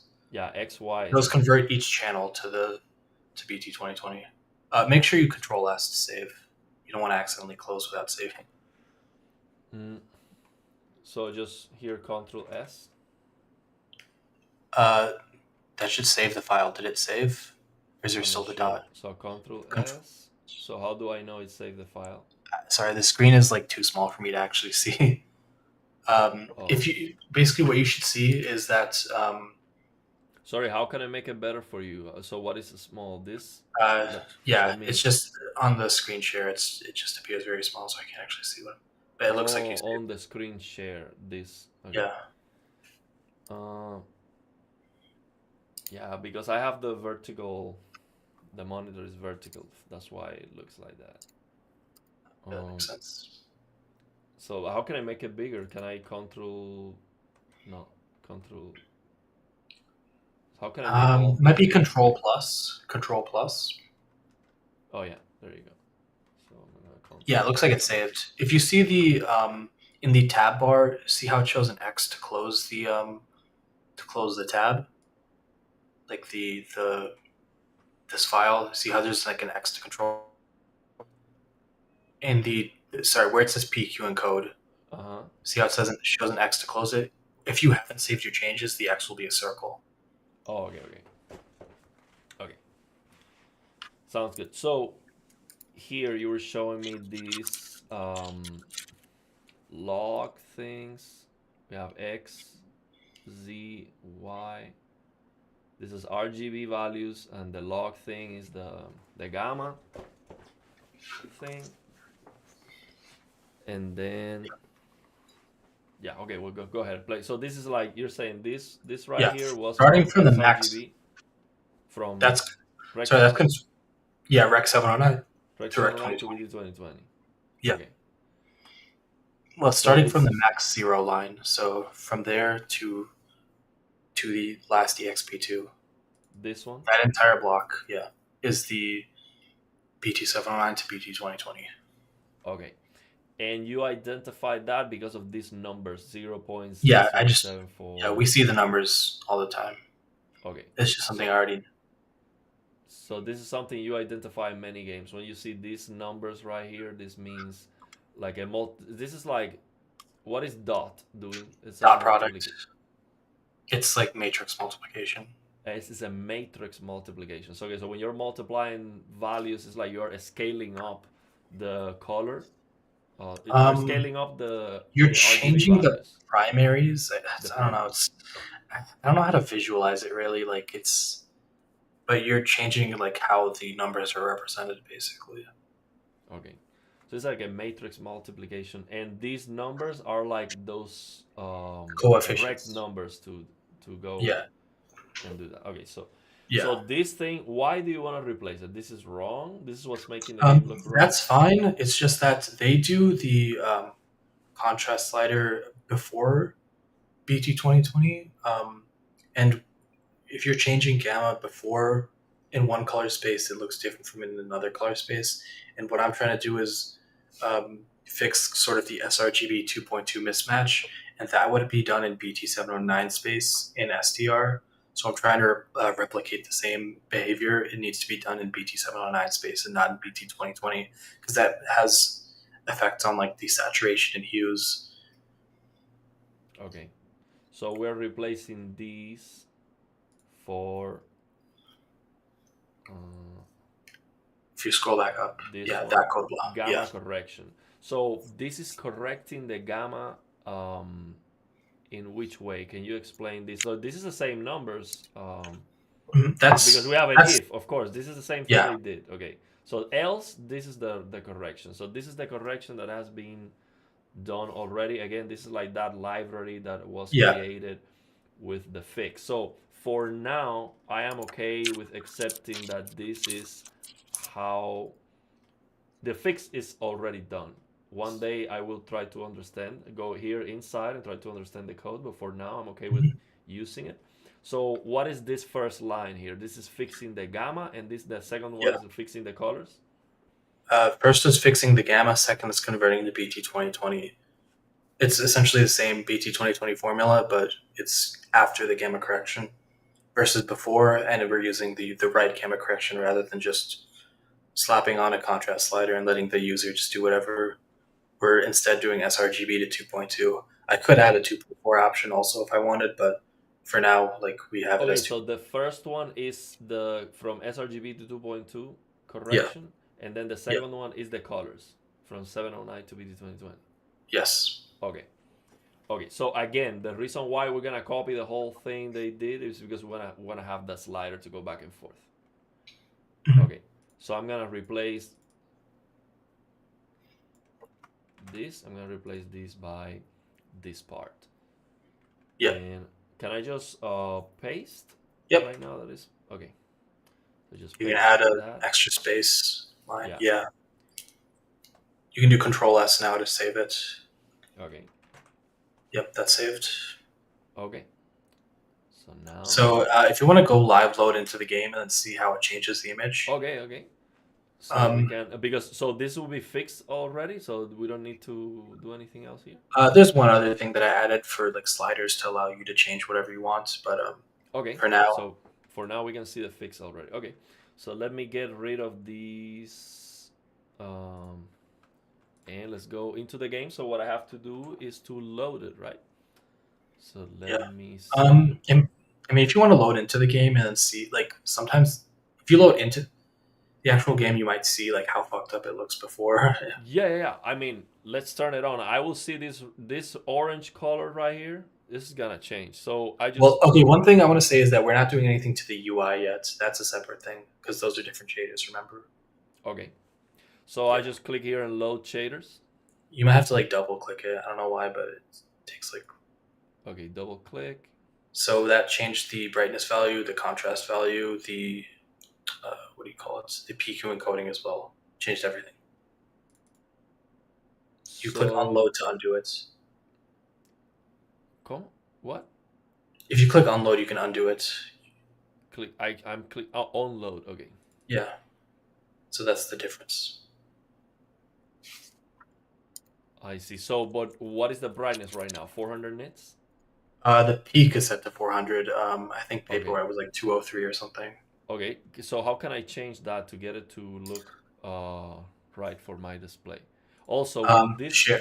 also let me ask you because I noticed with RenoDX the HUD brightness sometimes is the brightness for the test patterns that they have on the game. So that's not representative of the game at all, which is Yeah, completely test patterns are wrong. usually broken, but like in this game, they actually do use a real test pattern. But Okay. unfortunately, it's a separate shader, so you'd have to edit that too. Oh, it will be a For now, I separate didn't do one. that. Okay, okay. I Okay, mean, so if I you have to want to, go into the game. I think I might have done like half of it already, but I didn't Okay, but finish them. one thing I want to do is to make it look right because right now it doesn't look like HDR is not bright enough. I want Yeah, to you change can. that 400 to 1000 at least. Yeah, so How can I do share.h that? is it's in Okay. share.h the value. You just take the 400 and write 1000 instead. Okay, so share that H. So let me. How can I go? Keep going to the right. If your mouse has like a right and left scroll, like if It you it does, but I don't know. I've never used it, so I don't know how to you just do it over the switch. that bar. Did you might have closed the file entirely, so you might just have to open it again. No, no, no. It's right there. Yeah, it's right here. Okay, yeah, Okay, so I just changed this number from 400 to 1000. yeah. Okay. I don't know if there's like many real highlights in the scene. The UI is like bright as shit, but Okay. the So actual I just saved this. I have to Control S yeah, this. Control S. So now I have to load in the game, or would that be updated in real time? you'd have to load it into the game. I have to load. Okay, let me get this The out of the the way. actual scene might not be that bright though, so I don't know. Yeah, but I see this. If you let see me like see it. fires and stuff, you'll see the actual Yeah, I difference. saw it. I saw it. It's right here on at the top. Okay, Yeah, like let from the me. stream, I can't actually see it, Yeah, but let me go into the game. Let me go into the game. I have actually a scene that should be very very yeah, we haven't representative. added the other black floor, like the because the black floor is raised because of the actual color grading LUTs that they use. That comes next. So right now we're just starting off with like a proper baseline of contrast. Okay. Yeah, this looks Yeah, I use this scene. Like if man, you saw the images, this is so much better already. Let me show you this. Look. like you saw the So, images on the page, right? The mod page. It's like this exact yes, scene, I like mean, right this here. is this is a huge difference. Look.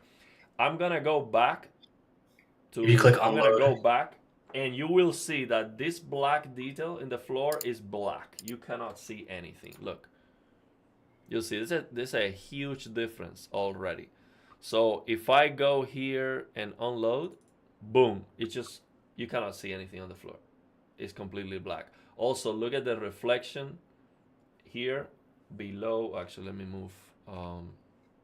Let me get this out of the way. Let me move. So okay, so look at this messed up reflection in this pillar right here. Let's load the shader.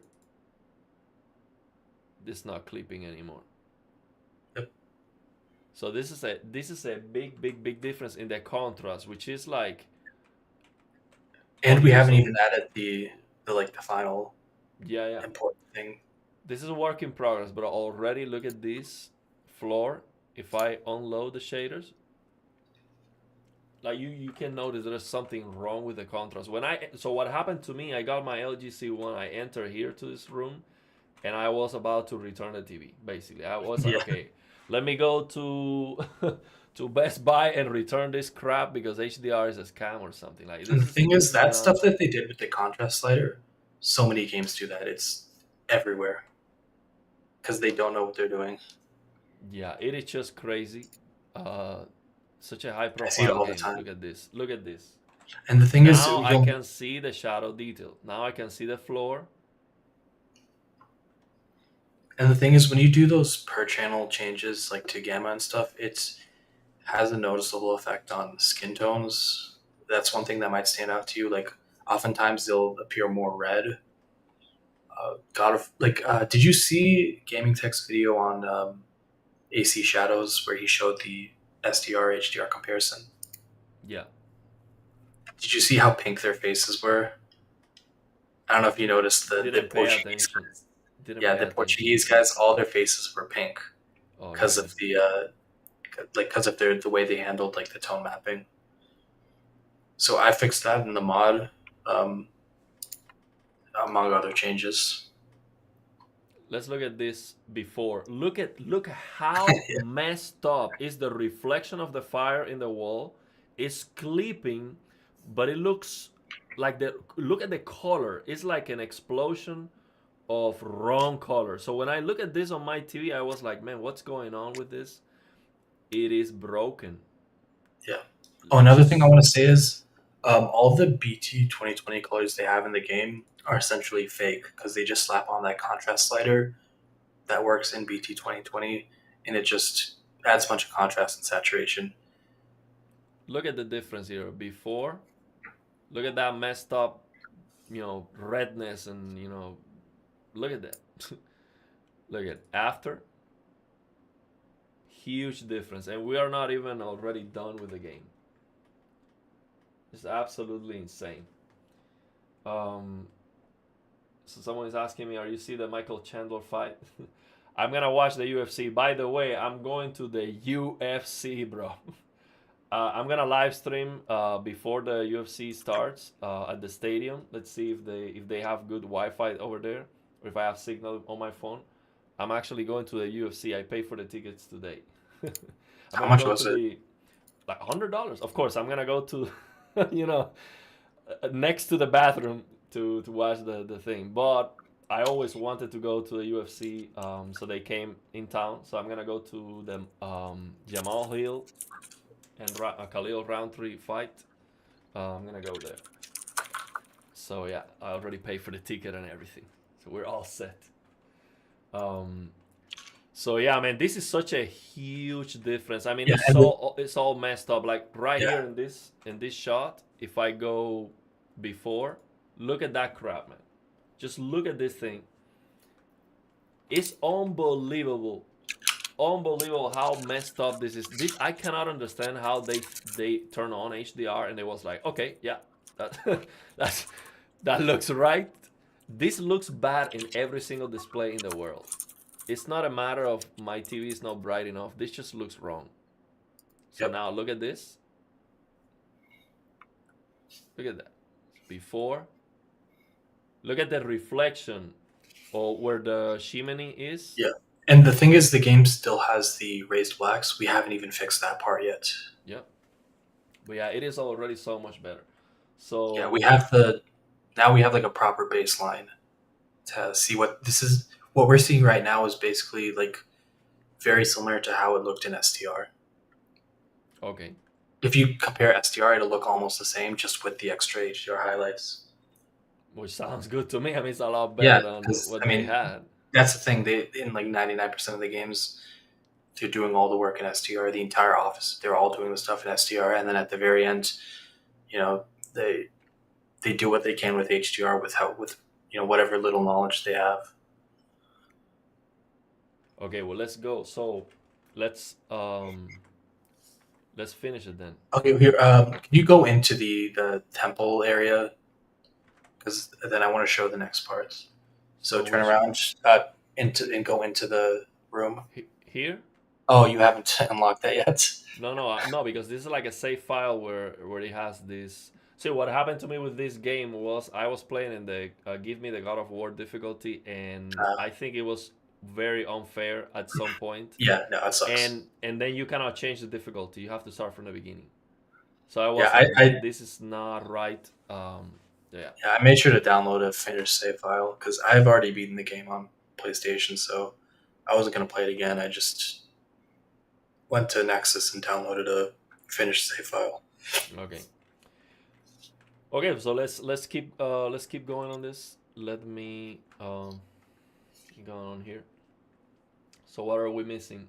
Just this Uh, final part, or yeah, the final part adds sliders and a hue shifting uh, thing, which is important. So if you go to the other PQ and code, you can close notes.md, by the way. That's okay, if you want to save your changes, go ahead. And okay, the last part. okay. So these, what is this gonna Yeah. do? This is Block just mask, a saturation, thing blow. that adds a couple sliders to the game. Okay. So we would add saturation, It blowout, adds hue shift, sliders to sliders. like so right now that you have in the share.h you have them all set to neutral. I think except for the hue shift one, so it's not going to change the saturation blowout, but it will add like a slight bit of hue shifting, and you'll Okay. see what that does. So what are we replacing here? The saturate? It's not replacing anything. It's No, it's just just right adding. before the game. Yeah, it's just the new sliders. Okay. Just adding this stuff. Okay. And then Control S to save. Okay. Um, yeah. So that's that. If you want to set So and saturation, again, this is something that's already done. This just copy and paste on every single game you fix, right? I mean, it depends on what I'm changing in the game. Because, for example, these color grading sliders are if I'm adding like an entire tone mapper, like the Reno DRT one, it'll include all these Oh function wait, in. wait, wait! I'm sorry, I didn't show this on screen. So what I did was to copy these next codes from the file. I copy that here. So basically, all these, this is to um, add these sliders for the hue shift. Yeah, I've seen that on the RenoDX mods. You have a hue uh, slider that's like 100% to fix the hue, right? So there's like hue correction and hue shifting. In this case, we don't need to add the hue correction one. We just need to add the hue shifting. What that does is it allows us to how do I explain it? So basically, sometimes what you'll see in some games is that the fires will, for example, look pink, and Hmm. the reason for that is because they did everything in SDR, and then they didn't properly account for, like, they built everything around the SDR tone mapper, and then HDR is going to have less hue shifting, so it doesn't end up looking right. So you need to add a little bit more hue shifting. So I added just a tiny bit to make the fires look like a little closer to orange. It also has Yes. the effect of adding like some BT 2020 colors as well, because it's using a perceptual color space. I think sure if Fuse talked to you about perceptual color spaces before. Yes. I mean, definitely the fire on this game looks very wrong. The color of the fire itself, so let alone it is clipping, the color, it looks very wrong. So this Yeah, is basically to fix that yeah, it'll specifically. shift it like slightly more towards orange rather than Okay. being like slightly pinkish. But this is a general correction. This is not like, oh, here's the correction to Yeah, shifting this the is a fire to orange. This is yeah, just something you do. Like, why yeah. would This you not correction, do this, basically? Why, on which game you would not want to do this? if it doesn't need it, then I mean it's not every game like has that issue necessarily. But what So my happens if you add it and the game doesn't need it? You don't see any changes? You see it'll literally no add. change? I mean, it might hue shift a little too much and look Oh, off. okay. So you So you might kind of make have it look washed out. not washed out, but like the colors will look weird. Like for example, like you know how he showed you, Short Fuse showed you that the like the image with like the purple rabbit, where like for example the wall, the Yeah. light shine down the red wall and make it turn orange. Yeah, and the blue looks purple. Like Dragon Ball, for example. The Dragon Ball, you turn on HDR, and then the sky looks purple. Yeah. So well, the Dragon Ball thing was like an even bigger fuck up. Like that was them just using the raw, like an entirely different color space, being in an incorrect color space and running functions that were designed for a different one. But in the case of like with that bunny rabbit, basically, if the fires look fine in a game, then you don't want to add any hue shifting. They already look fine, right? So you wouldn't need to. That's kind of what I'm Okay. saying. It some cases you do need it, some cases you don't. The idea So, is essentially that you need to balance. You can either hue shift, or you can like you can just add a little bit of desaturation. It's kind of just up to you what you prefer. but Um, there's a slider for it, so you can tweak it yeah, up and down. So let's say you add this hue shift to a game that you're not sure, maybe you can just turn the slider down to 0, and then you're not even using this, right? yeah, Okay. So it wouldn't hurt to just by default add this slider to a game. You would just need to know if you have to use yeah, it or not. And the problem if you add this to a general mod is that, if it defaults to 100 and people don't know what they're looking at, maybe yeah. they're gonna be like, So okay, this doesn't look right. yeah, Okay. so in the mod for this game, I had just only had it defaulting to like 20 on the slider. So it adds Okay. like a little bit, but not a Not lot. too much. Okay, I see. Okay, Because an sounds important good. thing to remember is that even if it makes the fires like look a little better, it might make other things look worse. Yeah. Like for example, the very blue, what do you call it? The bow when Atreus shoots like the blue stuff. Mm-hmm. You know how it gets very bright, and very Yeah. bright blues will hue shift towards cyan. You don't necessarily want it to go to cyan, so you kind of have to balance how much you want to add. I see. So there is a component when we're doing this RenoDX mod. There is a component of actually testing and looking at it to see what looks right. So with the final mod, you will have default settings that you believe that those are the ones who make the game look Yeah, the best. Okay. yeah. Well, usually what I do for the default settings is if it's say taking an SDR game and making it HDR, I keep the original art mostly intact and just you know have it look HDR, as in have like more highlights, but mostly everything will be the same. And then we'll add a button called like HDR look or something, and that'll be like some settings with some extra stuff, Okay. like extra contrast, saturation, whatever. Yeah, makes sense. So what else? So we don't change these at the top? What's No, going on here? No? um, That might have been film grain. I don't even remember.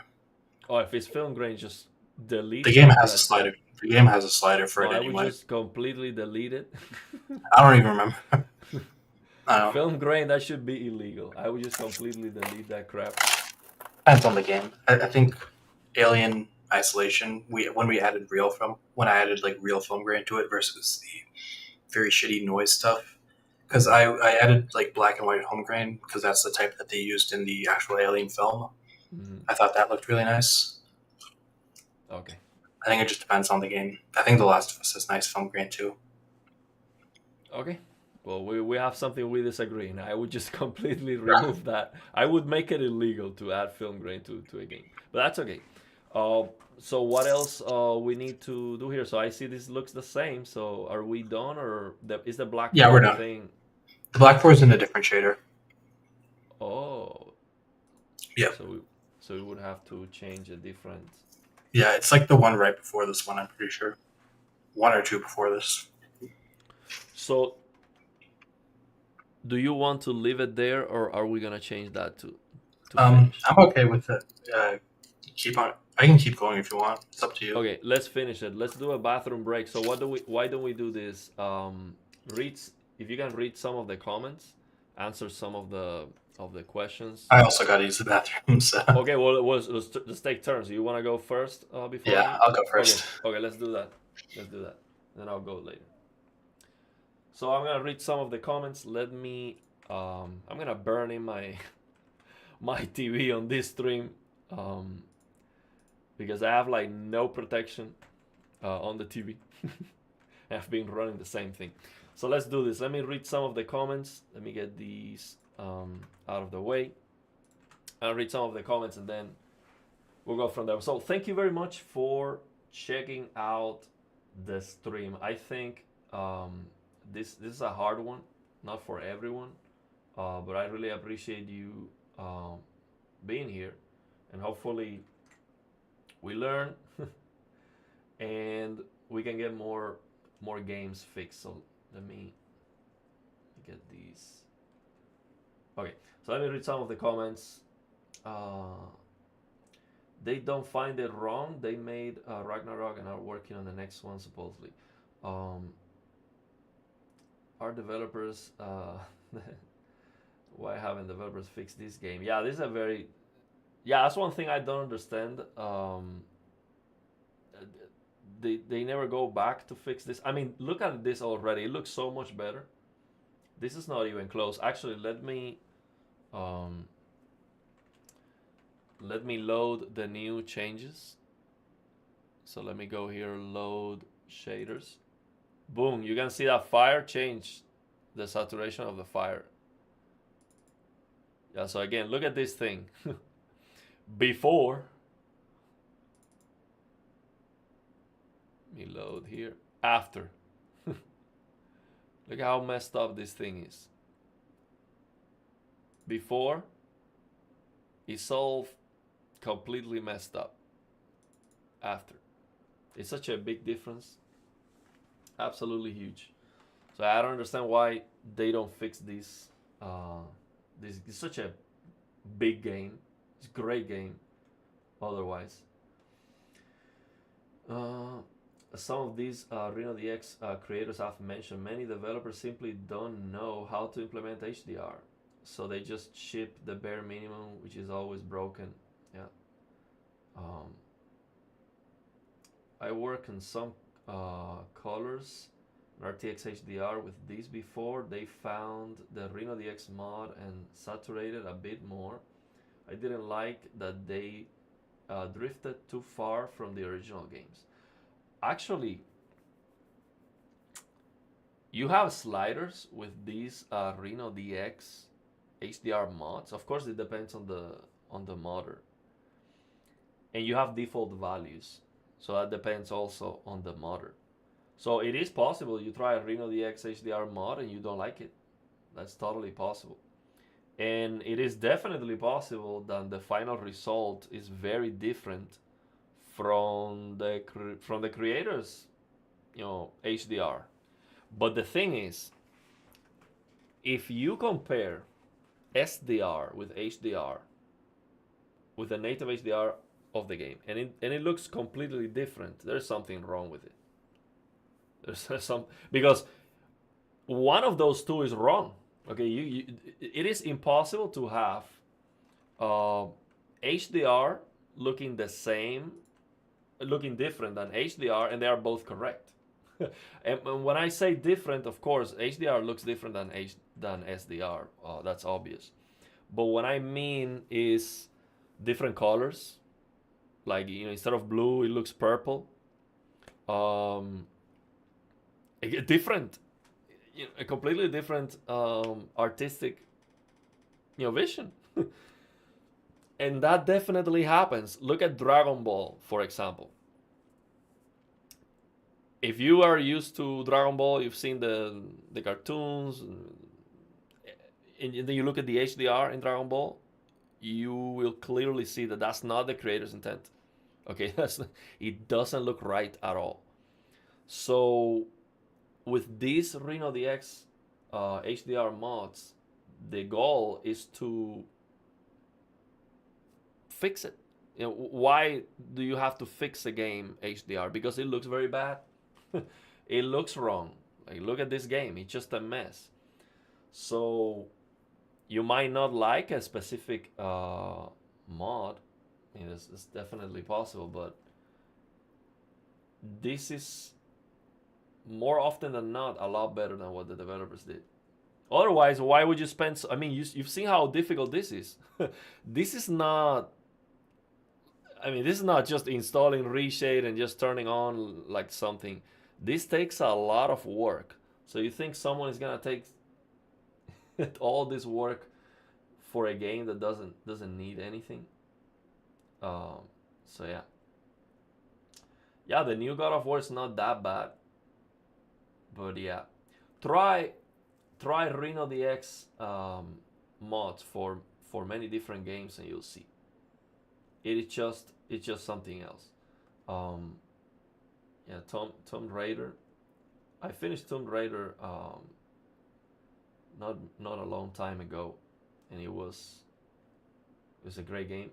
It looked great, but I didn't pay attention too much about the HDR at that point. But yeah, I'm sure that RenoDX mod is great. So let me see. I mean, I missed a bunch of comments. Of course, I've been trying to understand, so I can explain. So the goal is I understand how to do it, and then I explain it. And of course, I work on some mods myself. So this is gonna take some time. Okay, do not expect me next video. Oh, here's how to fix. Of course not. I mean, I have a lot to learn, and yeah, to have these RenoDX modders here is great. I mean, this is great. It's a great opportunity, but I have a lot to learn. This is not gonna be fast. So we got a 5090 and a UFC ticket, so we're done. There's no recovery after this. So yeah, the UFC ticket was like $100, $133, because once you pay for the ticket, they have to add like this fee and the other fees, like 3 different fees, and then you have to pay for parking too, which is not gonna be that cheap. But I always wanted to go to a UFC event, so I'm gonna go. So yeah, it's gonna be great. Yeah, the God of War is a great game. It's a very, very, very good game. In my opinion, hoop off, GL boys. Oh, good luck, boys. Okay, so you're going out. Okay, so thank you very much, Maratak, for being here. He's another HDR modder.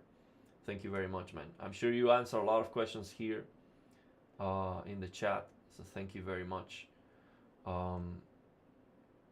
Yeah, I didn't realize. Sometimes I'm focused on trying to understand and I miss something with the stream. So I think we have Marta back.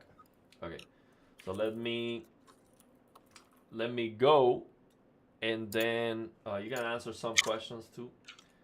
Let me pop you back in. I'm gonna pop you back in. Okay, there you are.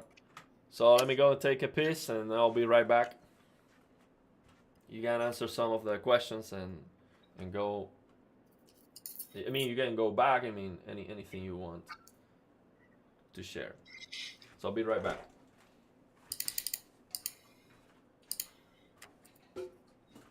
Okay, let's see. I see Big Money said, are the developers dead? Why haven't they fixed it?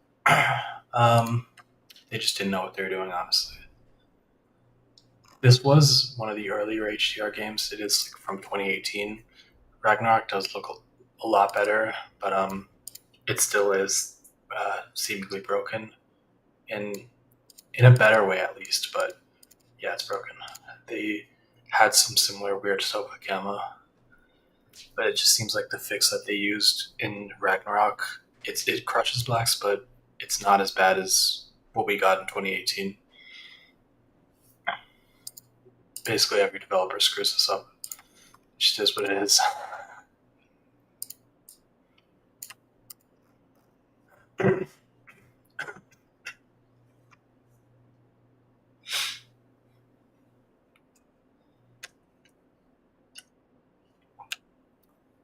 Is this God of War game fun? That's what George said. It's okay. It's fine.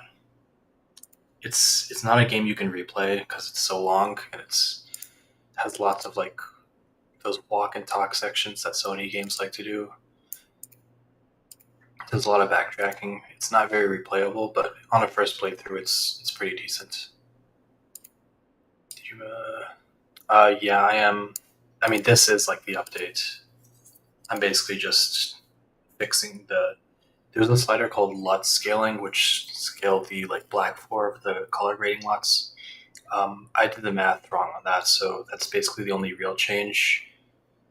Um, I think the hue shifting, I also changed the function that does that, so it's a little better, but the model B is slightly better than before. It's not like a huge thing.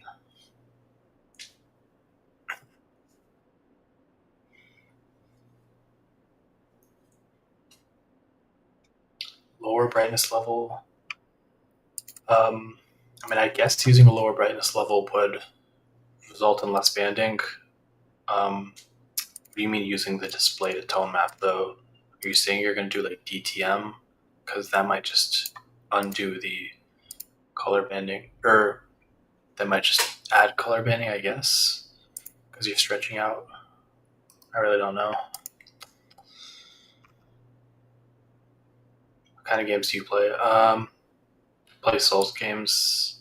I don't like playing Souls likes. I just like the Souls games. What else do I like?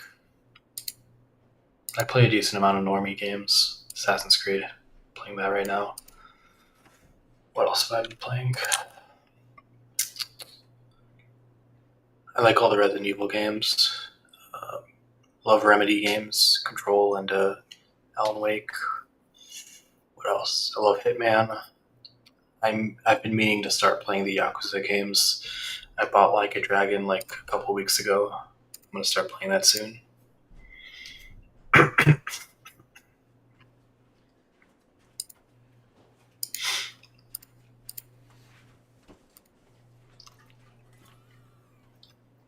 Yes, Murat did the Kazan mod. Yeah, I didn't do the Kazan mod. I don't play those. Lies of P does have I think the Unreal Engine generic mod supports it now. Okay, so I'm back. So yeah, I like the Unreal Engine mod is working for many games. Actually, I tried a random Unreal Engine game that I have here. It's called, forgot the name of this. Let me see what it was. Scars Above. I think that's not even listed on the Unreal Engine mods, and it worked perfect. And that's a game that has a very interesting color grading decisions, to say the least. Like it looks washed out in many places. And Yeah. the mod, One thing about the Unreal Engine mod is that the like if a developer is more like indie, they're less likely to make big changes to the code just because they don't have like the those developers, they don't have like the money to pay, so they are more likely to rely on stuff that's just built into the engine already, which means that the mod likely won't need like any specific fixes to it. It might just work right off the bat. Hmm.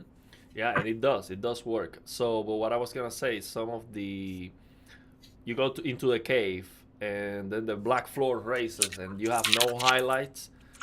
Is that's still the case, but now it doesn't look as washed out. It looks a little bit better, but you still have like 300 nits highlights instead. Even if you set the peak brightness to 1500 nits, which is what I was doing. So it keeps the creator's intent, but it looks a lot better. Even Yeah. when you know, it's just a lot better, and it works very very well. Okay, Dan asked, why do PC games ever opt for sRGB in the first place? Wouldn't keeping it 2.2 be easier? If you look at Microsoft's documentation, they sort of use the term interchangeably, even though they're obviously like very different things. And the end result is what I think is going on is that developers see 2.2 and think, oh, that must just be like the cheaper approximation. Let's use the real thing. And that's kind of the issue that's how we end up with what we have now.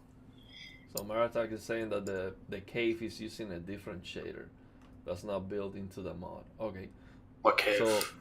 yeah, but what I was saying that the RenoDX mod for Unreal Engine and this game Scars Above, you go into a cave and it doesn't look great.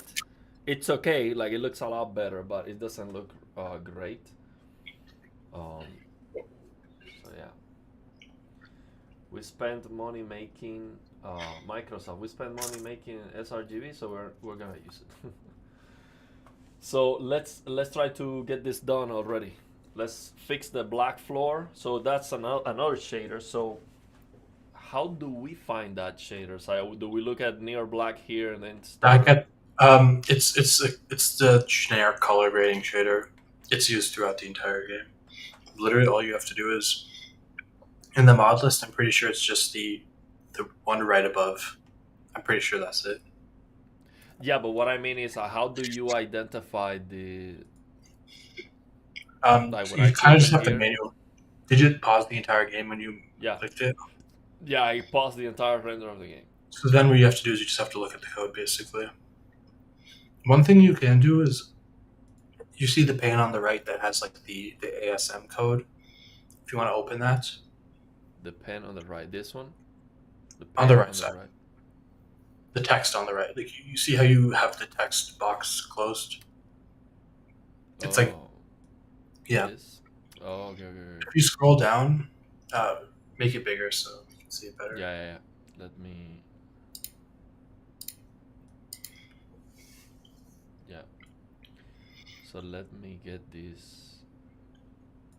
So I can't see the text from here clearly, but I think I'll Okay, be able let to me tell. increase the size. I can increase the size. Yeah. Let me. Let Yeah, I can me. kind of see. So it has access to a bunch of different buffers, but it's not necessarily using those. Just keep scrolling down a little bit. Keep going. HDR max white. See? Yeah, but they never even use that. Just No. keep. Yeah, it doesn't seem. For example, in Ori, or in the Will of the Wisps, they never even they had like variables for like the peak nits and stuff, but it's just never used. So, So and how do you know this was not used? Because it has this. it's possible that it means like a white point thing, like the so the game has some form of tone mapping. If you see like it comes right after the LUT, it might have to do with like how it handles like the exposure and like the white clip, but it's not like peak nits like scaling. It's not like what we're adding. It's a different thing. Okay. So it's either not using that or it's using it in a different context that doesn't mean peak nits. So you keep scrolling. Mm. Yeah, right here. See input grain, anti-alias surface. I think this is not. Yeah, this isn't the specific one we were looking for. So this You're isn't. looking at this. Yeah, that stuff. That's so. This isn't the specific shader we're looking for. The one that we do have literally says like bloom color grading LUT. It has like those specific. Okay, so this is not it then. Wait, are you sure this isn't the shader we just worked on? Yeah, Um, this is the one. I think this is the one we just worked on, isn't it? oh yeah, it is. Yeah, yeah. I No, meant to go one shader up on the list. Uh, on the list, what shader is selected? no, wait, this is not the one we work on. Okay, it's a different one. Well, either way, it's not what we need right now. Just not okay. So go back to. Yeah, let me go back down here. So Oh yeah, this this is is the one this that we one. just worked on. It is. See, it's selected right now. Oh really? Yeah, this is the one we just worked on. But I don't see the changes that we did. This is the ASM. It's the on the right side. You'll see like the live. You see how there's the three buttons on the very right side of the window, the very right. Oh, so The here. live thing that shows you the actual HLS Oh, okay, that's why it live. doesn't look the same. So let Yeah. me. So So if what I we're seeing. go here live, then it will show Yeah. the changes that we did. Okay, I Yeah. see. RenoDX. Okay. So this assembly, that's the original.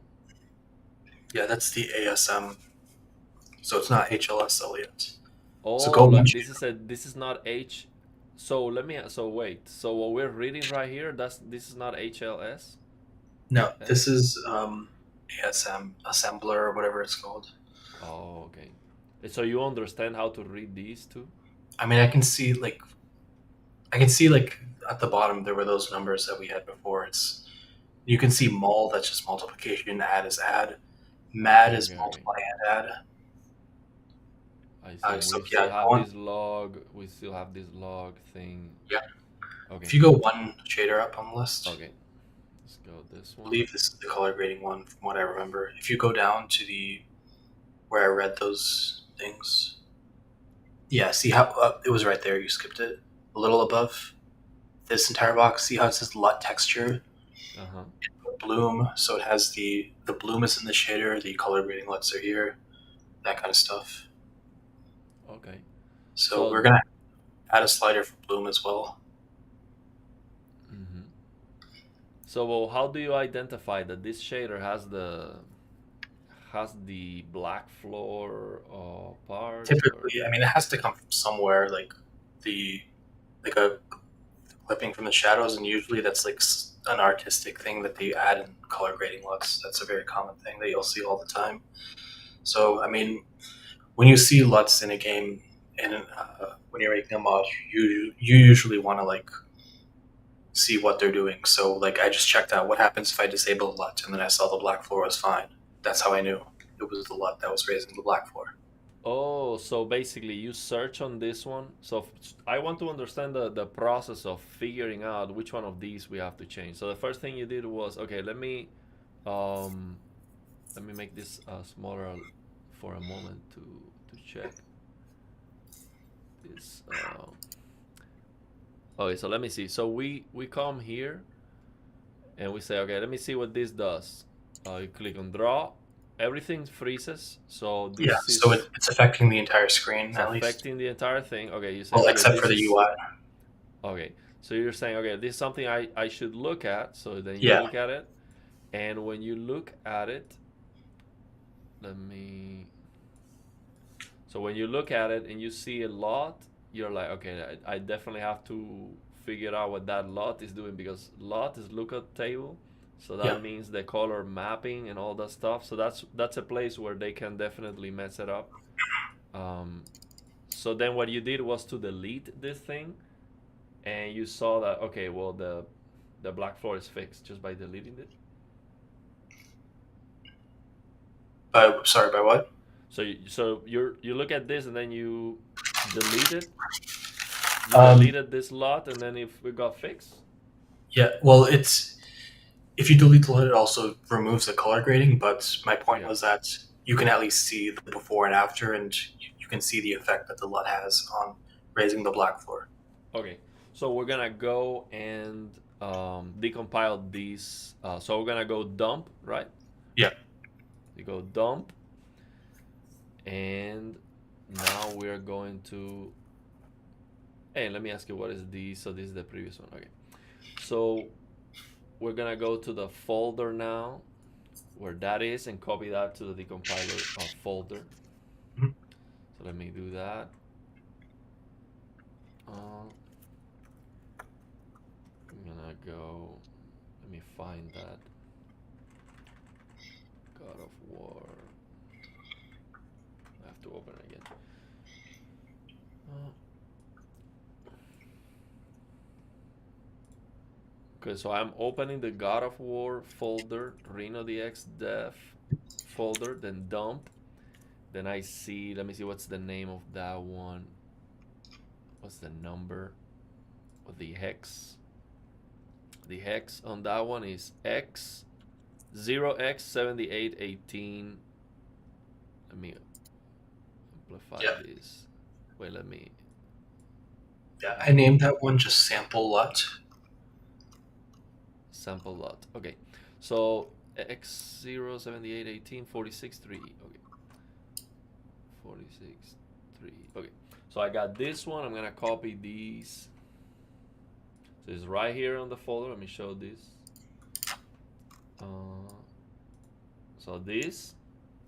So when we click on dump, it goes here to this folder. So God of War, RenoDX dev, and then dump. And then I'm Yeah, gonna then we. copy. I'm Mhm. gonna copy these. Uh, copy this into the folder where I have the decompiler. So write this one. Let's decompile. Okay, so I'm gonna show these. Okay, here it is. So this is the folder where I have the decompiler. So I'm gonna copy this here. So now there are two ways of going about doing this. The first one is just use the decompiler, and but the thing is this is not working. So when it's not working for one, it's not gonna be working for any of them, right? I mean, it might. But I'm pretty sure I already checked it and it didn't. Or it didn't work. So, Okay. So then so we yeah, have to use the workaround. So this workaround that yeah, we created already. So we're gonna go here. So for this workaround, so how do so this already worked? It yeah. It already says press created any that. key to continue, so it's done. Yeah, it's done already. Okay. So that was Yep, um this one. Oh yep, wait, let me. Yeah, this one. So this HLSL. yep. So now this one I'm gonna have to copy this into the RenoDX folder. So let me search that. Uh, to go again to the game installation folder to find it. RenoDX. So now we're gonna copy that into this is God of War RenoDX dev. We're gonna copy that into live, right? No, no, we're gonna copy into the game folder, or not the game folder, the RenoDX like project folder. Oh, okay, okay, okay. So we're gonna copy that into the. Wait, wait, wait. Yeah, we're working over the this right here where all the. Let me. Okay, let me get these. Okay, so let me get this smaller. Okay, so let me show this. So we're gonna copy this inside here, right? Yeah, into God of War. To God of War. And now I'm gonna rename this like a lot. And why is that red? Um, it's fine. You can ignore it. That doesn't mean anything. Okay. Well, it says you untracked. It usually says red when there's problems, but not necessarily when there's errors. Usually, that just means it says like, "Oh, your formatting isn't good," but like it'll work. It just you should use like different formatting. It's just a suggestion, I think. So basically, the code that the developer It's not worked the on. code the developer wrote, but the the uh, the way that it decompiles. It basically says like, "Oh, you're not following certain coding conventions, whatever." There's Oh, a so it's a problem. problem with the decompiler. It's not really even a problem. Like it's just nothing usually. I mean, you'll see. I've already tested it. It works perfectly fine. So Okay, so I'm just try to gonna sample name that. this lot, like that, just lot. Yeah, whatever you want to name it. Okay, so this one also the order here. It's alphabetical. Huh? It's alphabetical, I so will you can not change the lot. order. Okay, Yeah. so now here, let me get rid of these.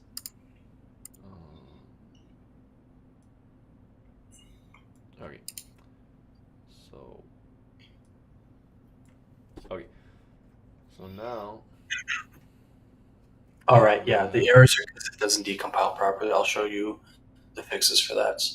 It's pretty common that compute shaders won't decompile properly, so we have like fixes for all that. Things that didn't decompile properly are fairly easy to fix, so it's not like a huge deal. Okay, so what are we gonna do here? Just delete that lot to see the change? Well, first we gotta fix up the decompilation errors. So if you go Okay, to the very bottom, you'll see uh, what I'm talking about. okay, Store UAV type. Basically, there's an instruction that the decompiler didn't understand how to translate to HLSL. So if you go into my finished version of the project, it'll show you the like right way that to write out that line. It's actually very simple. So if you just find the sample file that I sent you in the zip. so it's not right. It's not the one I have open because the one I have open is the Yeah, shader we already worked on. Okay, yeah, you so can I have. close PQ code then. Also, you don't I really can need that. close these. Yeah. Yeah, Okay, so I'm gonna close these and yeah. these. Might as well just close all that. Uh-huh. Share diet, you can keep that open. See if you want to see the Yeah, change. to change the peak brightness and all that stuff. So I'm gonna search the folder you share with me. Sorry, is it a pixel shader? Okay, it's a pixel shader, but it's using Yeah. a UAV. It's still decompiled improperly. Okay. Okay. Let me go search the. Um, so this is. Is this in the God of War 2018 folder?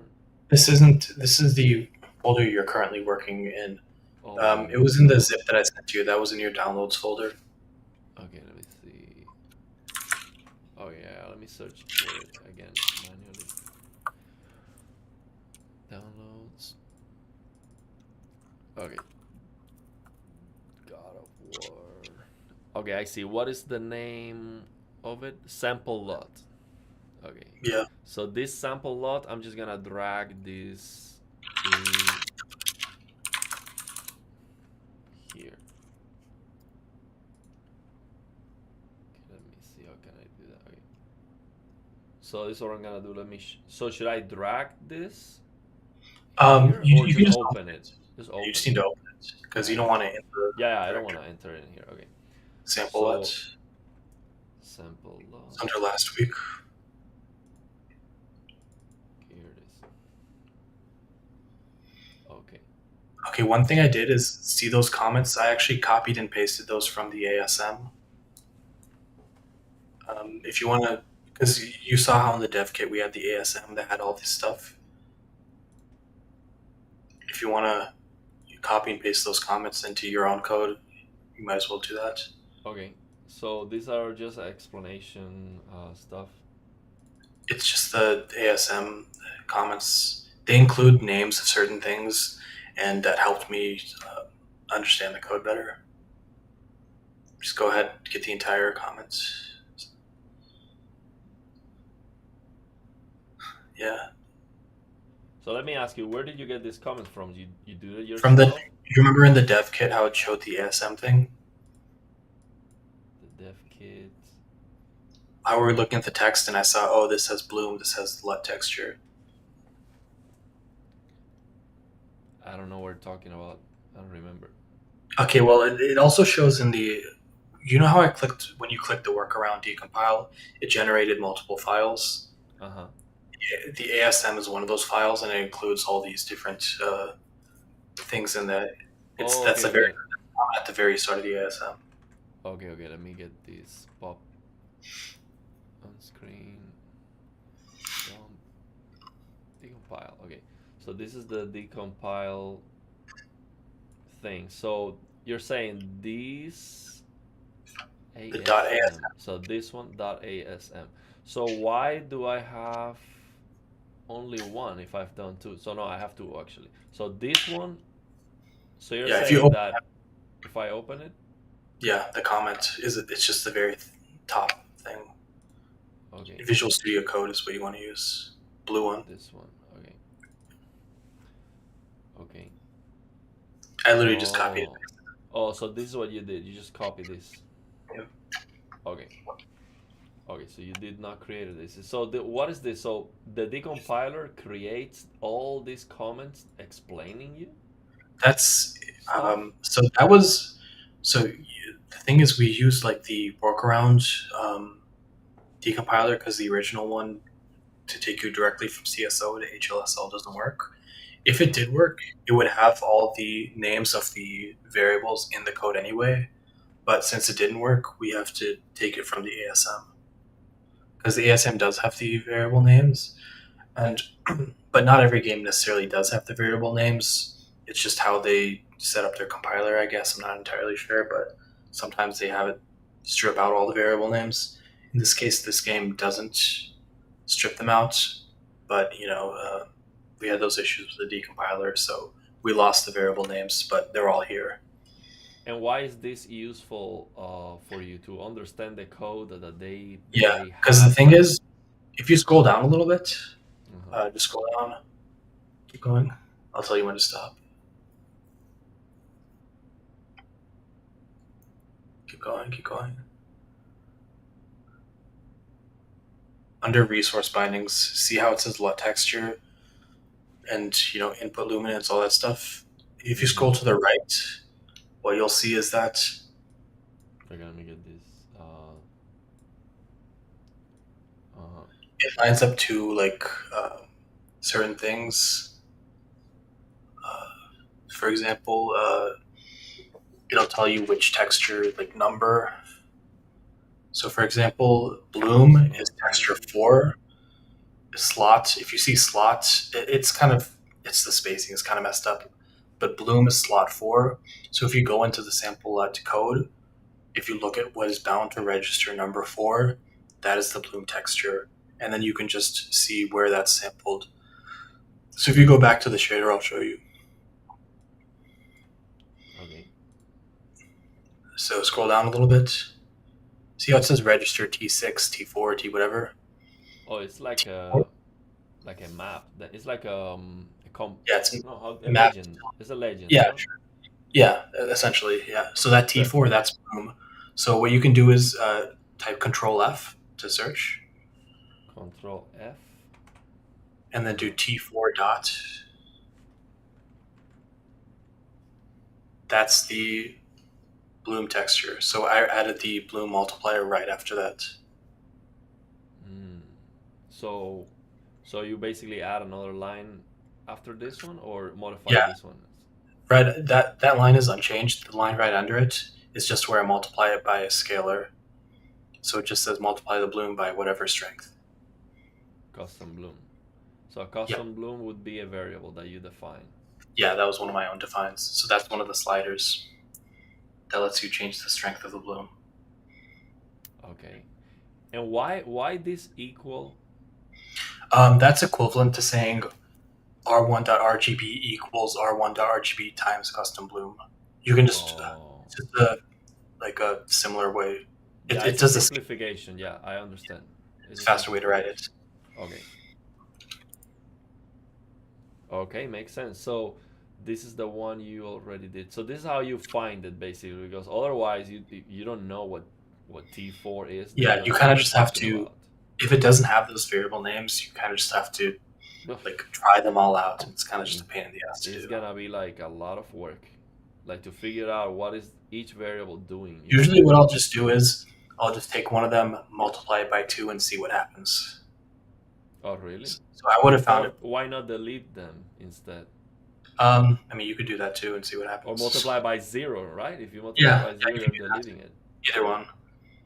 Okay, Well, usually I'll multiply by like 100, so it like has a big difference. I can a immediately big see. difference. Okay, Yeah. okay. So this is the code you did already. This is Yeah. fixed. So are we gonna do the same work from the bottom to top, or we're not changing that many things here anyway? So we're just Um, gonna change the lot. yeah, we changed the LUT and add the bloom, and I think those are the only changes I made. Oh, I also Okay. added some more sliders, but yeah, it's fairly simple.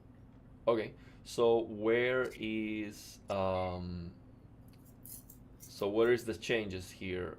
Did you So add a the first thing couple? I did was obviously add the very comments at the top. Then the second thing I did was add the include statement to include share.h. Then actually, it's best if I show you if you start from the bottom because remember how the decompiler didn't work properly for like the very last line in the code. Go back to the shader that I wrote. So See this how I is added that at the end? I added the actual name of the thing, if like the UAV is what it's called. I took that from the ASM, the real name. I could have just wrote it as U9, but I instead just decided to take the actual name. what are we talking about? What is that UAV? What is that? UAV is the right before O0.w equals 1, Uh huh. the resource tables thing that is saving um, the value that's in R0.z to the UAV, which is like a, what is it called, unordered access view.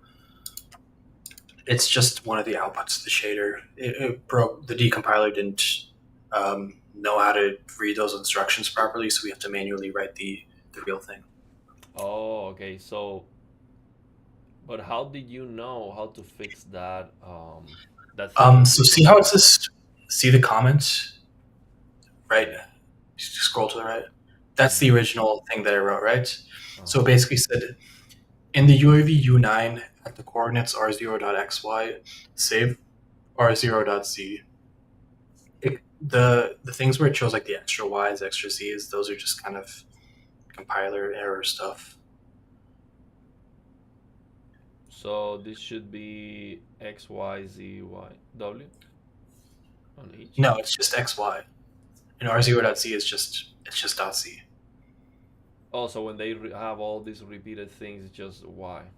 Yeah, that's usually how So it goes. that causes the issue with the compiler. Yeah, that might be why it's breaking. I'm not entirely Okay. sure. So then why? How do you know? Do you have to write this instead?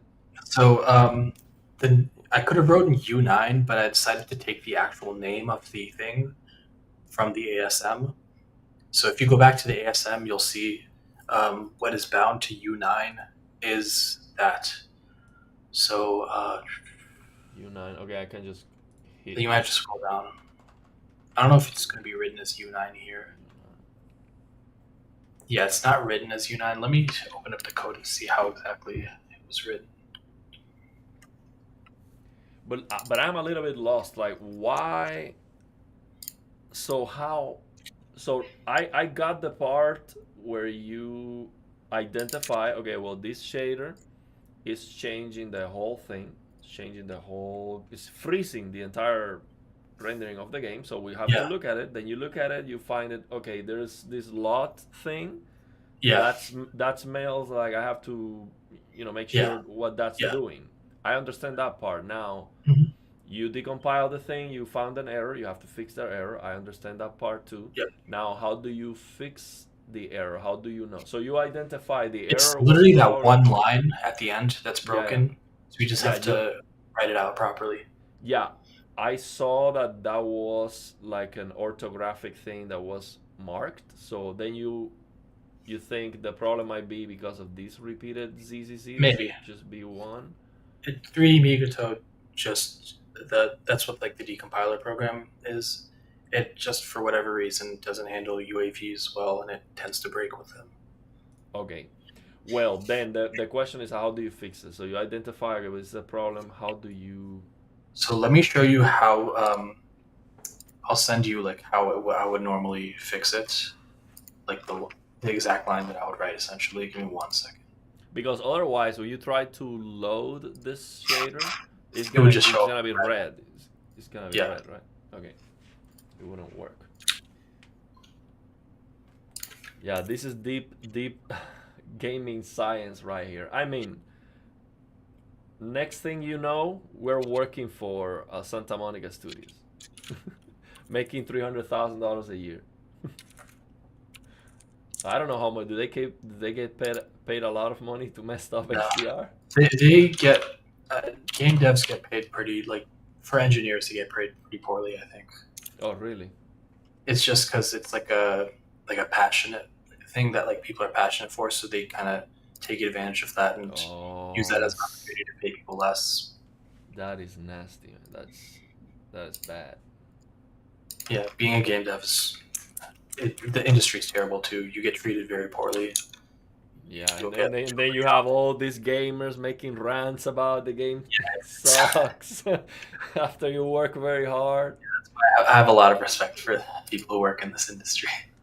Yeah, And let me send you how I would like normally write it out. I send it to you on StreamYard. yeah. Okay, let me check that.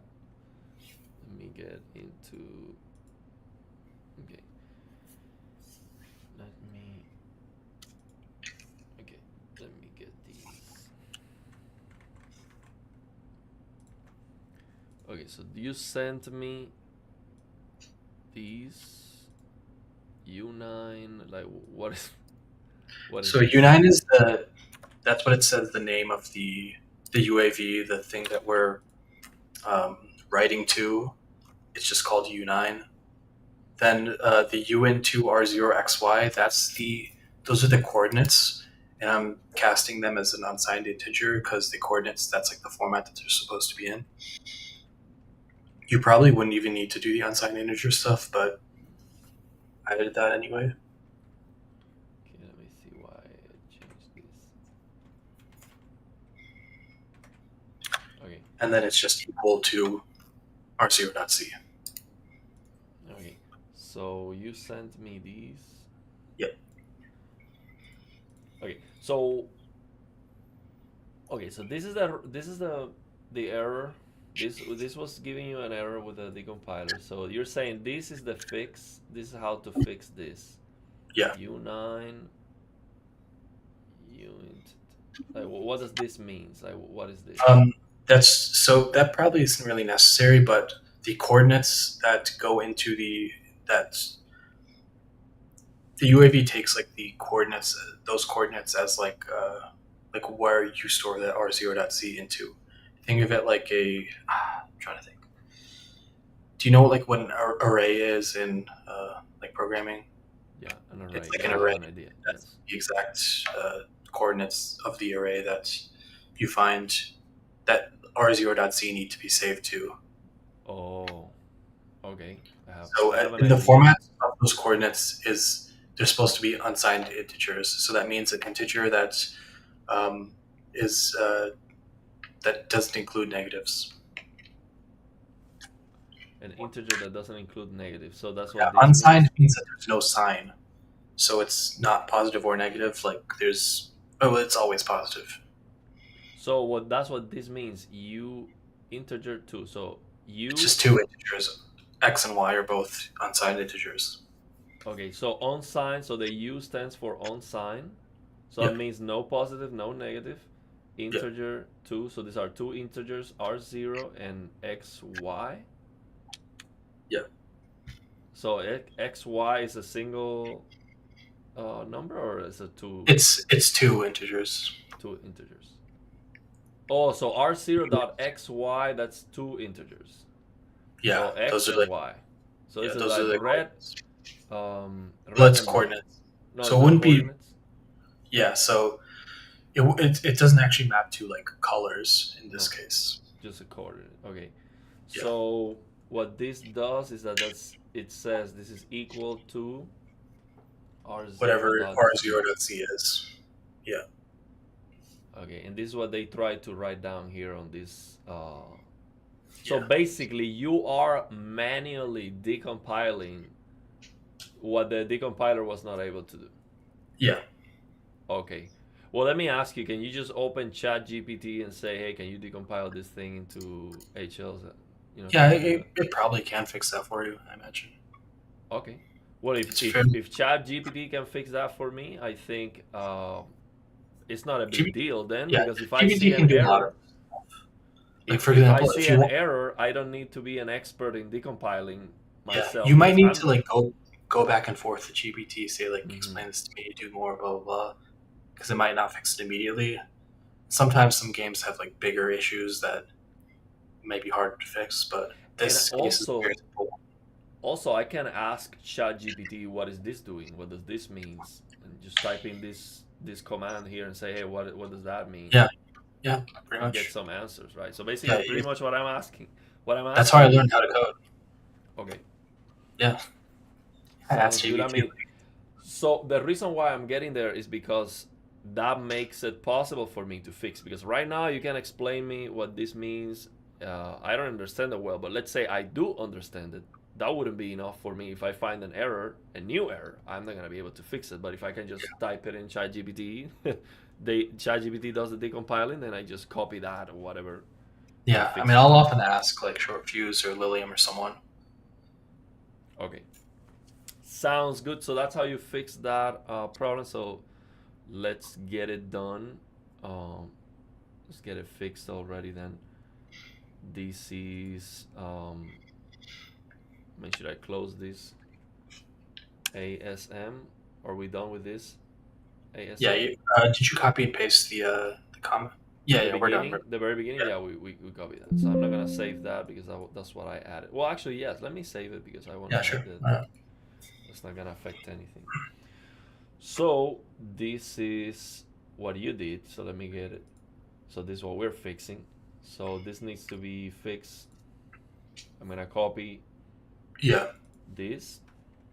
I'm gonna copy this here. I'm gonna replace this thing, right? Boom. Now I yep. still have these. Yeah, because it didn't actually declare that, so you have to go back up Mm, and this is declare that variable in the first place. So Control okay. S, Okay. always save in between, so you don't.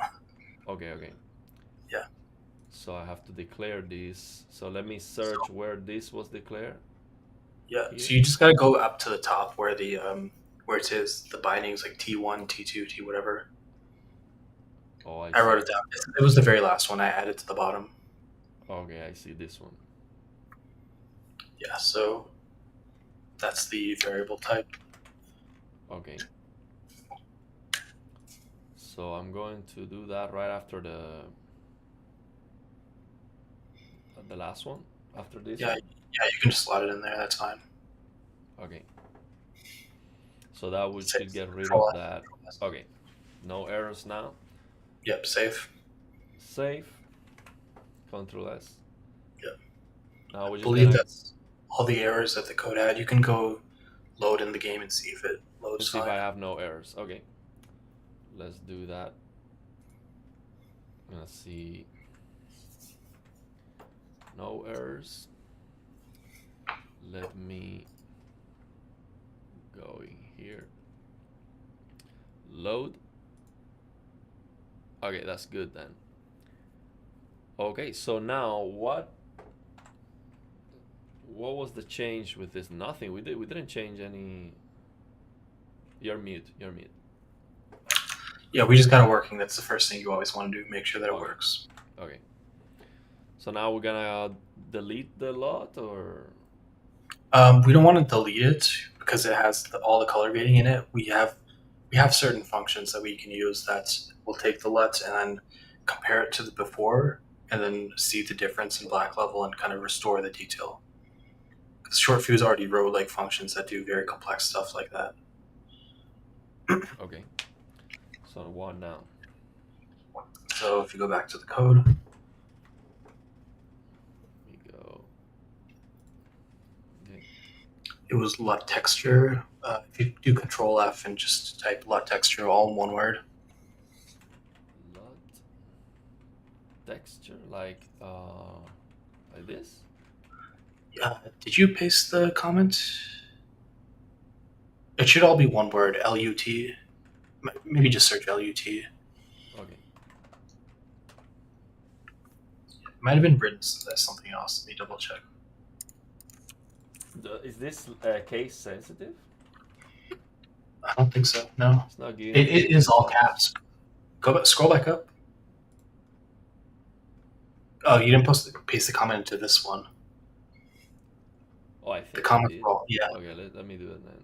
I think I thought I did, but I guess I don't know. Maybe you didn't save. is there a better way to copy other than doing this? Can I use the shift, or Maybe I don't know. Maybe like shift page can I down or something. triple click the first one, triple click, and then I don't know. down? Let's see, shift. Yeah, that works. Okay, yeah, that works. So I'll copy this at the very beginning, um, here. Yeah, sure. Wherever you want. Boom. So this, why is this? What are we gonna do now? Search for Search for lot. LUT. Okay, We have it right here anyway. It's the fourth line. this one. So if you scroll to the right, you'll see the HLSL bind. It should say zero T0. I So believe wait. You know it's the fourth line because it says here float four. yeah, but if you keep going past format, past the dim to the HLSL bind, it'll say T0. Like to the right. If you just keep scrolling to the right, go back to the see how it Okay. maps to T0. So that's the LUT texture T0. So you're saying this thing is kind of here messed up, like the alignment. Yeah, the alignment's messed up, but So it's how if do you you just know? You count from the outside, right? So you say, okay, well, this one is the count, T0 is the bind, yep. HLSL is 3D. HLSL bind is one thing, then dim is 3D, format is float 4, and then type is texture Okay. So what are we looking for here? We're looking for the T0. bind. That tells us that that's like the variable name in the code now. It'll be T0. Okay. First thing we want to do, the bloom comes first. That's earlier in the code, so why don't we change the bloom first? Okay. So the So bloom. bloom was T4. We already looked at that. So if you just go Control F and find T4. Okay. Control F, T4. There's 40 of them. Oh yeah, because it's right here on the. Do T4 dot so you can find the dot sample. Oh, so okay, good. Yep, that's the bloom texture. Okay. And all I did was just multiply that. So we're gonna do. Let me see what you did here. Let me search here T4. So you did this line, right? Copy this line right here at the bottom. Yeah. Now, if you just want to see that in action, So I have to define this. you have to do include shared.h. You forgot to do that one at the Include. top. Remember the include statements? Oh yeah. This. Yeah, Yeah. So this is the library that we have. yeah, that links to all this stuff. Okay. So right after the comments, Yeah, I have to include this. Oh wait. Control V. You do I press Control V. Control B. What does that do? It Control opens B the left pane. opens what? The left pane, Okay. like or and all that stuff. You can press Control B again to close. Yeah, the thing is because I have this keyboard that I have to turn on the RGB lighting and I turn Yeah. it off to see it. So yeah, So I'm Control like in S. keyboard, you cannot see anything here. Control Control S. S, save. Okay, Control click on share.h real quick. It'll take you back to it. Now, if you want to test if Bloom is working, set it to like 900 and see how it changes the image. So Custom we're in Bloom. Bloom right here. So change it to what, 900? Yeah, I don't know, something super high just so you can see that it's working. Okay. Control S So to save. You gotta save it always. okay, All right, then if you go into the game and then, and just load. yeah, So here, load shaders. Boom. yeah, Okay, yeah, exactly. that's working. Go back and then So set it to 1 and then load again so you can, if I set it to 0, I just delete it. yeah, pretty much. Okay, let's see if that works. Did you save? You gotta save. Oh yeah, I have to save. Okay, I have to save. No, let's go here. So that bloom is wild. So let me load. Boom, 0. Yep, that worked. So we have that bloom working now. Let's see what else. Now we're gonna take care of the LUT.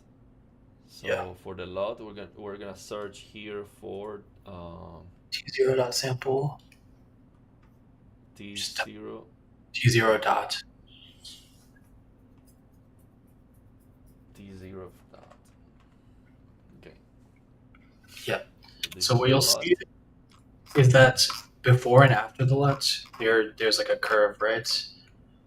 That curve is encoding into a format called RE log C800. And then, so they're encoding into that format, sampling the LUT, decoding out of the format. That's kind of how it works, right? That's how you, because the LUT takes a certain format in it. Because if you sample LUTs in linear space, you're not kind of efficiently using your bits of data. So you convert it to like a different format. So for example, you can have like a PQ LUT, an RE LUT, a gamma LUT. In this case, it's REC800 is the format. The reason I know that is just by looking at the numbers and then seeing in Short Fuse's own code, he has like REC800 LUTs as their own thing. So I don't understand anything you said. Basically, you have to encode in a format for that specific LUT has a format that it's encoded in, right?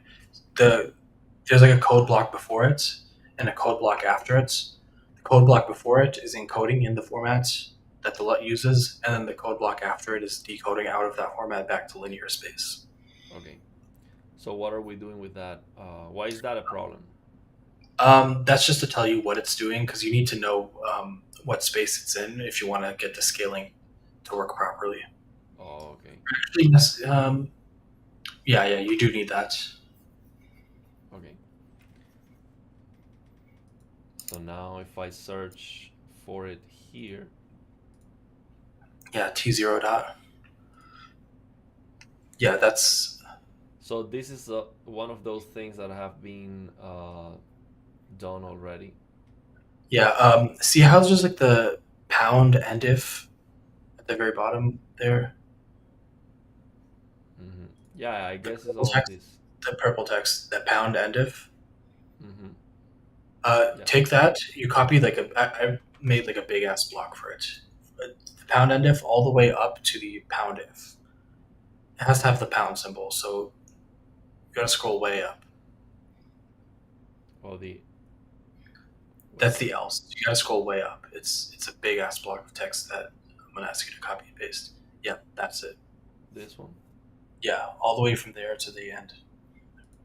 So let me ask you: is this okay? Let me see if I understand. So all of this you didn't type in all this. So this was already created by Short Fuse, or it is on the library.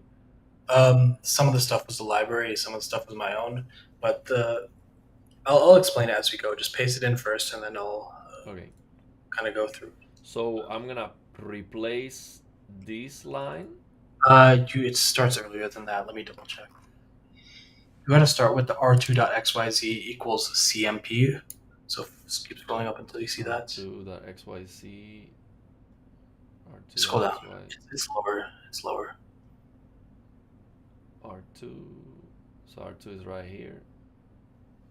It's the CMP line. It's lower. CMP. Okay, this one. Or It starts there, uh-huh. and then it ends with um, R1.xyz equals max float 3000. So it's way, you gotta keep scrolling down.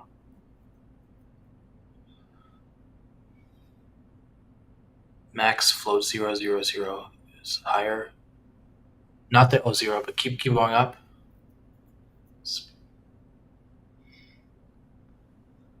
Uh, It's higher. It's just this one. R1.xyz equal max flow 3000. um, and does it say R3 in the? Yeah, that's it. That's it. So you Mm-hmm. paste in that So, entire. but wait, before I do that, so all this stuff that we are replacing, this is like why, like how do I figure this out? Like how do you know this is wrong? You're replacing this. You just have to find. You just have to look at the numbers and then compare it to Shortfuse's code, and then you'll see. Oh, okay, this is like the first line of the LUT sampling. You just gotta like look at his functions and then see the numbers. That's kind of it. So you're saying look at your fuse's code. For if you go to uh, if you open the Explorer, I can show you where it is. Okay. Me. Control B. Oh, actually, no, you don't need to do that. Sorry, go back. Stay here in this file. See where it says decode, log C C800 decode in this file that you have open right now. Decode It's in the text of the code. text of the code. Oh yeah, just Yeah. to yeah. But the thing is, I didn't want to click out of it because we already selected it. But Just that's right okay. click to. I mean, you have it copied, right? No, I have not copied it. So. The thing is, if You I just copy right it, it's click. gonna go away. So the thing is, so you're saying you're comparing what Short Fuse did with what? Like specifically, what are we fixing here? With what is this part? Where so I'm basically making it so that we can take a bunch of big ass lines of code, like 20, like 10 lines of code, and compress that down to one, because the entire function short fuse has written out already, and that'll make it a lot cleaner and easier for us to understand what's happening. For example, Okay, like when short fuse does the function log C800 decode or encode, that is like 10 lines of code a year. okay. So what you're saying is that you identify that you can replace all of this with what Short Fuse did because this looks similar to what the Because Short it is Fuse the code function. is. Those are the functions for first part is so before the T0.sample level, that is the function log C REC800 encode. Then you have the sample function level, that's the sampling texture. Then everything after it is the decode, basically. Okay, so you when you look at this, you identify what this is doing. So what is this doing? It's What is encoding it into the formats. Like RE is like they make like cameras. They have like a format that's so basically, the way a LUT texture works is you have to have everything into the 0 to 1 range. Then you sample the texture, and those coordinates map to like the input to the LUT. The input coordinates are the colors that you have, and then those map to whatever output colors they decide based on the LUT. I don't know if I'm yeah, explaining it I well. have an idea what a lot is. So by looking at this, you identify that this is the lot itself. So that the lot is all this stuff. And what you're Yeah. doing is you're replacing this lot with the one that Short Fuse did, which is going to accomplish what?